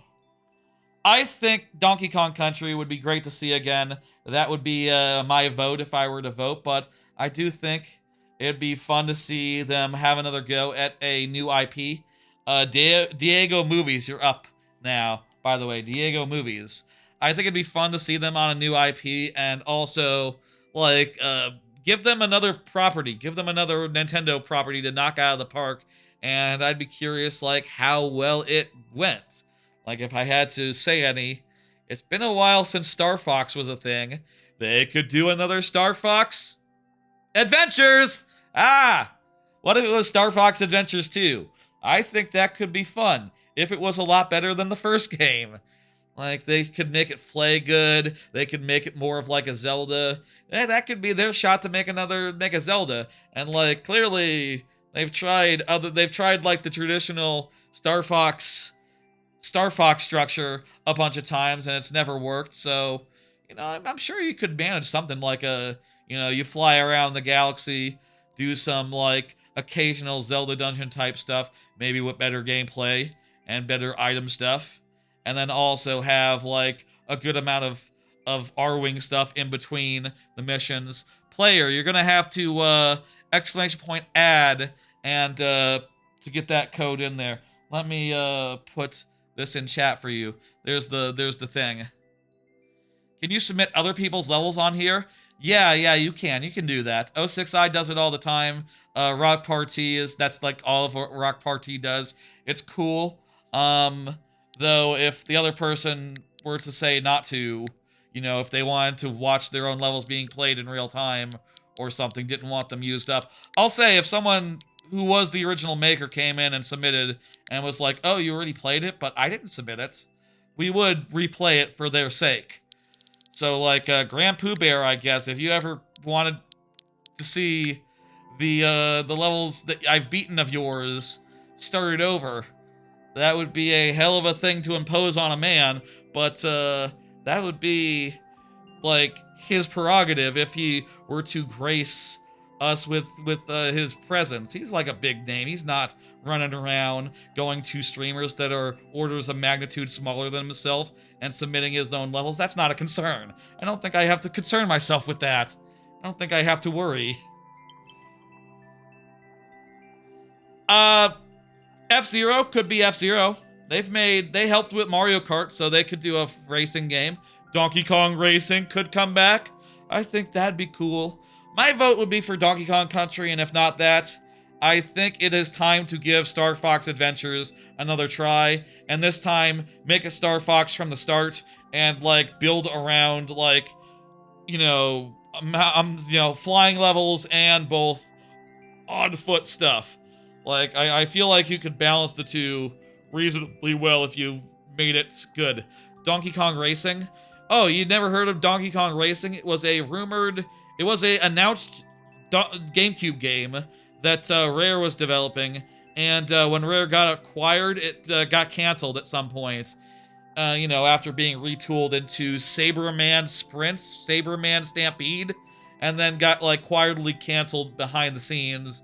It was a racing game, basically. There were trailers for it around the year 2000, and it was in Nintendo Power at the time, and that's how you knew it was real. I currently don't see Diego in chat, so we did at Diego, so Diego should be in the know, so we are good to go and start, and we're starting in sudden death then as a result. That's what sudden death is, what happens when you're not present and your level comes up. Usually we'd get more tries than this, but let's make it count. Let's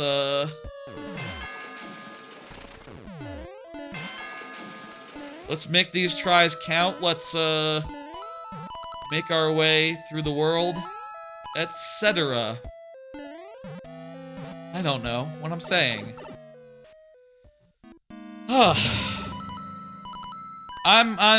I'm curious what they're gonna do next. I'm also...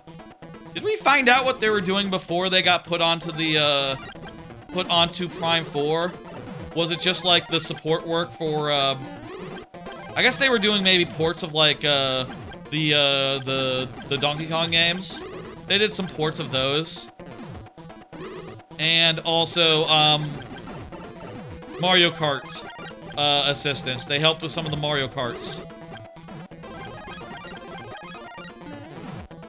I guess one of the reasons why I say, Star Fox Adventures is that, honestly, if you ask me, like, the one thing I would like to see from them, realistically, or, like, just sky's the limit, but even something that will not happen, I think it'd be cool if they got on the Zelda beat and made a 3D Zelda. And, like, honestly, I kind of think that Star Fox Adventures is the closest to 3D Zelda that they would be allowed to get. Oh, there's a clear condition here. We need to get 10 coins. Well, we're boned this time. Let's take that life down and try to be more careful this time. And actually get all the collectibles we need to get. That went worse. Definitely, we got fewer 10 coins than the first time. And fewer red coins as well. Diego, if you're not present, that's as many as we can do. If you are, we can do 3 more attempts as per the lightning round rules, as per, how it works if you're here versus not here. Let me take a drink of my water and then,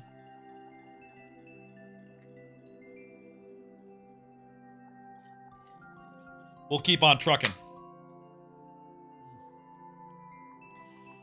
Oh. All right. Let's keep on trucking. I do believe it is time to truck. Diego Movies, thank you for the level. Chino did not correct the previous level, so I'm going to dismiss from the queue at this time. Chino, please, next time, make sure you have a working code for us. Thank you, thank you. Rock Party, please proceed to confirm by throwing things at my head. This is the most productive way to confirm you are present. Don't worry about it. It's cool. I like it. It's funny to me. I'm doing a bit. I'm playing it up a little bit. You can throw things at me. Come on, throw things at me. Or you can just say I'm here. Either will suffice. Right here, right here, right here, right here. Card. I started Despelote. Ah, shit! Fuck! No! I started Despelote. Despelote is a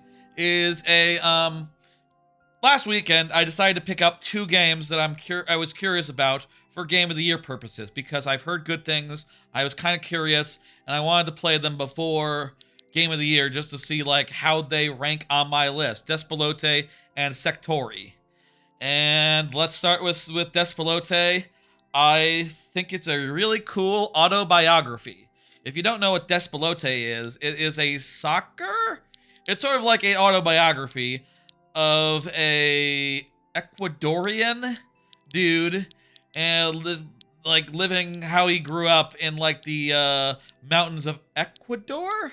I think he's Ecuadorian. I forget what country it's set in, honestly, but you learn a bit about that country, and then it all goes out your head the next day, you know, or like by the time there's a Friday evening viewer level stream. And he's sort of like growing up, liking soccer, and thinking about how great soccer is and how great Ecuador is doing on the soccer pitch against all of its rivals out there. And the whole game is sort of told through this lens of soccer. One, there's like gimmicks where you can kick a soccer ball around as you're running around talking to people and saying hi.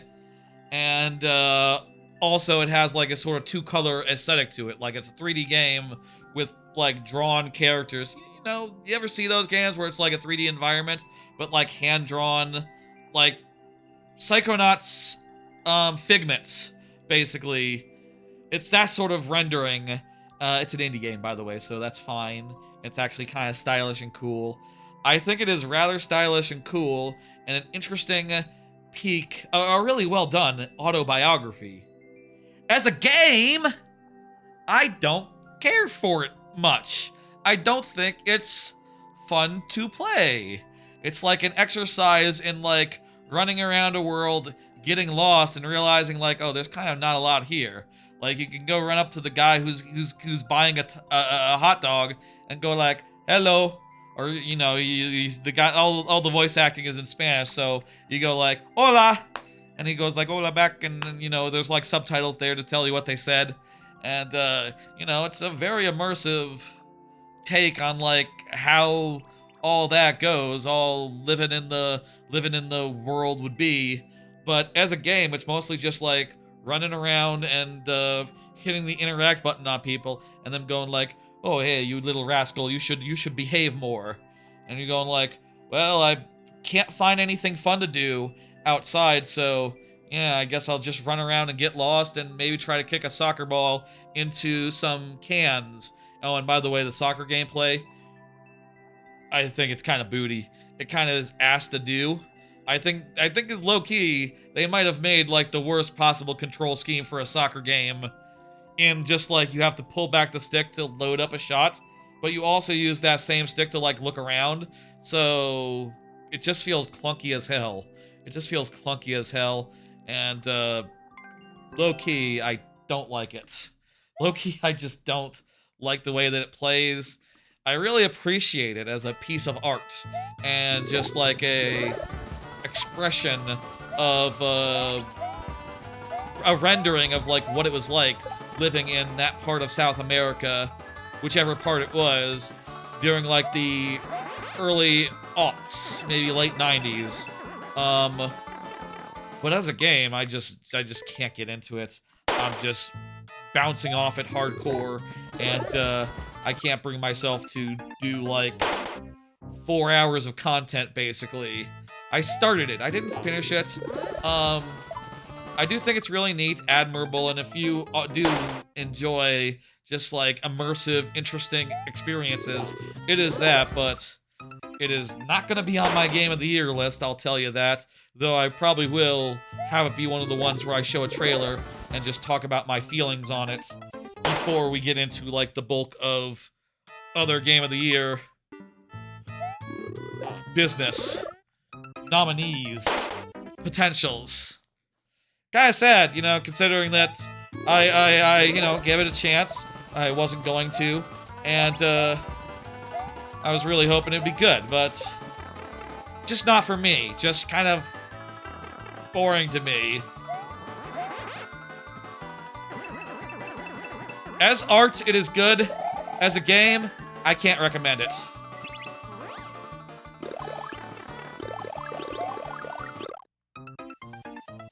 Dang, that goes fast, huh? Thank you, Rock Party. Let me go ahead and hit dismiss. I guess Chino, that's still the same code, right? Chino didn't resubmit it or something, right? Thought I dismissed Chino's level, but I think Chard is up. Chard, you are up. Yeah, I gotta get Chino out of here. Let me remove that level. Also, you know what? Player didn't do a submit. I'll do an. I got you. I got you, player. I'll do a submit on your behalf. It'd be cool. You know what? We discussed earlier, like the solution I came up with for Miguel, or not Miguel, for Jose at the top of the stream. You know, making it so that when Jose adds a level, it adds it as another person. It'd be cool if I could, as the streamer, if it recognized my name, if the bot recognized my name, it could take a second parameter, and that second parameter would be a different viewer. Remind me, make a new customization for the Warp World bots to support submitting on someone else's behalf. For me specifically.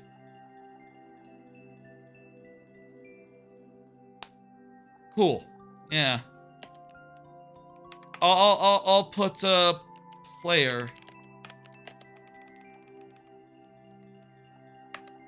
There we go. You're in the queue now, player. We'll play your level when it comes up. Oh, your phone died? Dang, Diego. Yeah, go ahead and get that back in there. I'd love to have more shots at it. You know how this works as far as being present and all that, but the queue is pretty short right now, so you can absolutely get back in there and be back up in no time at all. So don't worry about it. I understand phones die. That kind of thing happens all the time, etc., etc. Sectori. Let's just talk about Sectori as well. Sectori is a top-down, is sort of a top-down Geometry Wars type game with a fast-paced pace and also a shifting battlefield where it's constantly like switching forms and you know, parts of it are going out of bounds and getting back into bounds. There's like warps that warp you around to different segments if they're like split up. It's a pretty cool Geometry Wars type game. Unfortunately, it's just way too difficult, challenging, impenetrable to me. I played a couple rounds. I found them to be pretty challenging, exhausting, etc. And like, oh, that's a 6, not a K. I got it. Pretty exhausting, hard, etc. And like also the whole way that the upgrade system works in excellent, Diego. Can't wait to get another shot at it. I definitely think we lost last time. We definitely didn't get through it. Thinking about what I was saying, the upgrade system is so weird. Like, you have to build up different amounts of points just to, like, get, you know, you can get, like, speed after getting, like, 1 upgrade point. But if you get, like, 9, you get, like, blaster. And it's like, well, shit, am I supposed to just, like, bear in it for, like, a minute to get up the blaster? Or I'm just kind of confused by the whole upgrade system and kind of find it, like, a lot to keep track of, while also like avoiding enemies and dashing into them. And I think for people who are really good at 11% clear rate, we get 5 tries. Let's go. People who are really good at Geometry Wars, I think it's going to be a hit for them. It's not really for me. Also, I need it to be on a portable platform. I got it on PC for now, and I assume like eventually maybe it can be supported on like either my AYN Thor through like Steam OS when that support comes along, or maybe like I'll get a Steam Deck eventually, and then I can play it portable style. Feel like I bought it there over Xbox or PlayStation just because, like, yeah, of all the three of them, that's the platform that's most likely to go portable. That's not already portable for me. And honestly, it is already portable if you have a Steam Deck, but I don't, so, you know. Maybe I should just get like a used Steam Deck and have that as like another portable option, and great for emulation as well, for like even for things like 360, right? You can do Can you do 360 on the Steam Deck? Can you do 360 on the Steam Deck? Is that an option? I guess it's not ARM. It's like AMD or something, right? So it's wouldn't be like an architectural issue like it would be on an Android device. You know, different chipset, different technology, etc. I don't know. That's something I'm thinking about, but also next year I'm getting a house. I want to buy a house next year, so, what's the gag? What's the... I can't kill that guy. It's not like a hidden block or nothing. What's the trick here? What's the trick here, Chard? Let's just jump in place for a while and just try to think. We already lost the guy, so unless he dies off screen, which I don't think that's how that works, we already like missed our chance, so we have to shit or get off the pot here.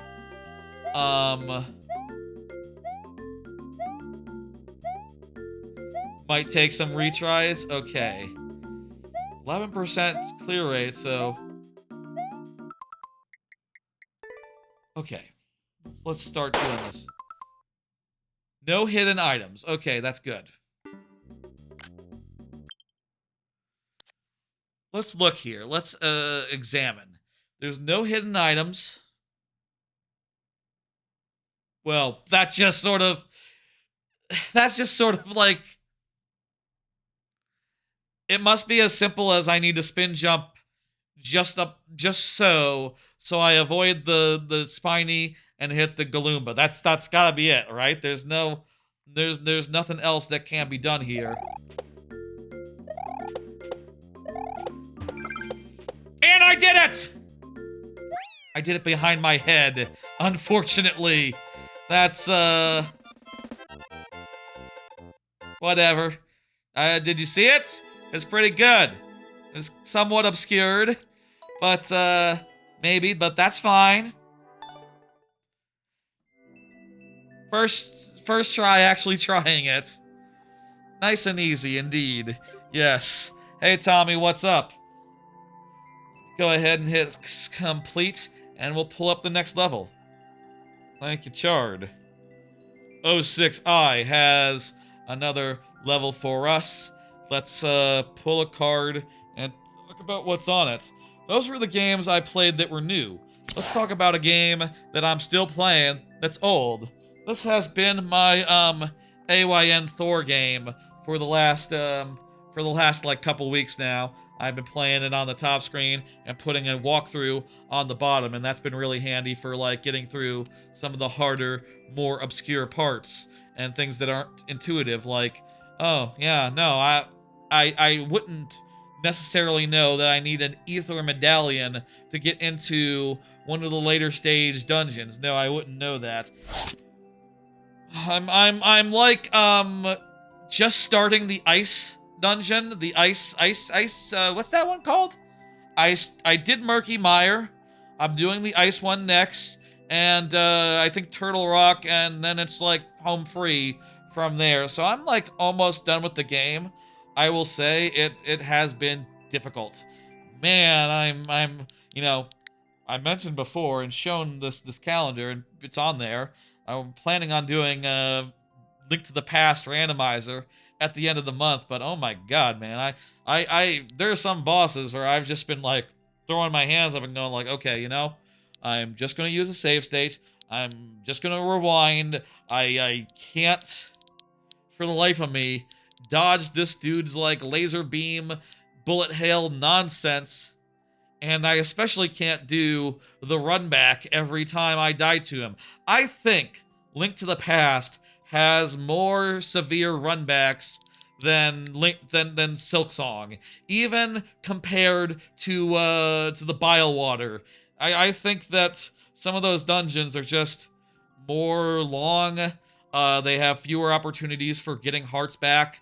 They require you to have good grasp of how much magic you have left and that you're not using it prematurely. You know, you'll have to redo all the puzzles and refight all the enemy gauntlets on the way. Some, or most of them anyway, on the way to the boss. It is just kind of maddening playing it like vanilla style with no save states or rewinding or anything, but I'll say I am nearly done. We might have to just allow ourselves to set a, you know, before any of the bosses, just like set a save state right outside. I feel like that might be fair. Would y'all allow it? I just think it's kind of tiresome to like have to retrace ourselves in the dungeon like 4 times in a row, and you know, it's just a run back. It's just a run back. I think playing it, I do have to remind myself that, you know, there's stuff like that, right? There's also stuff like how, I do think Link to the Past is a little bit rough, honestly. And I do have to remind myself that there were not games like Link to the Past as detailed as, like, this as Link to the Past before Link to the Past. They were basically making up as they go. They knew well enough to know that you should respawn at the start of a dungeon when you died in a dungeon, but they didn't know that, like, oh, if you save and quit in a dungeon, you should resume at the dungeon. They didn't know that much yet. You know, there's a bunch of, like, quality of life stuff they hadn't realized, like that. Having, like, a shortcut open up to the boss room, giving health or something, or, like, a fairy before you go into the boss. Like, I feel like a lot of the later day Zeldas, like from Ocarina on, like right outside the boss nearby is a fairy. You get that, you know, you're feeling pretty good. That helps with any sort of runbacks type stuff. Also, the fact that you don't have to replay the whole dungeon when you're doing the runback in like Ocarina and on really helps with making it feel like not that big of a deal to have to retry a boss. What?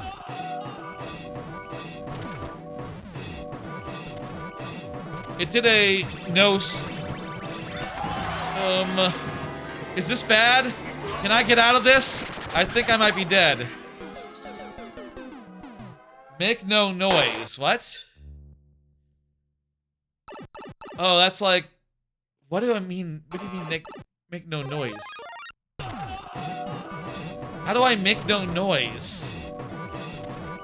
I'm making as little noise as I can.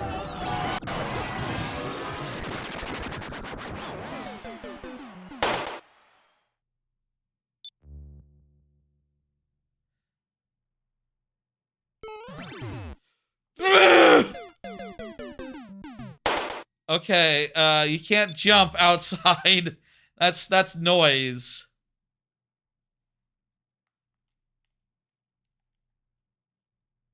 Aha. Pipe is also noise. Waiting is not noise. Okay. I understand the assignment now. We have to get through without anything that makes noise, like jumping, like pipes.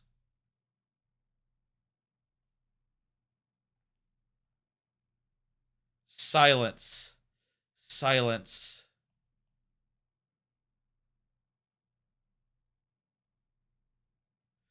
Would y'all like some music? Let's spoil the atmosphere with some music.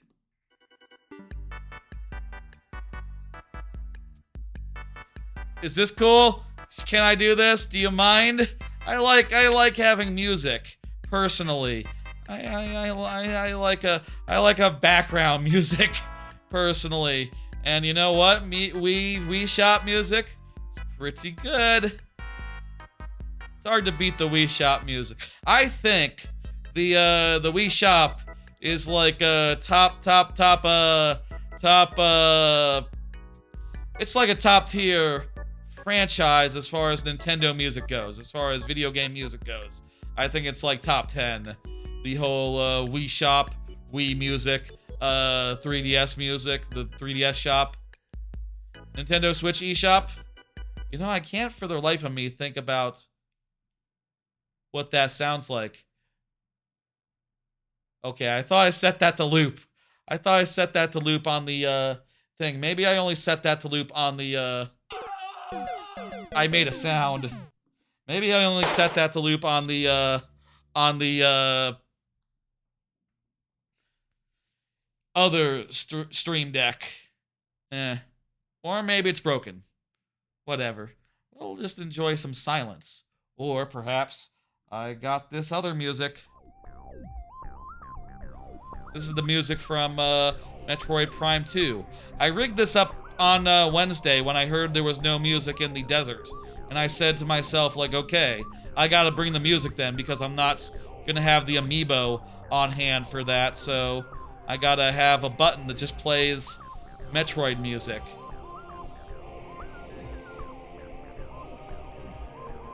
This music's also great. I think Prime 2 has some excellent music. Look out for Metroid Prime 2 on Sunday. Metroid Prime 2 Randomizer. Sunday at 2 p.m. Central. On this Twitch channel, on this YouTube channel. Both places. Look for it then. We'll be doing it. Also, Rock Party, if you're keeping score. There might be something tomorrow morning. Look out for that. We'll talk about that later. We'll also see if I would just rather sleep. But, stuff going on. Stuff going on. If you want to keep your streak alive, know that. I've mentioned it in the Discord. You might somehow have some idea about it.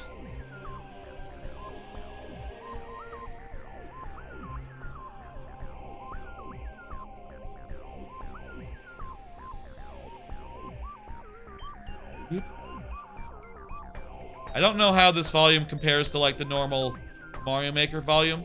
Maybe it's low, maybe it's high. Probably low, honestly. I'm a little bit, when I'm setting volume levels, I feel like for games I don't usually play, I can tend to send them a little bit low. Set them a little bit low. Like, when I have the button that can let me hear myself, but when I do that, it's like, okay, I want to be, like, super clear. And then when I hear it back, like, without me also being talking at the same time, I go like, oh shit. Probably could have been, like, 10%, higher. That's it! How do you get through that door without making a sound? How do you get into that pipe without making a sound?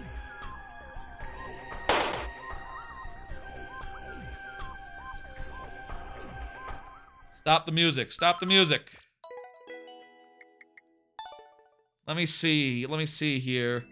The clear rate is under 1%. You know what that means, actually.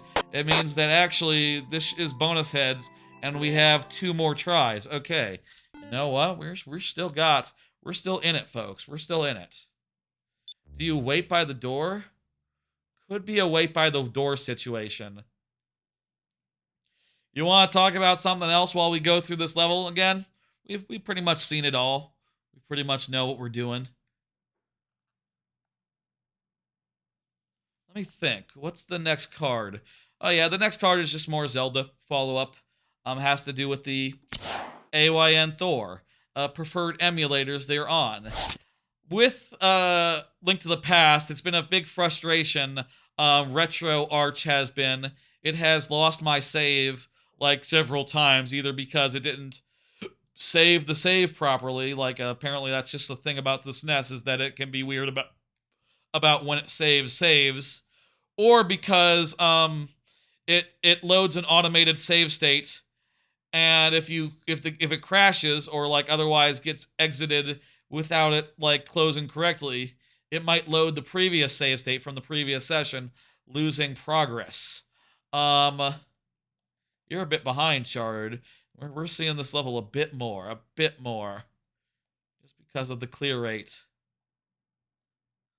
So I've been frustrated with that, and I decided it was high enough time to just call it and make the decision. I have switched over from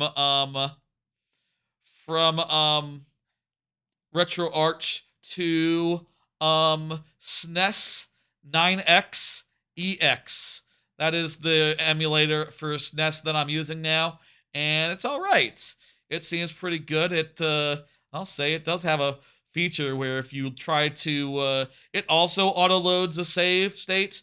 But if the save state is older than your actual save, it says, wait, you probably don't want to load this actually. Which, hey, that would have totally saved my ass from the issues that I was having previously. So that's interesting. Shit.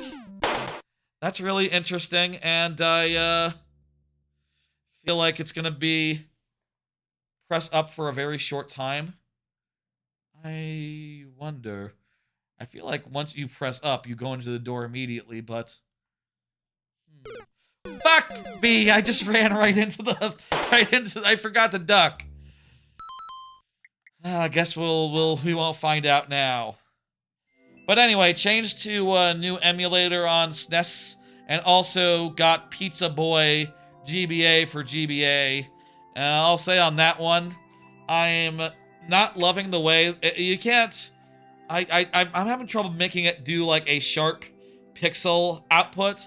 Like it's pretty blurry and like artifacty, or it does like the blending together. You know how like sometimes pixels are like sort of up-resed a little bit, even though they probably shouldn't be. You know, like when you make a shirt in Animal Crossing, that sort of filter, it sort of does that by default, and I don't want that. I want sharp pixels, and the only way to do that seems to be with scan lines, which I don't really need, but it does look nice with them, and that's fine. I'm gonna go with Pizza Boy for a while, though maybe I might consider one of the other alternatives. The thing about Pizza Boy that seems good is it has rewinding, and it has like other features other than that seem like ones that I want to have in it. Like you know, the controls not being visible at all times because I'm playing off a retro handheld where I already have controls. Nice shard. That's great. Thank you, 06i. Let me go ahead and hit this miss and bring up the next one. Thank you, thank you, thank you. Rock Party is up next.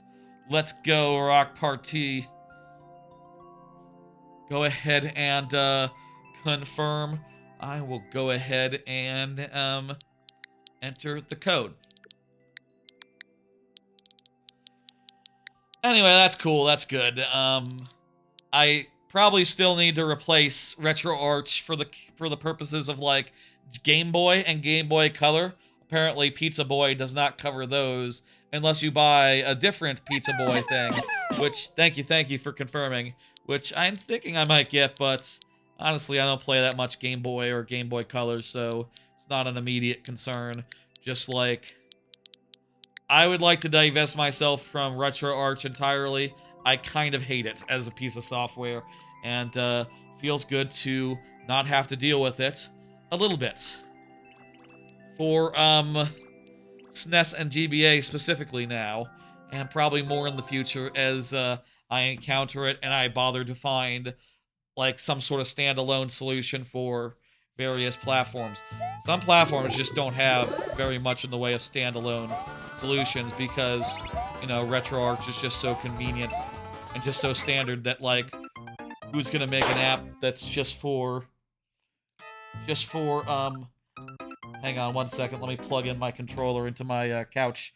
I have, like, a Switch 2 power thing plugged into the power in my couch, so it should be able to charge, you know, a Switch 2 or a Switch 2 controller, or really anything, at least as far as I understand. Is it a bad idea to plug non-Switch 2s into the Switch 2 power brick? I think it's fine, right? Like, all that stuff is, like, pretty well regulated, at least in the EU, to be able to use anything and adjust accordingly. That stuff is like fine. It's like not that much of a thing. I'm gonna scratch my head for a second. Excuse me while I die. That does not count.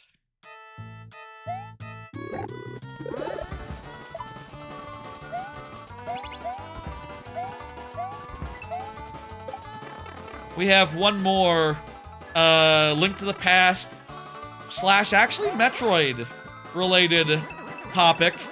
Then we have some game news, and I think after that it's pretty much home free to the end of the stream. Like we are getting there. We're getting to the end. It's been about 3.5 hours, which, yeah, you know, that's about par for the average viewer level stream. About 4 hours. What else is new? If I see 4-hour viewer level streams made by AI, I'm gonna be suspicious because that's the average length of them. Like, where did you learn to play viewer levels? Rock's gonna put me out of business. It's gonna just like react all the same way as I'm reacting, and it's gonna be fucked. Don't do that. I don't allow it. I do not consent. Also, dude's kind of a Nazi, you know, it's kind of not a good place. And there was a bunch of stuff about like how Twitter is like even more rigged than it ever was, like algorithmically. Don't be on Twitter anymore, people. It's not a good place. Blue Sky is okay. I don't think it quite compares to like the height of Twitter as far as like adoption and all that, but it's all right. Thank you, Rock Party, for the level again. Let me go ahead and hit, wait, what the hell? Why not active entry? Did I, like, fat finger it or something? Weird. Whatever, thank you for the level. I am hitting complete. Go ahead and get another one in there. I don't remember hitting, cleared or miss or whatever. So I guess I must have just like fat fingered the next button, or some button while the one button or something while putting down my phone last time. Next up is Player on the YouTube side, who I submitted on their behalf. I should come up with a way so when I submit on someone's behalf, it's obvious and it just treats it as their submission. That would be a good idea to do. That's, again, something I've noted for next time. That's gonna be good. Player, go ahead and confirm. And also it'd make it so that when I hit like the button, I can just have confirm. I can just use the usual command that just ets them if it has their actual name and their actual business. What do y'all think is the best Dark World in gaming? Thinking about this as I'm playing Link to the Past, and, you know, there are quite a few Dark Worlds out there, but I do think, like, Zelda's ones, like Link to the Past, Link Between Worlds, maybe even, if Ocarina of Time counts, I think those might be among the best. Especially in terms of, like, I mean, I gotta say, as far as, like, between Link to the Past and Link Between Worlds, probably the Link Between Worlds version in particular, but the thing I really appreciated compared to, like, say, another topical game example, Metroid Prime 2, is that the Dark World has a diverse selection of biomes and different situations, and it's fun how each of them is parallel to the originals, but often different in key ways. Like the desert turns into a swamp, the mountain is still a mountain pretty much. The ruins area is like dark and stuff. Some of the connections are a little weirder and a little just more random, but I like how it's all different, but also kind of samey, you know? Like, if you compare to Prime 2 is great, but the Dark Worlds are very much just like, yeah, this one's like spooky hive world, and this one is also kind of just like hive infested over here, and this one, yeah, sort of hive infested and techie a little bit as well. You know, they sort of got like, you know, the bog is, the alternate bog is less dry. Is more dry, to be fair. Like, when you go into the dark world, there's less water in some cases. And that's cool and good, but, the 3 different dark worlds don't really stand out from each other relatively. Are there any other dark worlds that really come to mind? If Titanfall's time travel level counts, that's a very good level. That is just extremely cool on its own. I should replay Titanfall 2 sometime, just full campaign. Remind me in a week, put Titanfall 2 on the playthrough list. Yeah, that'd be a fun part to get to, especially that part at the end, but it's full of really good levels. I think Link to the Past and you have to spell out the word commands. iPad on fire. I think Link to the Past might be the best Dark World situation. There's like that wrestling Metroidvania. Oh, hey, player confirmed. Excellent. Good. Let me pull up the lives. Let me just like look through my Switch catalog just to see if I can see any other really good Dark World examples. I like the Dark World in Super Meat Boy, just as like an alternate version of levels that are really hard. That is a neat thing to have in a game. If that sort of thing counts, Tears of the Kingdom has... That doesn't count. That's just a... The underground is just the underground, and, you know, it matches sort of in layout, but it's not like another dimension. I don't think that counts, no.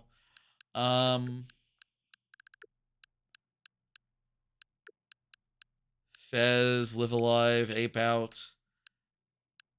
Celeste has, like, harder versions of levels, but it's not like a dark world. It's not like the same space, but like an alternate dimension.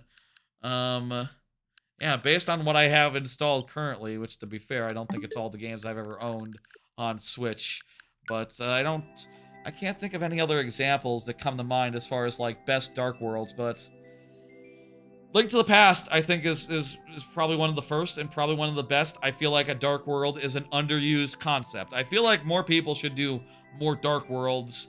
I guess probably it's just a factor of... You know, you see it in Prime 2, right? Like, the Dark Worlds are not as elaborate, not as unique, not as decorated. They don't have their own gimmicks to them. But they did in Link to the Past. And probably a big part of the reason why is that it was kind of hard to make a, it was kind of hard to make, it's kind of hard to make assets for a new Dark World. You know, it's basically if you're committing to a Dark World and a Light World and having the same amount of content in both, you're like doubling your workload right there, unless you say, like, the Dark World is just the Light World, but it has, like, weird creepy guys on the walls, like, going like, I'm poison gassing you, you know. The Ing gassy guys. It's an enemy in Metroid Prime 2. Don't worry about it. That's what I could come up with at the top of my head. Let's play this level. Player just confirmed. It's semi-automatic, so hold down Y and run, and let's go. Oh my god. This is somewhat ridiculous. But it worked! Very nice, very good. Yeah, I think that's probably like the highest density of ghosts I've seen on this stream in a long time. Like, I can't think of any other level that was quite that full of ghosts. My god, man. That is insane. I agree with that. I agree with that. Thank you. I'm hitting complete. Feel free to get in another one. And, I'll say, please, add it yourself if you can. Thank you for the follow. iPad is on fire. I appreciate it. Let's go. Next up is the Diego movies. Diego movies, go ahead and confirm. I think your device is now oh, perfect. Diego Movies confirmed like just as I hit the button to alert. Don't mind Diego Movies, I see ya. Let me do another card while I'm entering this code. Did y'all see Miyamoto's TUI faxes? That's right. Speaking of images, I was totally thinking I might edit into the VOD thumbnail before something better came along to edit into the VOD thumbnail. But look at this. This is a fax that Miyamoto was purported to send to Rare. You know, the people that made Banjo-Tooie, etc. And the other Rare games as well. Lots of them. It says splendid game and it gives a thumbs up. This was for the Japanese version of Tooie, which is just nice to know that like Miyamoto really enjoyed Banjo-Tooie. You know, it sounds like these days he's not really playing as many games. Apparently he just plays the first world of Mario games now to just see that it still feels like Mario. I'm kind of bummed out to hear that, and it's kind of nice to look back and go like, you know, back in the day, he was even playing the likes of Banjo-Tooie, you know? Not just Mario 64s, but like, yeah, no, what the people were coming up in Britain. You know, he probably played Metroid Prime as well. He played a lot of games and enjoyed them, and that's just really nice and human. Oh, wait a minute, I have a correction. Here, this is a correction from from Greg Males. He said he sent the wrong one, and it actually says, this is so great, it's way better than Mario, and then a drawing of Banjo. Which one is real, I wonder? Maybe neither of them are, but I'm pretty sure the first one is actually legitimate. Looks a lot less like MS Paint done in post, I think. Kind of looks like it's on the paper versus this done in paint.net or whatever your application of choice is. But I just think it's neat.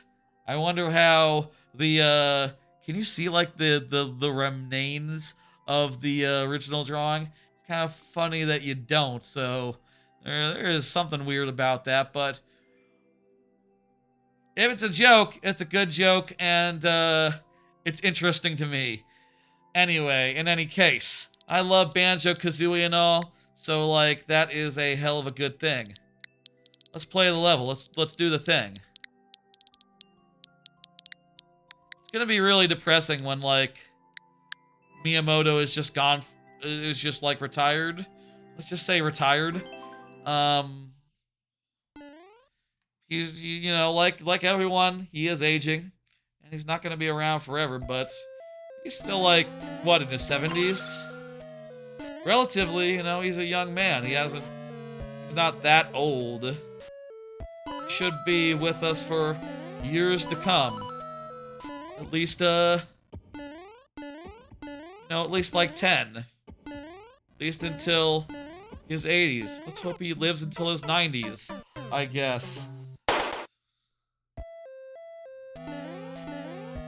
Try finding all the red coins. Okay, so the red coins, is that like an optional thing then? I think we can... Let's... I'm worried about our lives right now. And last time we did get through. We saw the ending last time, so we know the red coins are optional. We also now have a power-up, so... You know, that's actually gonna help us get those coins by making it a lot easier to just like do that, you know, a little bit of a damage boost.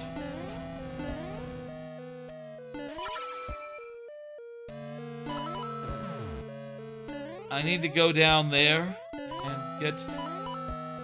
Wait a minute. Oh, I can still go up to the left, can't I? Go back over here and exit. Nice Bowser. I like your Bowser. You can make his teeth fall out.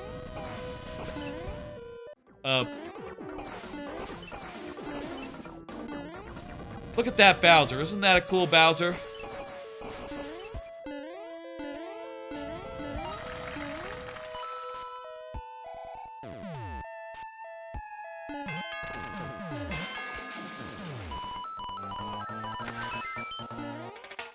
Okay. We just got one red coin left, so we're pretty much got the red coin one. I mean, it could be that the red coins hide one of the things, one of the doodads. That's very possible. So maybe we do need them. It's hard to say. Just sight unseen.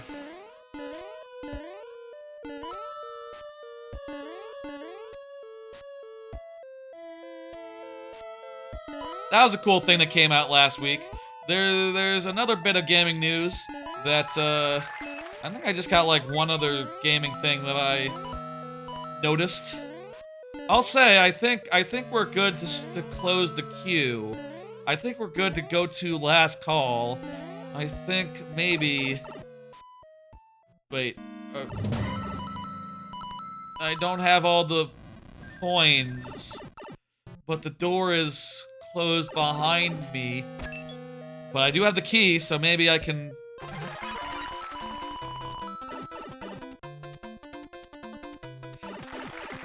This just gives us a fast boss. But a fast boss is no good if we don't have enough 10 coins. There was a 10 coin after the boss, so take note. Maybe there's 2.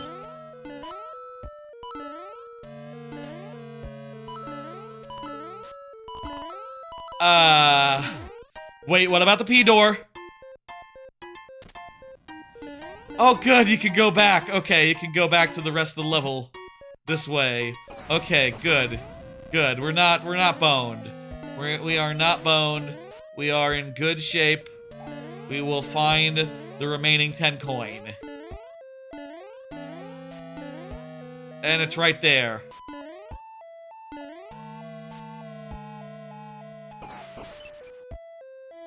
Just gotta get blown.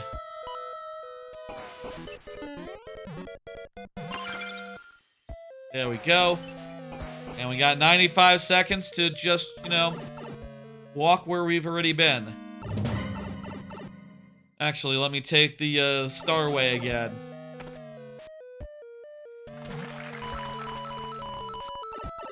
Wait, I forgot my star!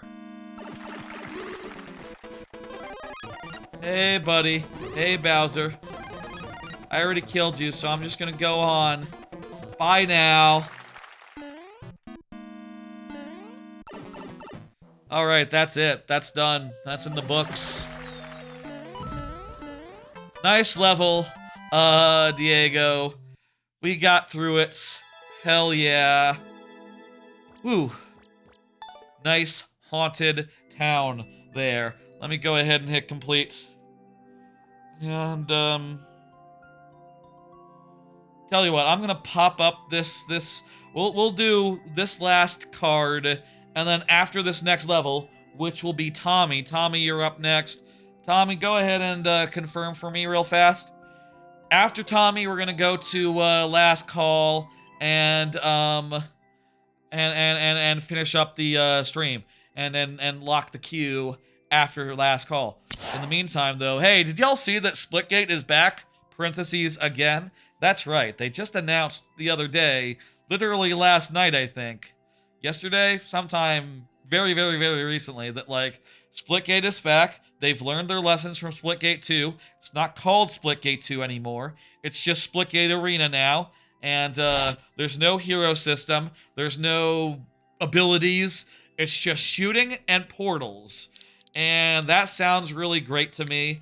I really did enjoy the original Splitgate, and I thought the second Splitgate was like, still Splitgate, and Splitgate is still fun, but also all the stuff that they added was just superfluous, didn't work, wasn't worth engaging with, and just diluted what made Splitgate great. And clearly they realized that, clearly they came to that understanding, and like everything that I didn't like that they added, gone. And hopefully they've also fixed Oddball. Hopefully they've also like added back a couple of the modes that I liked in the original game that weren't present in the new one. I don't know though, we'll see. I kind of already scheduled out most of my month already. Hello Javon Twitch, how you doing? You indeed. I already scheduled out like most of my month already as far as streams go, so you can sort of see like, yeah, it's coming out like that 2 weeks from now, like a week and a half from now, on the 17th. So I've just went ahead and put Arena is back on the 18th. Let's do a Splitgate 3 stream on the day after it comes out, the 18th. And I think that'll be fun and interesting. And like, I did do one when 2 came out that was fun. And I think it'll be fun to play this one when it comes out, assuming that they've made it better. Like, I do really like Splitgate. I do think it's one of my favorite, like, arena shooters. And probably, like, if I'm just thinking, like, other than Fortnite, which I've been playing recently, as far as, like, a shooter that I go back to and just play idly, I think it'd be the one I would do, because I love the Portal gimmick and how much it adds to, like, the strategy, the action, etc. It really proves that Portal with guns doesn't just work, it's excellent. So, Valve, get on that. Put Portal guns in the next Half-Life. I don't know. Make that the whole thing of the next Half-Life. That might be really cool, provided it's like it works as good as it does in Splitgate, and you don't try to turn it into a free-to-play monstrosity. I'll say, like, I am still worried about it in terms of, like, when Splitgate 2 came out, I said, like, I don't see any reason why you would play it. I assume it's not on Split. Oh, I think you might be right. That might be true. This should be on Switch 2, though. They should put it on Switch 2 if they can, but I think I played it on Xbox. And, I'll say, like, you can use, like, remote streaming to stream it to, like, a retro-style device like this, but, not to a Switch 2, unfortunately, which is too bad because it's a great form factor for that. I'm looking forward to that. I am worried that, like, I don't see any reason why I would ever buy anything unless it was literally The Simpsons or Back to the Future or, an IP that I recognize. I'm not going to buy, like, oh, generic spaceman, but blue. Like, that's not something I'm gonna do unless it's literally Yondu. And actually, I don't know I'm in the market for Yondu specifically. Yondu is cool. I don't know that I would buy Yondu. I'd probably save myself for, overweight Thor. Like the Thor from the movies where he sort of let himself go a bit. I would absolutely buy overweight Thor skin if that was in Fortnite. And if it was in Splitgate as well, I guess I'd buy it there too, or whatever, but I would probably have to choose one. I think I would probably realistically, even if... Here's the fucked up thing about, like, celebrity skins and all that, right? I can't do it in every game that I play, right? Fortnite kind of seems like the main place to do that, but, like, if Splitgate says, like, hey, would you like to pay us $15 to have Itchy and Scratchy? I would have to go, like, no. I already got it on Fortnite. That's the one where it's fun to play as, like, wacky characters. You're a first-person game, so it doesn't really... One, I see no need, and two, I already got better over there as far as this stuff goes. Let's play Pipeline Parkour. Follow indicators, no ground pound. I'm looking forward to that. We will definitely stream it, and hopefully it'll be cool and good. There are definitely some shorts of Splitgate 2 that I decidedly didn't post. And I'm wondering now, like, is it a good time to post that short where I sort of ranted about, like, like, oh, if they learn nothing from this, they're just gonna come back in a couple of in like a month with, like, Splitgate 3, and this time it's a MOBA or something. Maybe that's harsh, considering that they seem to have learned their lesson, but... And my skepticism was, like, actually kind of misplaced, which I'm glad it was. But, whatever. I think that's news of gaming. I think I'd have, like, 2 cards left, and, I think it'd be good to have them in a, dedicated capacity. Thank you, Tommy. I'm gonna go ahead and hit dismiss. Let's go ahead and... I'll say Rock Party, go ahead and confirm at any time. for the next level. But, folks, right now it is time for last call for levels. I'm gonna play a couple of my own levels and show you what kind of maker I am, what kind of levels I make, and you know, we'll go from there. Clown car levels tonight. Jesus.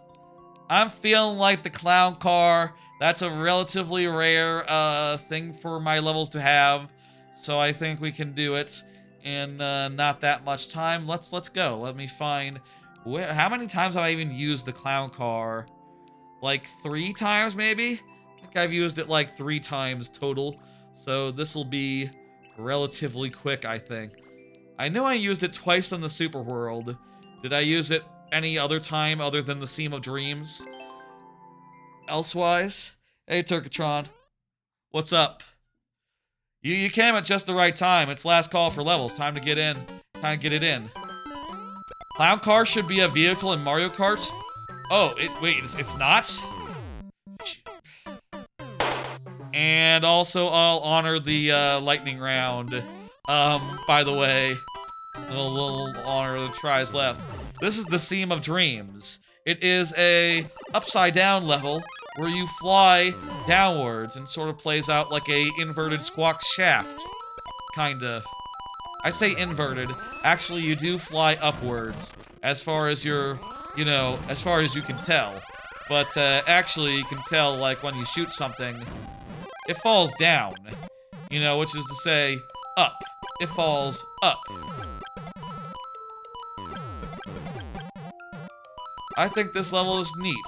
It's a nice little squawk shaft type level that's not that complicated, but the theming and aesthetics, I think, put it over in my books.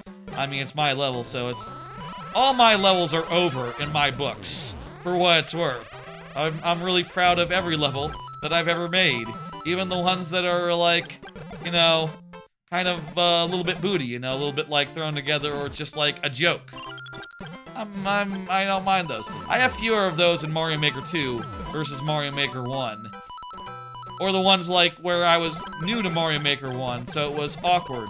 This part is inspired by the rope level, the vine level of DKC 1. Clown car should be a vehicle, more like a glider or plane you choose. Yeah, I can't believe that the clown car isn't already in Mario Kart. That seems like such a no-brainer.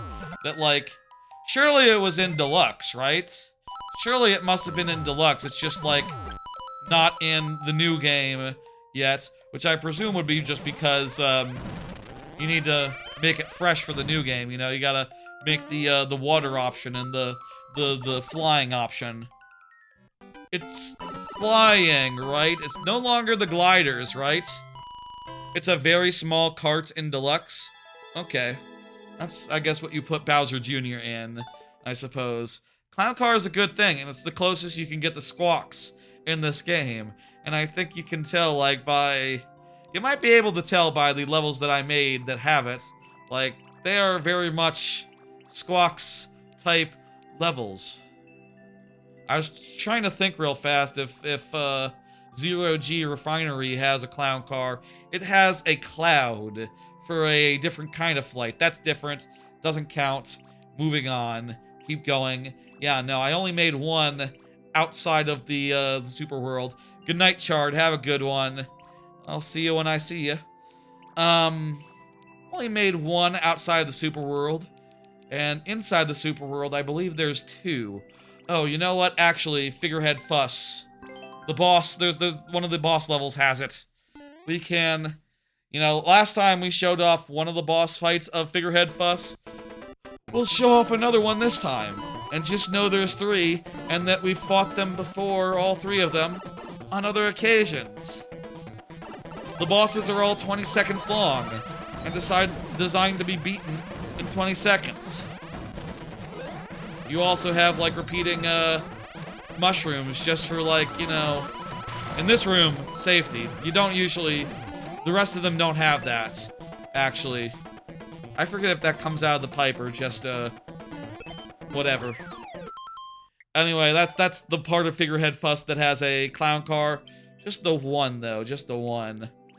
And, other than that, clown cars also appear in Smokestack Attack. Smokestack Attack is kind of the main Squawks-type level in the Super World. Fear Force 2, Smokestack Attack. And like a Squawk Shaft, it's kind of constrained to the second half. And, you know, the first half is a Yoshi level instead, which is fun and good. It's kind of a straightforward type Yoshi level, considering that its gimmick can only last for, you know, anything that it does will only be the case for, half of the level. It's a good bit. Guys jump out of pipes. There's like flying Goombas to jump off of. Bonus. And all of this stuff will make more sense when you're flying. I like the fish in thing. Hey Tommy, thank you for the additional level. I appreciate it. Here's the clown car section. Again, sort of a Squawks level. Sort of I made a Squawks level is like most of what I do when I've made a clown car level before in the past, etc. And fly fast, shoot good, dudes good. Just makes a lot of sense. I like how Windswept has Squawks levels. Squawks levels are underappreciated, and really, what I really wish is that like a Donkey Kong Country game actually had a Squawks level, like an official one, rather than it just being left to indie DKC developers, indie DKC type platformer developers to put Squawks in their game and have literal Squawks levels. There's space for new to Squawks levels. You know, they still are good. It's a good format. Squawks is a fun type of gameplay. Flying around, shooting dudes. And I especially like the flappy way that he works. Or, yeah. Squawks is a dude. It's coconuts that he's shooting, not eggs, right? Not 100% sure about that, so I'm not gonna worry about it. Finally, the last time I used a clown car is sort of the opposite of the previous level. In this case, it's the start of the level is a clown car level, and it's not a shooting one. It's just a regular clown car. For this level, I wanted to experiment. I wanted to play around with the idea of like what a clown car level that wasn't based around shooting could be. Instead based around jumping out of the clown car and otherwise avoiding enemies and stuff. I think it turned out pretty well, and also the rainbow aesthetics are cool. Like, it's kind of fun to fight these guys by jumping out of your car and just like hijacking their vehicles. Like, the first thing it does is it makes you hijack a vehicle, which I think is good, and also very clearly like sets up the core gimmick of this section of level. It's just like, yeah, you know, deal with guys from above throwing things at you. Steal their cars if you want. It's cool, and it's now over. That's the section. I think like this is harder than just using shooting, but like this is from the last world of Super World, so it's allowed to be a little harder. In the second half, it switches to a Skull Raft level. Again, Squawks levels often are like half Squawks and half something else. This is very much like a Swoopy Salvo, which starts with Squawks and then goes into a climbing section. This goes into a more linear rainbow action level. Still with the guys and stuff, and these bully fuckers try to get you. And one last ride, and there you go.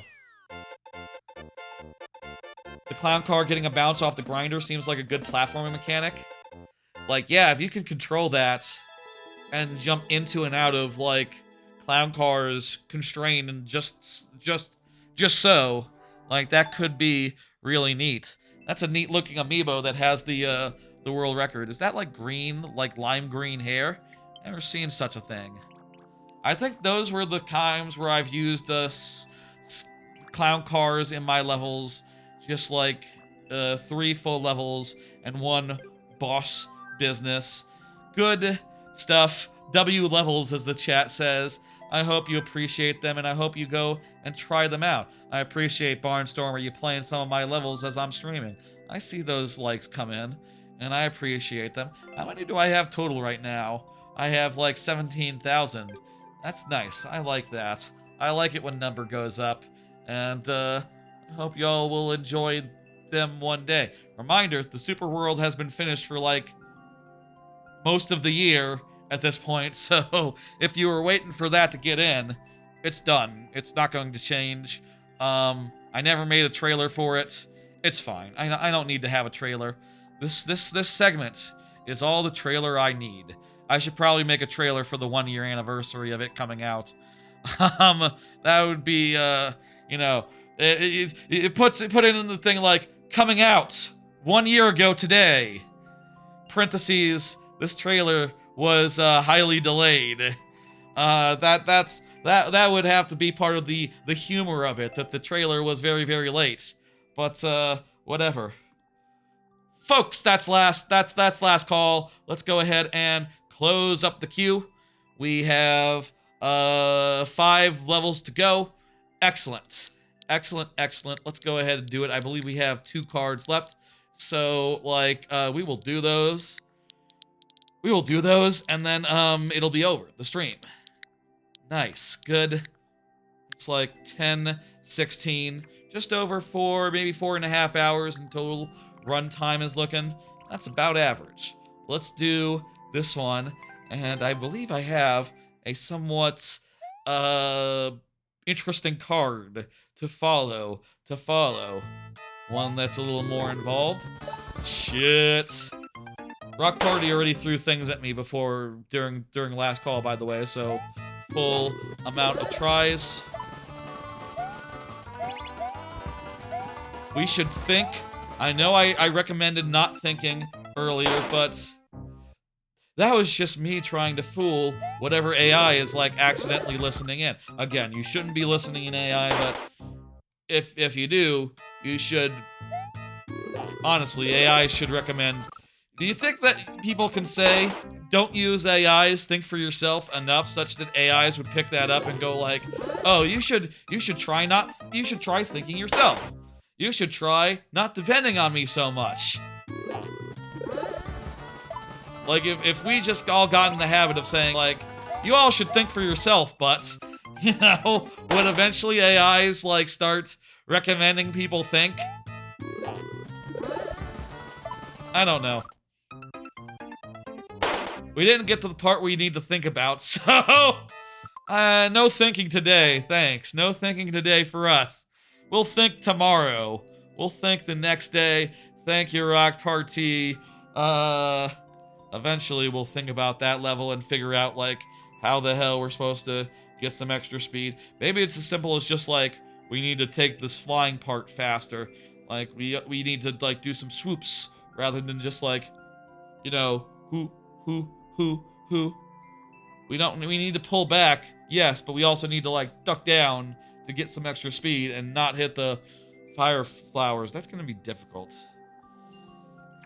Regardless, thank you. 06I was just talking about clown cars, is present, is good. Let me look at this. Here's the next card. Look at this cool trailer for a Banjo-Kazooie fan game. Y'all see this? I posted it in the Discord. Like, hours after finishing the Metroid Prime 4 stream, where I played Metroid Prime 4 for the first time. Like, literally, as I was getting the VOD all posted and stuff that night at 4 a.m., I saw this posted in another Discord, and I went, what the hell is this? What the hell is this? And I would like to show y'all it, because if you haven't seen it, you damn well should.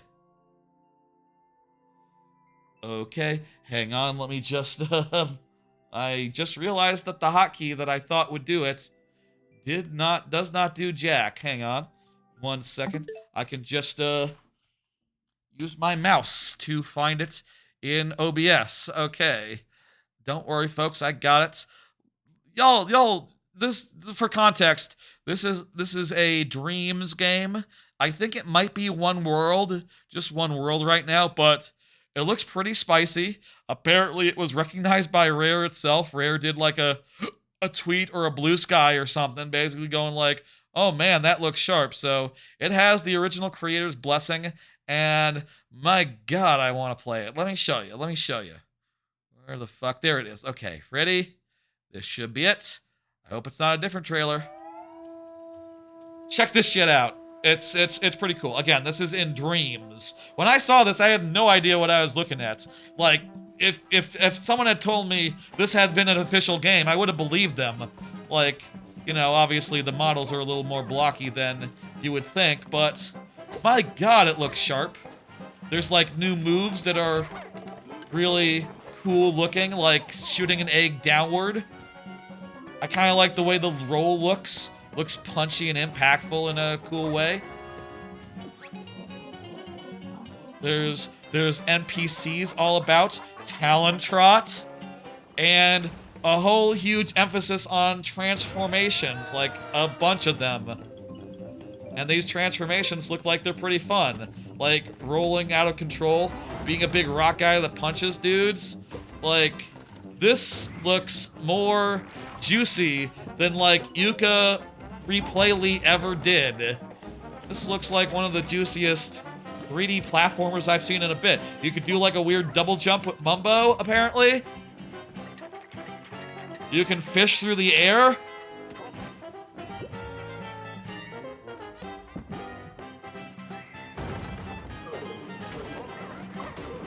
Doesn't that look dope? Doesn't that look good? Doesn't that look cool? I think it's just one world, but it looks beautiful. I like how they expanded on you know, they expanded on Treasure Trove Cove in a really cool way. Like, shit, man. Like, if you just told me that was an official game and that was the next Banjo-Kazooie, I would shit my fucking pants. I would say like, my god.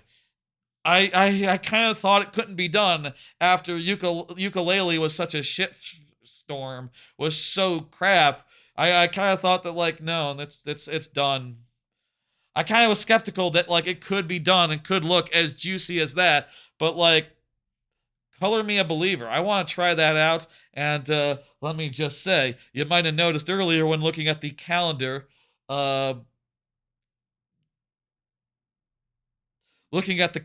there, I did go ahead and put a stream on Saturday. That's right. I'm thinking, details kind of in flux, tomorrow morning maybe, like around noon Central Time. Let's say around noon Central Time, I would like to play that Dreams Banjo-Kazooie project. I'd like to play Mumbomania. That is my plan.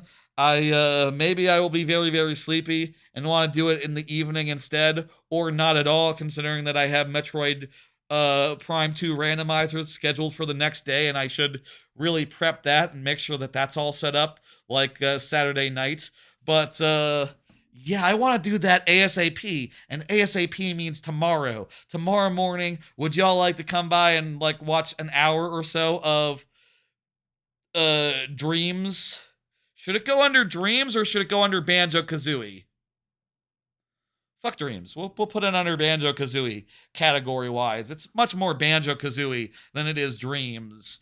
I put the other Banjo-Kazooie fan games under Banjo-Kazooie that I played a couple months, a year ago, year and a half ago, 2 years ago. That was like more like 2 years ago. Let's do it. That's gonna be fun. I am in the mood.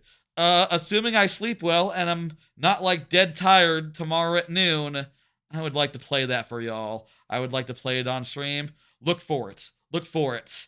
It looks crazy. I'm so just activated by everything I saw there. I am just so activated. I'm just so like, And again, like when I first saw it, I had no idea that it wasn't real. Or rather, that it wasn't official, that it was a fan game. Like, it just looks that good. It just looks that convincing. Where the hell did my controller go? My remote go? I need to switch. Damn it! I need my. Oh, it's in my chair. There it is. I switched to the PC so I could look at the trailer and do the trailer business, but need to switch back now.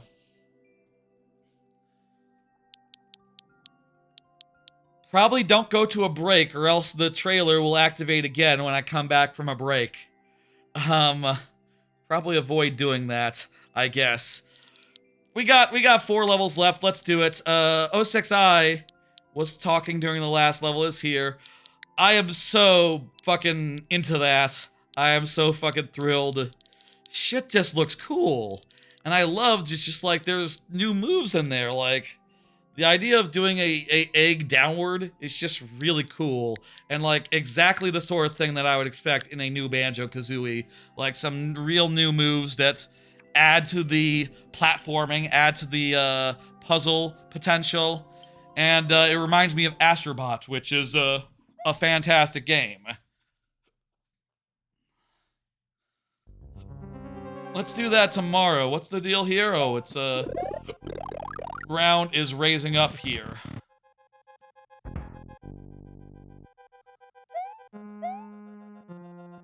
Oh boy. This is really cool and well put together, and I like it a lot.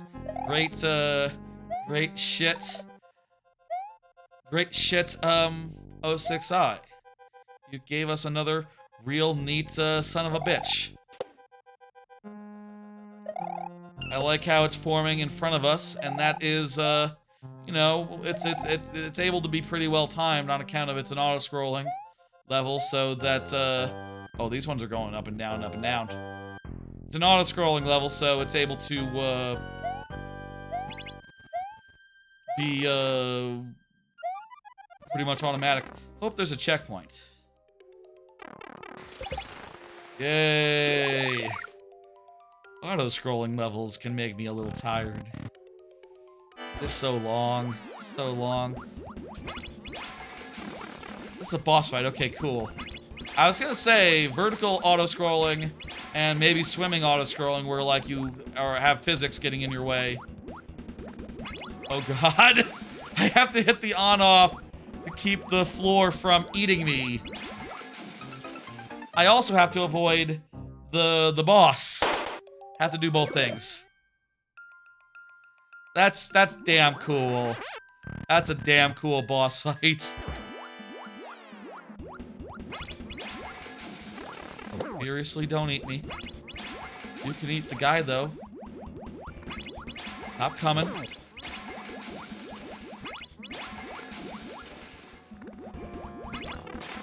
We're holding them at, like, arm's length. They're not even getting a... That could have been it! That could have been it!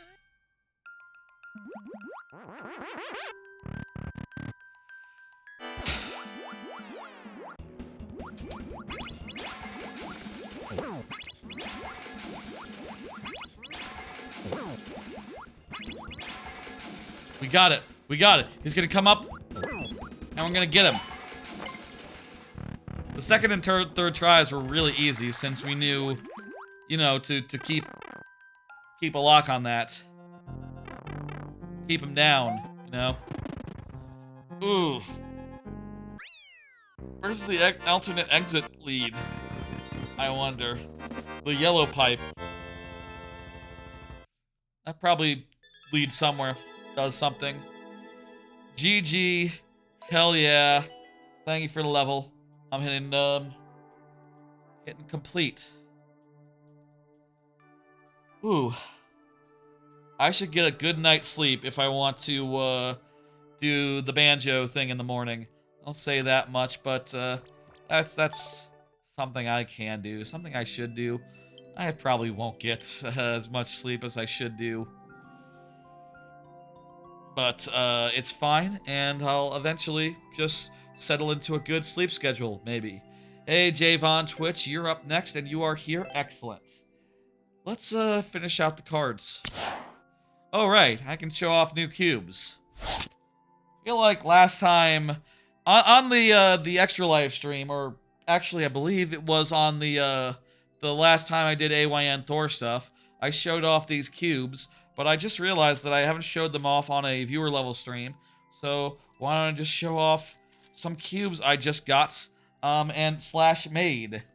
Look at these cubes here. So long time ago, like earlier this year, I got this Sudoku cube, as it's called, sort of a checkerboard type thing. Pretty interesting solve. And the way that you solve it is that you basically just... It's actually not that hard to solve. It's kind of a 4x4, but it's a lot easier than a traditional 4x4. The way I solve it is I make it into this shape with half on half on one side, half on half on either side, and then it's very easy to just like switch back to checkerboard style in like 2 seconds, as you can see. I wanted to get a 6x6 version, but none was available, so I bought I bought 3 cubes, took them apart, and made one 6x6 checkerboard cube. I was gonna make more, but it took like 5 hours to make this one, so yeah, I'm not that was a pain in the ass. That was orders of magnitude harder than the time that I made a custom 5x5. Orders of magnitude harder than this custom 5x5, so, you know, yeah, I was kind of a whole nightmare putting this together. But I'll say I'm really enjoying it. It is a nice, simpler solve than like a normal 6x6, which honestly can be a bit of a headache. A normal 6x6 can, and I think, honestly, this is my favorite 6x6 I've ever solved, and one that I would definitely like idly use on occasion, because it has a lot to do to solve everything, and to do the centers, and to do the thing, and to figure out like the best method for putting it back into the shape. And again, you know, I do believe like the best method is to do a bunch of wait. The best method is to do a bunch of twists to make it a half and half type cube, and then basically like solve the centers, solve the edges, and then split up the centers at the last second, split up the edges at the last second, and then put them into place accordingly. And it's really not that bad. And it doesn't have anything like parity or other such things to worry about, and I really like it. It's definitely one of my favorite cubes that I own, and also it might be literally a unique cube as far as I know. If anyone's made a 6x6 checkerboard cube before, let me know. I think it's great. I also bought a couple of oddball cubes. Like this one is sort of like a version of this, like a pyramidal type cube. Pyromorphics, I believe it's called. This is like a shape-shifting cube that's a mod of a 2x2 and can sort of be formed into weird shapes. And I have an intuitive way of solving it that I've figured out.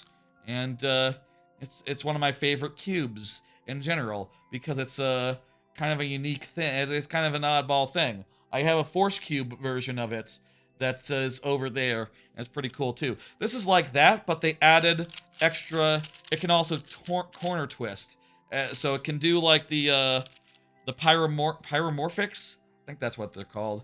It can do its like half twists and form all the same shapes as that, but also like the corners can spin independently, can be turned independently, and I think it can jumble.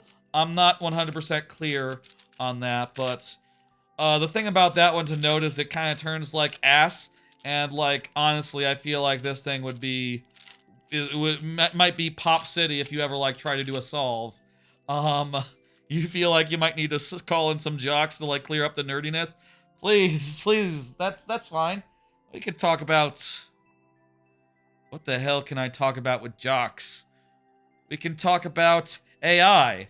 I'm sure jocks love to talk about AI. Are Jocks pro AI? Jocks might be pro AI.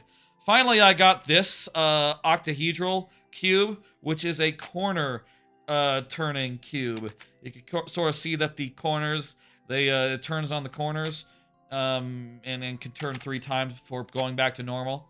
And looks kind of like a nightmare. And I'll say, like, octahedral type puzzles are kind of fun insofar as, like, actually, they're not that bad because, like, turning one piece, you only affect, like, you only affect, like, 3 sides. Like, only a couple sides, so most of the cube is unaffected by each turn, meaning that you sort of solve it top by layer until you get to the bottom, at which point there's, like, complicated things to say about it. That said, I cannot recommend this particular cube because it turns, like, absolute ass. Like, total ass. Like, you can sort of see me struggling to make one turn. Just imagine doing a whole solve like this. Potentially dozens. Also, it looks like it's about to pop right there after that last turn. One of the pieces nearly popped out, so, yeah, like, this is not one that you can probably do a full solve on. It's going to be a pain in the ass, and it'll probably pop, even if you do, like, lube it up or something. You can lube it up or something. I should probably get some cube lube, as they call it. That is a legitimate thing, by the way. Yes, people lube up their cubes. I think it's called speed lube. Actually, speed lube totally sounds like it would be something else, but I forget if it's cube lube or speed lube, but it makes it turn faster. Some of my older cubes seem to be getting a little rough. I guess maybe just, like, cubes are, they need to be oiled on occasion to be, like, at their finest level, or replaced, alternatively. I kind of didn't know that about cubes when I got into them, like, 3 years ago, but 3-4 years ago. I mean, I was into them as a kid, but the cube state these days is just a lot different from how it was back then. They're just a lot more sophisticated and a lot more different variety of them. Anyway, and they're better made in general than, like, hell, Rubik's. If you're looking for Rubik's cubing advice, don't buy Rubik's. That's not the brand. Literally any Chinese brand is going to be a better bet than Rubik's. There's a couple of, like, speed cube brands that, like, have the reputation. If you want to know about it, but if you want, like, specifics to go off, but yeah, how about Conveyor Canyon? Let's do that. This one looks nice. Its clear rate was above 1%, right? I'm guessing this is like a good 20%. Oh, this is cool. I like this sort of thing. I've done this a couple times in my own levels. I have like a launch pad based, shit, I forget if that was in Mario Maker. I think both games. I think, like, Mushroom Mile has it as a gimmick of, like, jumping off conveyor belts and doing boosty jumps. And also, there was totally a level in Mario Maker 1 that I did that had the same gimmick.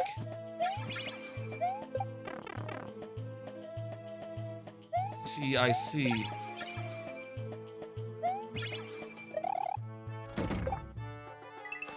Sick. There was a spike there, so if I had fallen on that, I would be very sad. I would have been hurt considerably. Very cool. Yeah, this is a quality-ass level. I think you did going the wrong way. I think you did a great job here. I love a good traditional level. I love a good traditional level. This is a good traditional level. We died, we'll live again.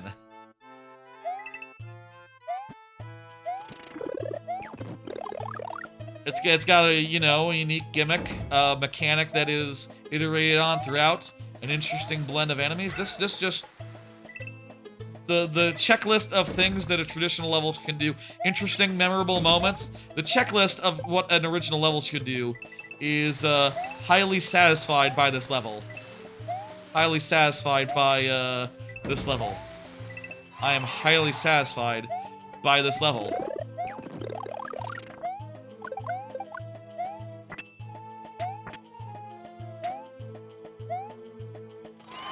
This is where we died last time.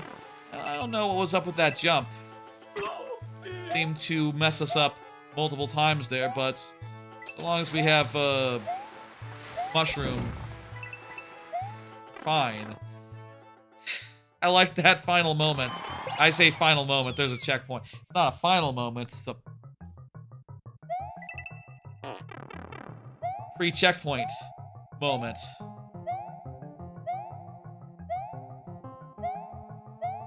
There we go.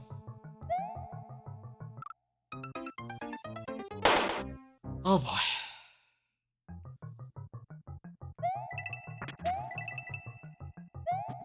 We got this. We're doing good. Gotta pick up some momentum sometimes to make it up where we need to go. We need to do a Z. We need to do a spin jump. Woo.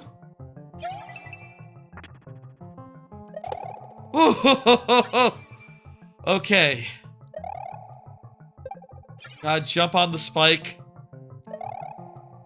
Just gotta jump on the spike. Oh, and nice, when the conveyor belt reverses, that's just, the spike is gonna open the way for us. That's lovely. That's just smart.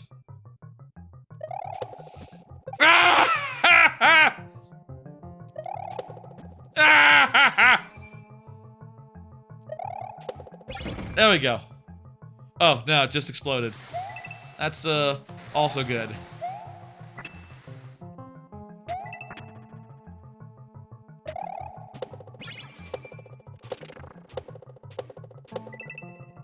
Bye, dickhead. Bye, dickhead. Hello, dickhead. How you doing? I'm gonna go this way, dickhead. You hang out there.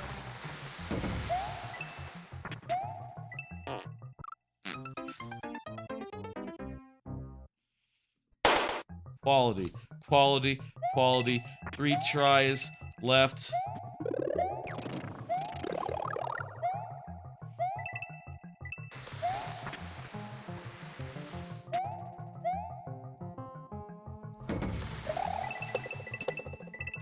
We got a refresh from 06i. Nice, 06i is gonna refresh this level. We will hold this. We will hold that refresh until we need it. I think we might be able to complete the level. I think we might be able to complete the level.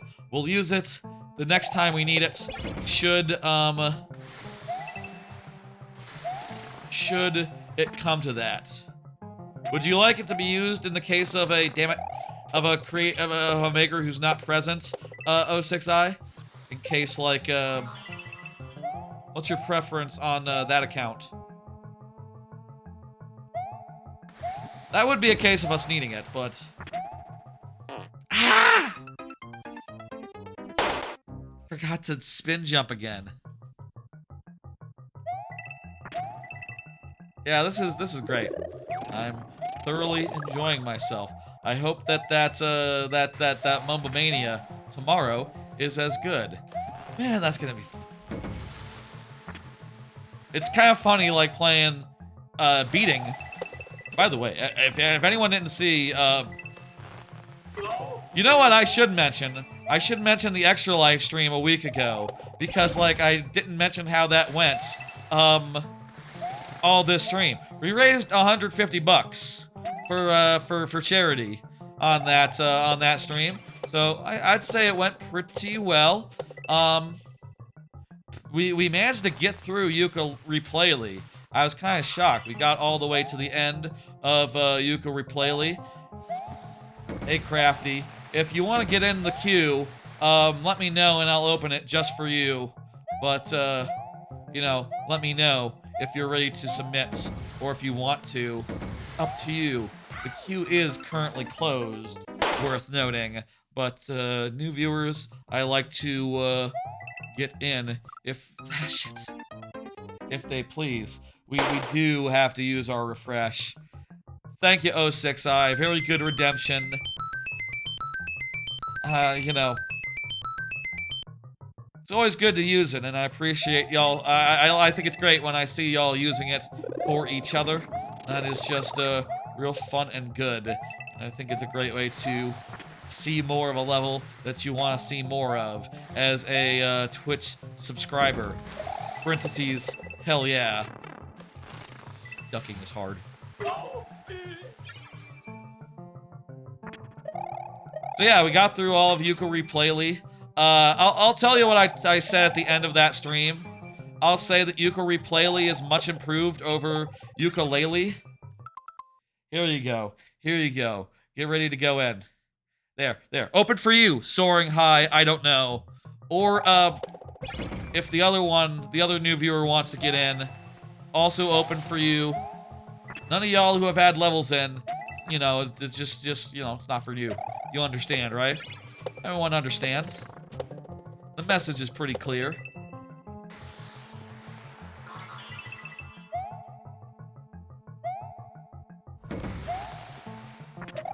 Here we go, we got it. New progress. I think this is it.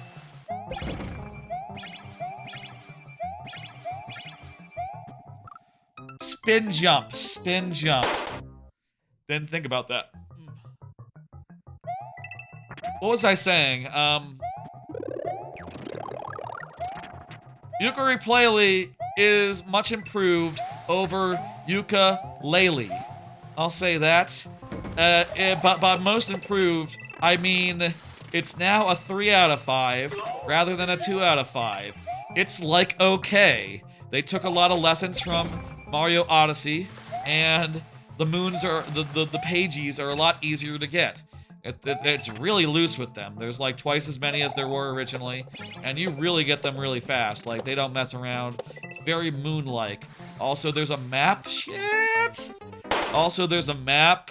There's several other quality of life improvements. The level design is still a level design, and for that, I would probably, you know, mark it down. Like, it doesn't have the same juice. Also, like, as far as, like, the handling and the physics, it's definitely much improved over before, but it's not quite as juicy as, say, like, a Hat in Time, or, like, a Tinykin, or, you know, any number of, like, my favorite platformers of the 3D platformers of the last 10 years, you know. Super Kiwi 64 is definitely juicier than Laylee. But it's alright. It's pretty good.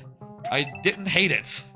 Which, I think is pretty big of me to say after, like, really hating on Yooka-Laylee for, the past, 10 years, pretty much. Because it was terrible and a disappointment. And, has a number of issues to it. Many of which they've resolved. But still, you know, Moody Maze is a Moody Maze. The levels are still confusing and just like messes. I don't think it's quite to the level of Banjo-Kazooie, and like if you never played it and are like, oh, you know, I saw a comment going like, oh, I've never played it, but if it's by the people who made Banjo-Kazooie, it's gotta be peak, right? And it's like, oh, you would think that, but you know, that's what we found out like 10 years ago. Not quite. It's okay. If you're in the mood for that, it's like fine. I feel like that remake isn't doing super hot. I bet they're gonna go out of business. I feel like they might, what am I doing? Feel like, Platonic, they, you know,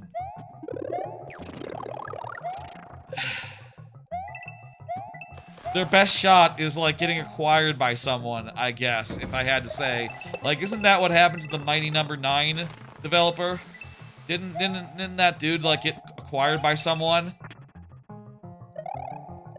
Like, I don't think they really proved themselves or really even made a case for themselves to exist.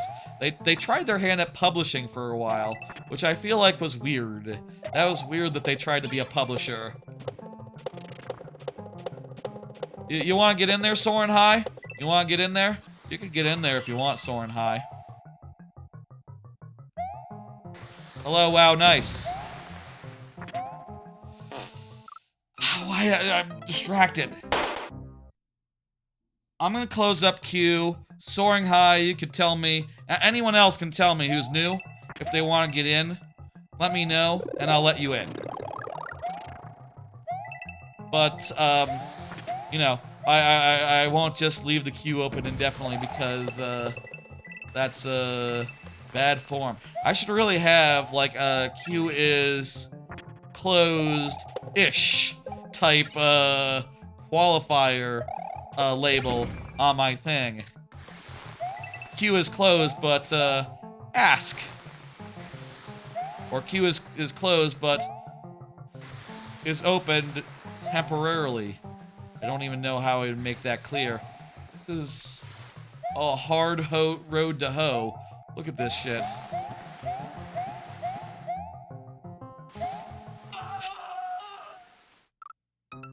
Big Mario is actually harder there than Little Mario. Dang. You are pretty sure you're already in there? Are you? Oh, okay, good. I didn't see you submit. I didn't see the second message. I guess I just saw the second one and thought that was the first one that got knocked back.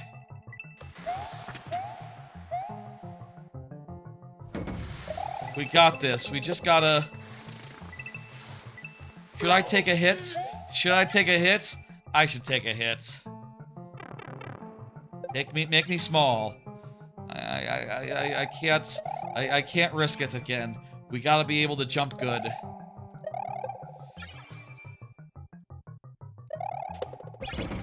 I could also just, like, damage myself here.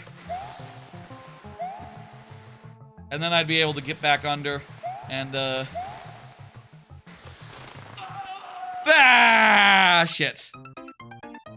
Make Warp World say something different when queue is closed and someone adds? How do you mean? Like, I think this is a good thing for it to say, that, like, I do reopen for new viewers. I mean, we could just, like, be more restrictive about it and be like, okay, when it's done, it's done. Yeah, Warp World doesn't have that much flexibility insofar as, like, you just have one message for certain cases. There's not like a... It's closed, but it's closed versus it's closed, not closed. Great tries, though. Yeah, it really does say. Yeah, it really does tell you that you can get one in, if you so please. Thank you, Javon. Let me go ahead and hit dismiss. And, Turkatron is up next. Excellent. Turkatron, please confirm. Turkatron says RIP. Excellent. You got the, you're also currently a sub, Turkatron. Hell yeah. I forget if you got that through, was that one from the Streamiversary? I guess it's been over a month now since the Streamiversary, so the Streamiversary subs, and any subs gifted during the Streamiversary are now expired, so maybe that was like the following week. Nice. Always, hope you enjoyed the emotes while you had them. You can always resub if you so please, and I, you know, will always appreciate that. I'm doing pretty alright, I'll say, you know. I don't make that much off the Twitch or the YouTube. I don't make anything off the YouTube. But, you know, I got a day job. It's going fine. But on the other hand, I want to get a house, and that's going to be expensive. So, like, every sub is going to be really helpful to that end. How about look, don't touch? Don't eat a mushroom. Half a percentage clear rate. Oh boy. Let's do it. I understand the assignment.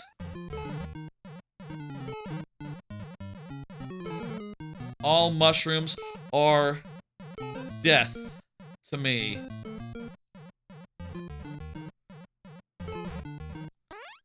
Let's see how we can do. Let's see how far we can get. Oh my god. God.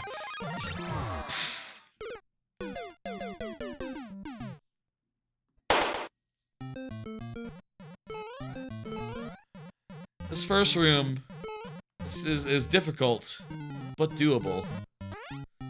Second room, jump over a bunch to start with, and then look at this. Look at this. The height even is hard, let alone like getting up without touching the mushroom. I'm sorry, man. I'm just a mushroom toucher. I see a mushroom, I want to touch it. I don't actually touch that many mushrooms in real life. I've sometimes had like Five Guys, fuck me. I sometimes have mushrooms on my Five Guys burger, but I'll be honest, I don't know that I can actually taste the difference between mushrooms on a burger versus mushrooms off a burger. Do you think that's like specific mushrooms, like a portobello or something? I've heard, isn't that one of the types of mushrooms they put on a burger? Do you think that's like a specific mushrooms will be like more fragrant, more like Jesus, more flavorful? That jump is hard.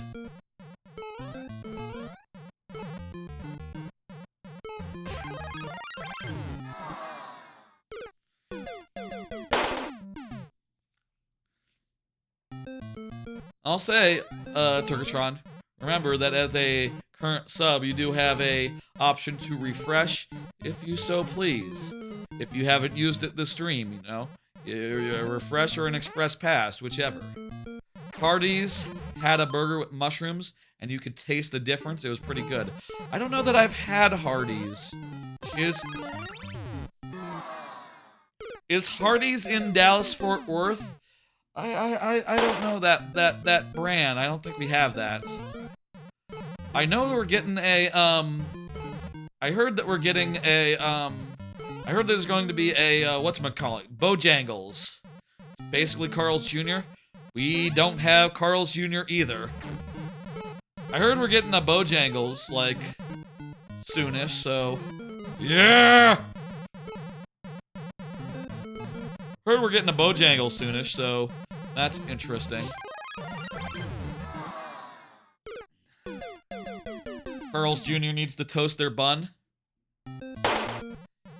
Dang, that was the last try. Turkatron, if you want to redeem a refresh, feel free to. You do have the subscription. If you haven't done it already earlier this stream, I don't think you did.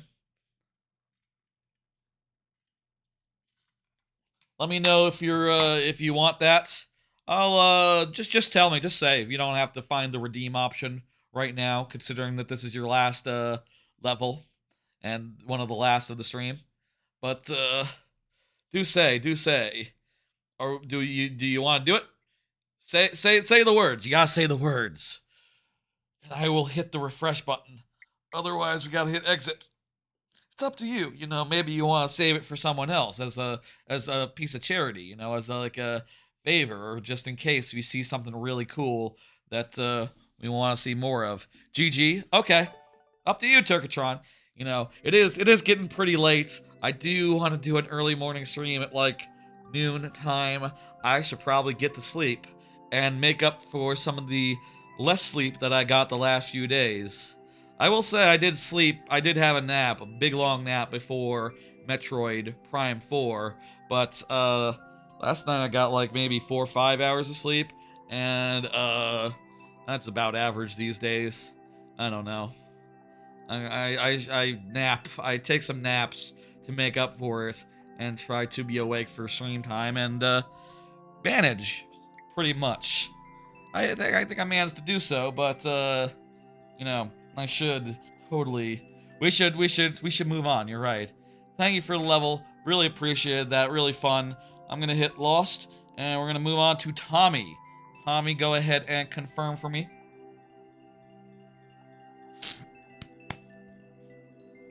Tommy in the YouTube.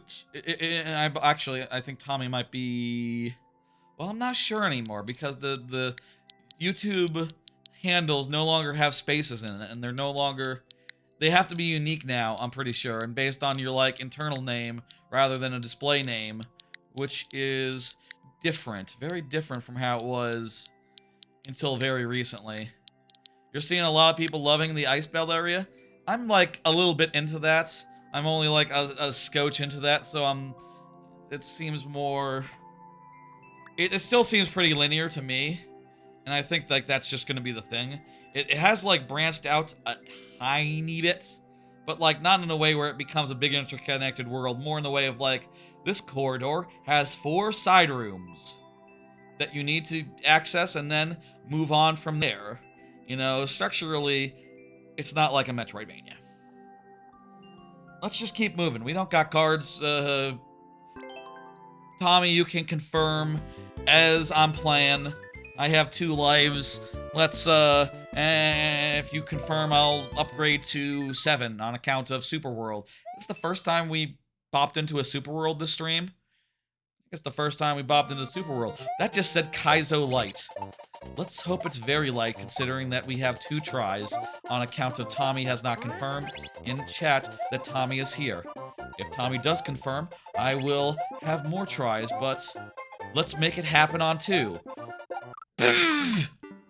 I was gonna say, maybe we could even do it on 1, but then the platform messed me up a little bit. I got hung up on the platform. This seems like a really cool, like, Kaizo, by the way. It's pretty original. It has cool ideas and gameplay all over. I'm low-key impressed by this, Tommy. Well done.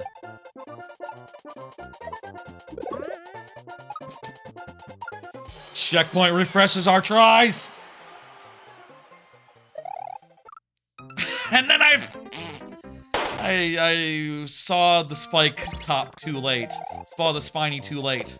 And then I spun the thing the wrong way.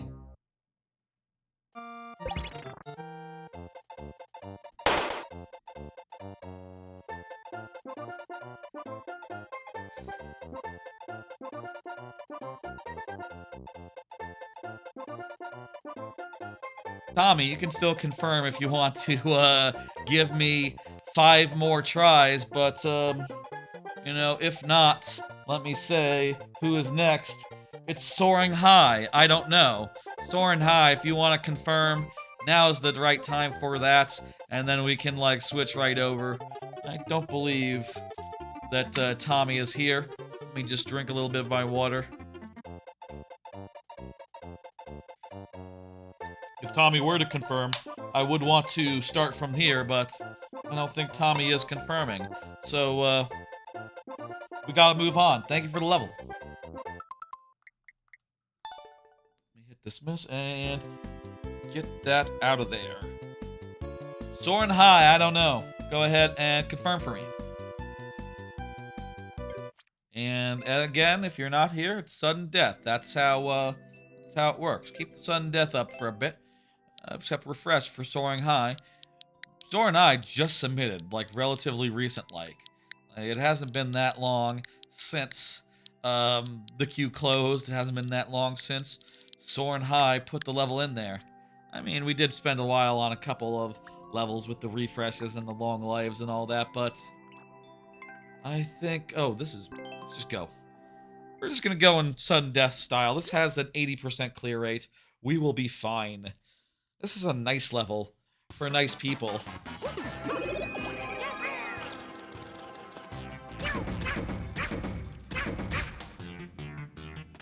Huh? Oh, you just gotta, like, mash some buttons or something.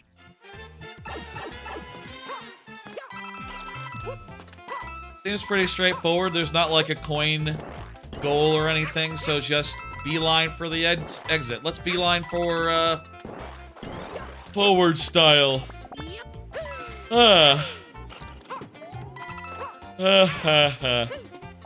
This has been a fun stream. I really enjoyed, it's been a while since we did viewer levels, you know? You exist? Excellent. Excellent. Really high clear rate. 5 tries is what we get. Let's do it. If, Wow Nice wants to confirm, now's the time. This level is a level you made to roleplay being a cat? Yeah, this seems like the cat experience. Just, like, run around, claw stuff, be a little freak of nature. It's cool and good. Hey, Prexton, what's up? How you doing? Here you go, Prexton. Here you go, just for you. You know I wanna do it for you. How you doing? Excellent, excellent. We'll have 3 more levels to do, and then I will you know, stop the stream, put up the VOD, make a thumbnail, and do all the other things I do on a Friday night. I'll see who else is streaming and send y'all somewhere. Maybe watch myself as I do all the necessaries. That tends to be how I do my Fridays. I hope that, it's been a while since Dan Reichert did a stream. It's been, well, actually, no, he's doing, like, his Game of the Year for his podcast this weekend. Yeah, there's not gonna be anything from him today. Maybe Kayla's streaming or something, I don't know. It's been a while since, a good Friday night stream from him. Or, other folks that I, watch on a regular basis. But, you know, that's all what I'm going to do. You can sleep, play video games. That was a cool bunch of one-ups that just happened back there. One-up waterfall. What the hell? If only I had spent a second there longer, we would have seen more of a one-up wonderful. I've been thinking, like, what'll be a good thumbnail for the thing? Was Cat Mario close enough to the one-ups to, like, have Mario and the one-ups both in the shot? Maybe with some editing, I can make that, good. If I can, like, take the Mario, take the one-ups, composite a little bit. It might not line up perfectly. It's 3D after all. So it might look a little doofy if it wasn't, well, I can check the replay. Replay, how's that looking as far as, damn it! I was talking for too long. No, well, I'll check later. That was cool, that was good. I was also thinking about the level with all the ghosts. The ghost spam, that was pretty cool. Though, I do white text on my thumbnails, and a white background full of ghosts, that might be a problem as far as readability goes. Yeah, that's just not going to be the thing. But the one-up waterfall, that's really that was neat. I think I might have that be the thing. I am hitting complete, and we are moving on to Wow Nice, who I think does still need to confirm. Yeah, Wow Nice, please confirm. Please confirm. Anytime is good. I'm just gonna throw into sudden death for now. And, you know, in the interest of keeping things moving. I'll say it can be kind of obvious, like when I'm all out of cards, and I no longer have things I particularly want to touch on. You know, I don't have a tangent in mind, I don't have a trailer to watch, I don't have a, cubes to show off, other than ones I've shown off plenty on previous occasions over the years. This code did not work, and also does not, if I'm not mistaken, this codes can end in G, so I guess that's fine and good. Is this a real code? Wow, nice. I'm afraid if this doesn't work, we're gonna have to move on. Let me take a drink of water, see if Wow Nice has a correction. Or can at least say something, but in lieu of that, I think we have to move on. I can try changing the V for a Y. Kind of those letters kind of look similar. Maybe it was a typo. But why would it be a typo? They just look similar because it's lowercase in the code. That's not going to be a real factor. V67. Was this some sort of convoluted trick to make me say 67? Probably not. It's probably just a non-functional code. 4YW. That's not a meme. YWG. The YWs do repeat. Maybe YW. I think that just means you're welcome. That's not a meme. It's not like 6'7". I don't really get 6'7".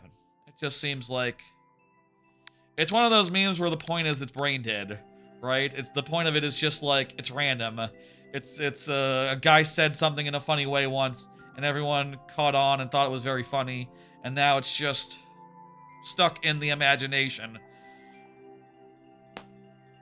Yeah. I mean, I think the dude at the football game saying the score 6-7, like, is kind of a funny thing. You know, it's kind of funny hearing someone say just numbers so excitedly. So excited for the numbers. So excited for the numbers.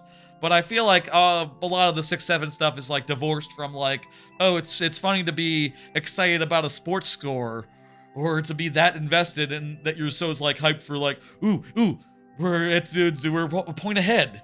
Oh boy, you know. And it's honestly not that unusual. Like, if you're watching a sports game, you probably should be excited that you're at 6-7. You know, you probably should be more excited for like 5-7, and more distraught at like 7-7. But 6-7 is just like another 1-point gap. Maybe the idea was like, ooh, we're catching up. I'm not sure. Which side was the guy on? Anyway, wow, nice. I hope that is what you were looking for. I think I'm going to pull up Prexton's level. And, wow, nice, if you can correct the code, feel free to correct the code, because, yeah, we can't do jack without the correct code. Can't do nothing. Nothing I can do. And, I'll give you until the end of this level to correct it, at which time, we'll just end the stream, and that'll be it. Clear rate is 7%. Excellent. I do feel like here's something I'm thinking about right now. I'll say right here, right now. I think next year, I think we should lighten the lightning round a little bit. I'm thinking, here's what I'm thinking. I would like to be a little more generous with the lives. Don't trust the 7%? Okay. Here's what I'm thinking. I'm thinking the threshold for bonus heads can be moved up from 1% to maybe like 3-4%, maybe even as high as 5%. We need to do a triple jump there. Maybe we could go as high as like 5% next year, after like a New Year's resolution type thing. I don't know.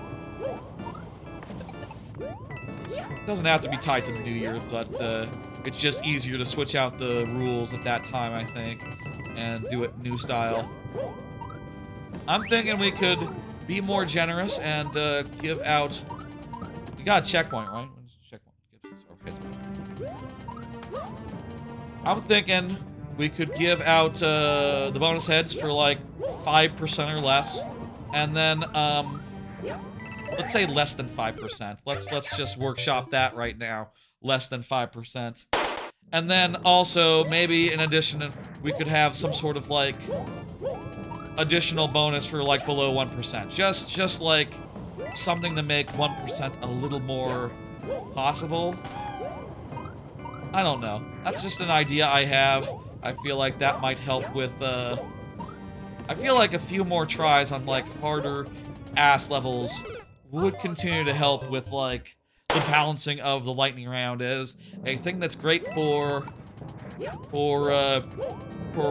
easy levels, and very well tuned for things around, you know, 1 to 10% in particular, but also could be a little bit more doable in the case of 1% type levels.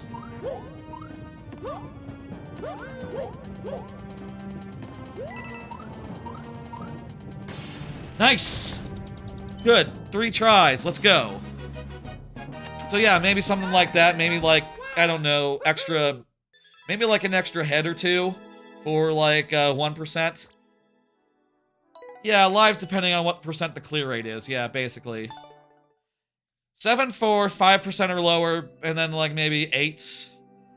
The thing is, like, the grid is kind of already full. I got like 7 heads there. Where would the additional heads go? How would that even work? Maybe it could be something like a...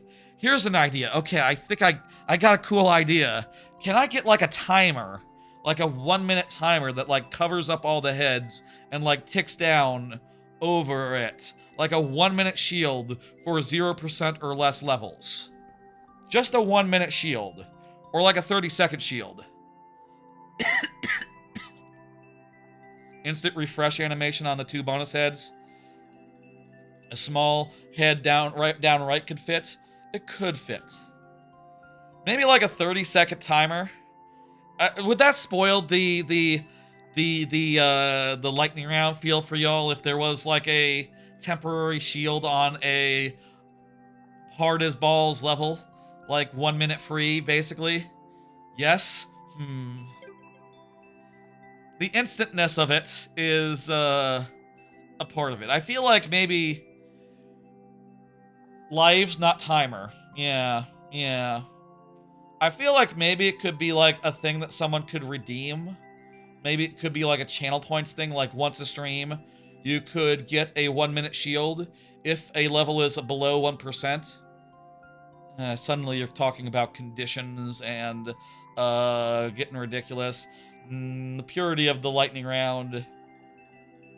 I do like the image of like a literal stopwatch covering up the grid of lives.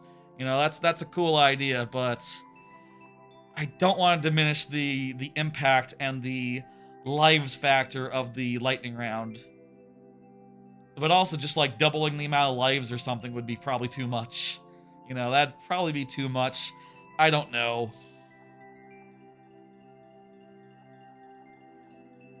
Maybe just like 3 extra lives or something. Get it up to an even 10.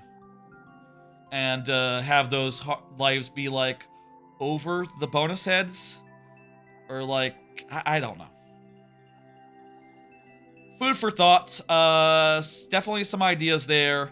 We'll think about it within the next few weeks. It was like the heads encased with ice are stopped in time. Yeah, it would be like the timer would be covering it. It wouldn't be like the usual timer. It'd be like a little stopwatch. Or like, you know, in Mario Galaxy, where there's like the health bar that's in a circle. It'd be sort of like that, I would picture. That could be cool. Or like encased in ice, yeah. Anyway, that's we completed it. WoW Nice has not corrected the code. I think we gotta say goodbye to the level. And at which point, we're done. That was the last. Very good. Very good. Let me get all this down, including the lovely heads we were just contemplating changing forever next year. We'll see. I do stress sometimes, you know. I know some people that have really, really hard levels where you just burn through them in like 10 seconds. Those people get really frustrated and rage and stuff. And I'll say like, you know, hey, you know, come earlier and you can absolutely get 12 minutes. But, you know, that's a hard thing to say to someone who just waited for, you know, an hour or whatever. Because it took a while to get through the levels in queue because there were a lot of them. Because we get pretty busy sometimes. I would like them to be happier, but I don't want to diminish the lightning round because I love it so much, and I hope that y'all understand that I treat it with the love and affection it deserves and want to maintain what's great about it while maybe making it a little more friendly to people with levels that are very not suited to it.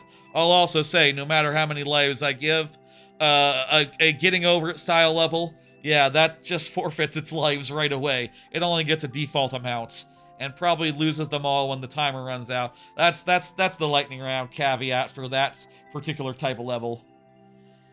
Anywho, here is the stream schedule. It is a normal stream schedule, though a quite busy one because, man, I have planned a bunch of streams for December. Here's the whole calendar. If you want to just look at that real fast, look at the whole calendar. Wow, isn't it more packed than it was 2 days ago due to the 2 streams being added all of a sudden. But yeah, I'm thinking I'll do a stream tomorrow morning, like around noon Central Time, maybe 1 p.m. Central Time. We'll see how awake I am and how alert I am. I'll post in the Discord like when I'm up and getting ready and all that. And we'll absolutely look to do that sometime tomorrow morning. If I'm really tired and don't want to do it until the night, I'll say that as well. But I'm thinking that'll be a nice quick one. It's just one world. How long can it be to look around there and do everything there is to do? That fan game looks dope. Can't wait to try that out. The next day, I will be doing Metroid Prime 2 randomizer at 2 p.m.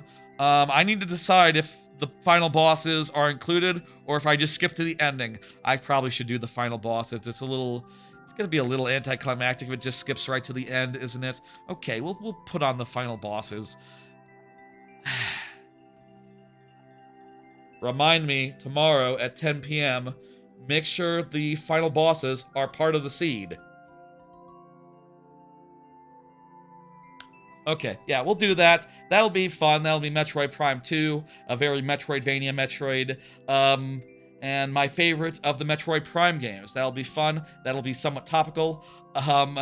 Then on Tuesday, 2 days later at 6 p.m., we'll be doing Half-Life 2 Episode 1 with the dev commentary. My intention is to get through the whole thing and to do Episode 2 next week, the following week.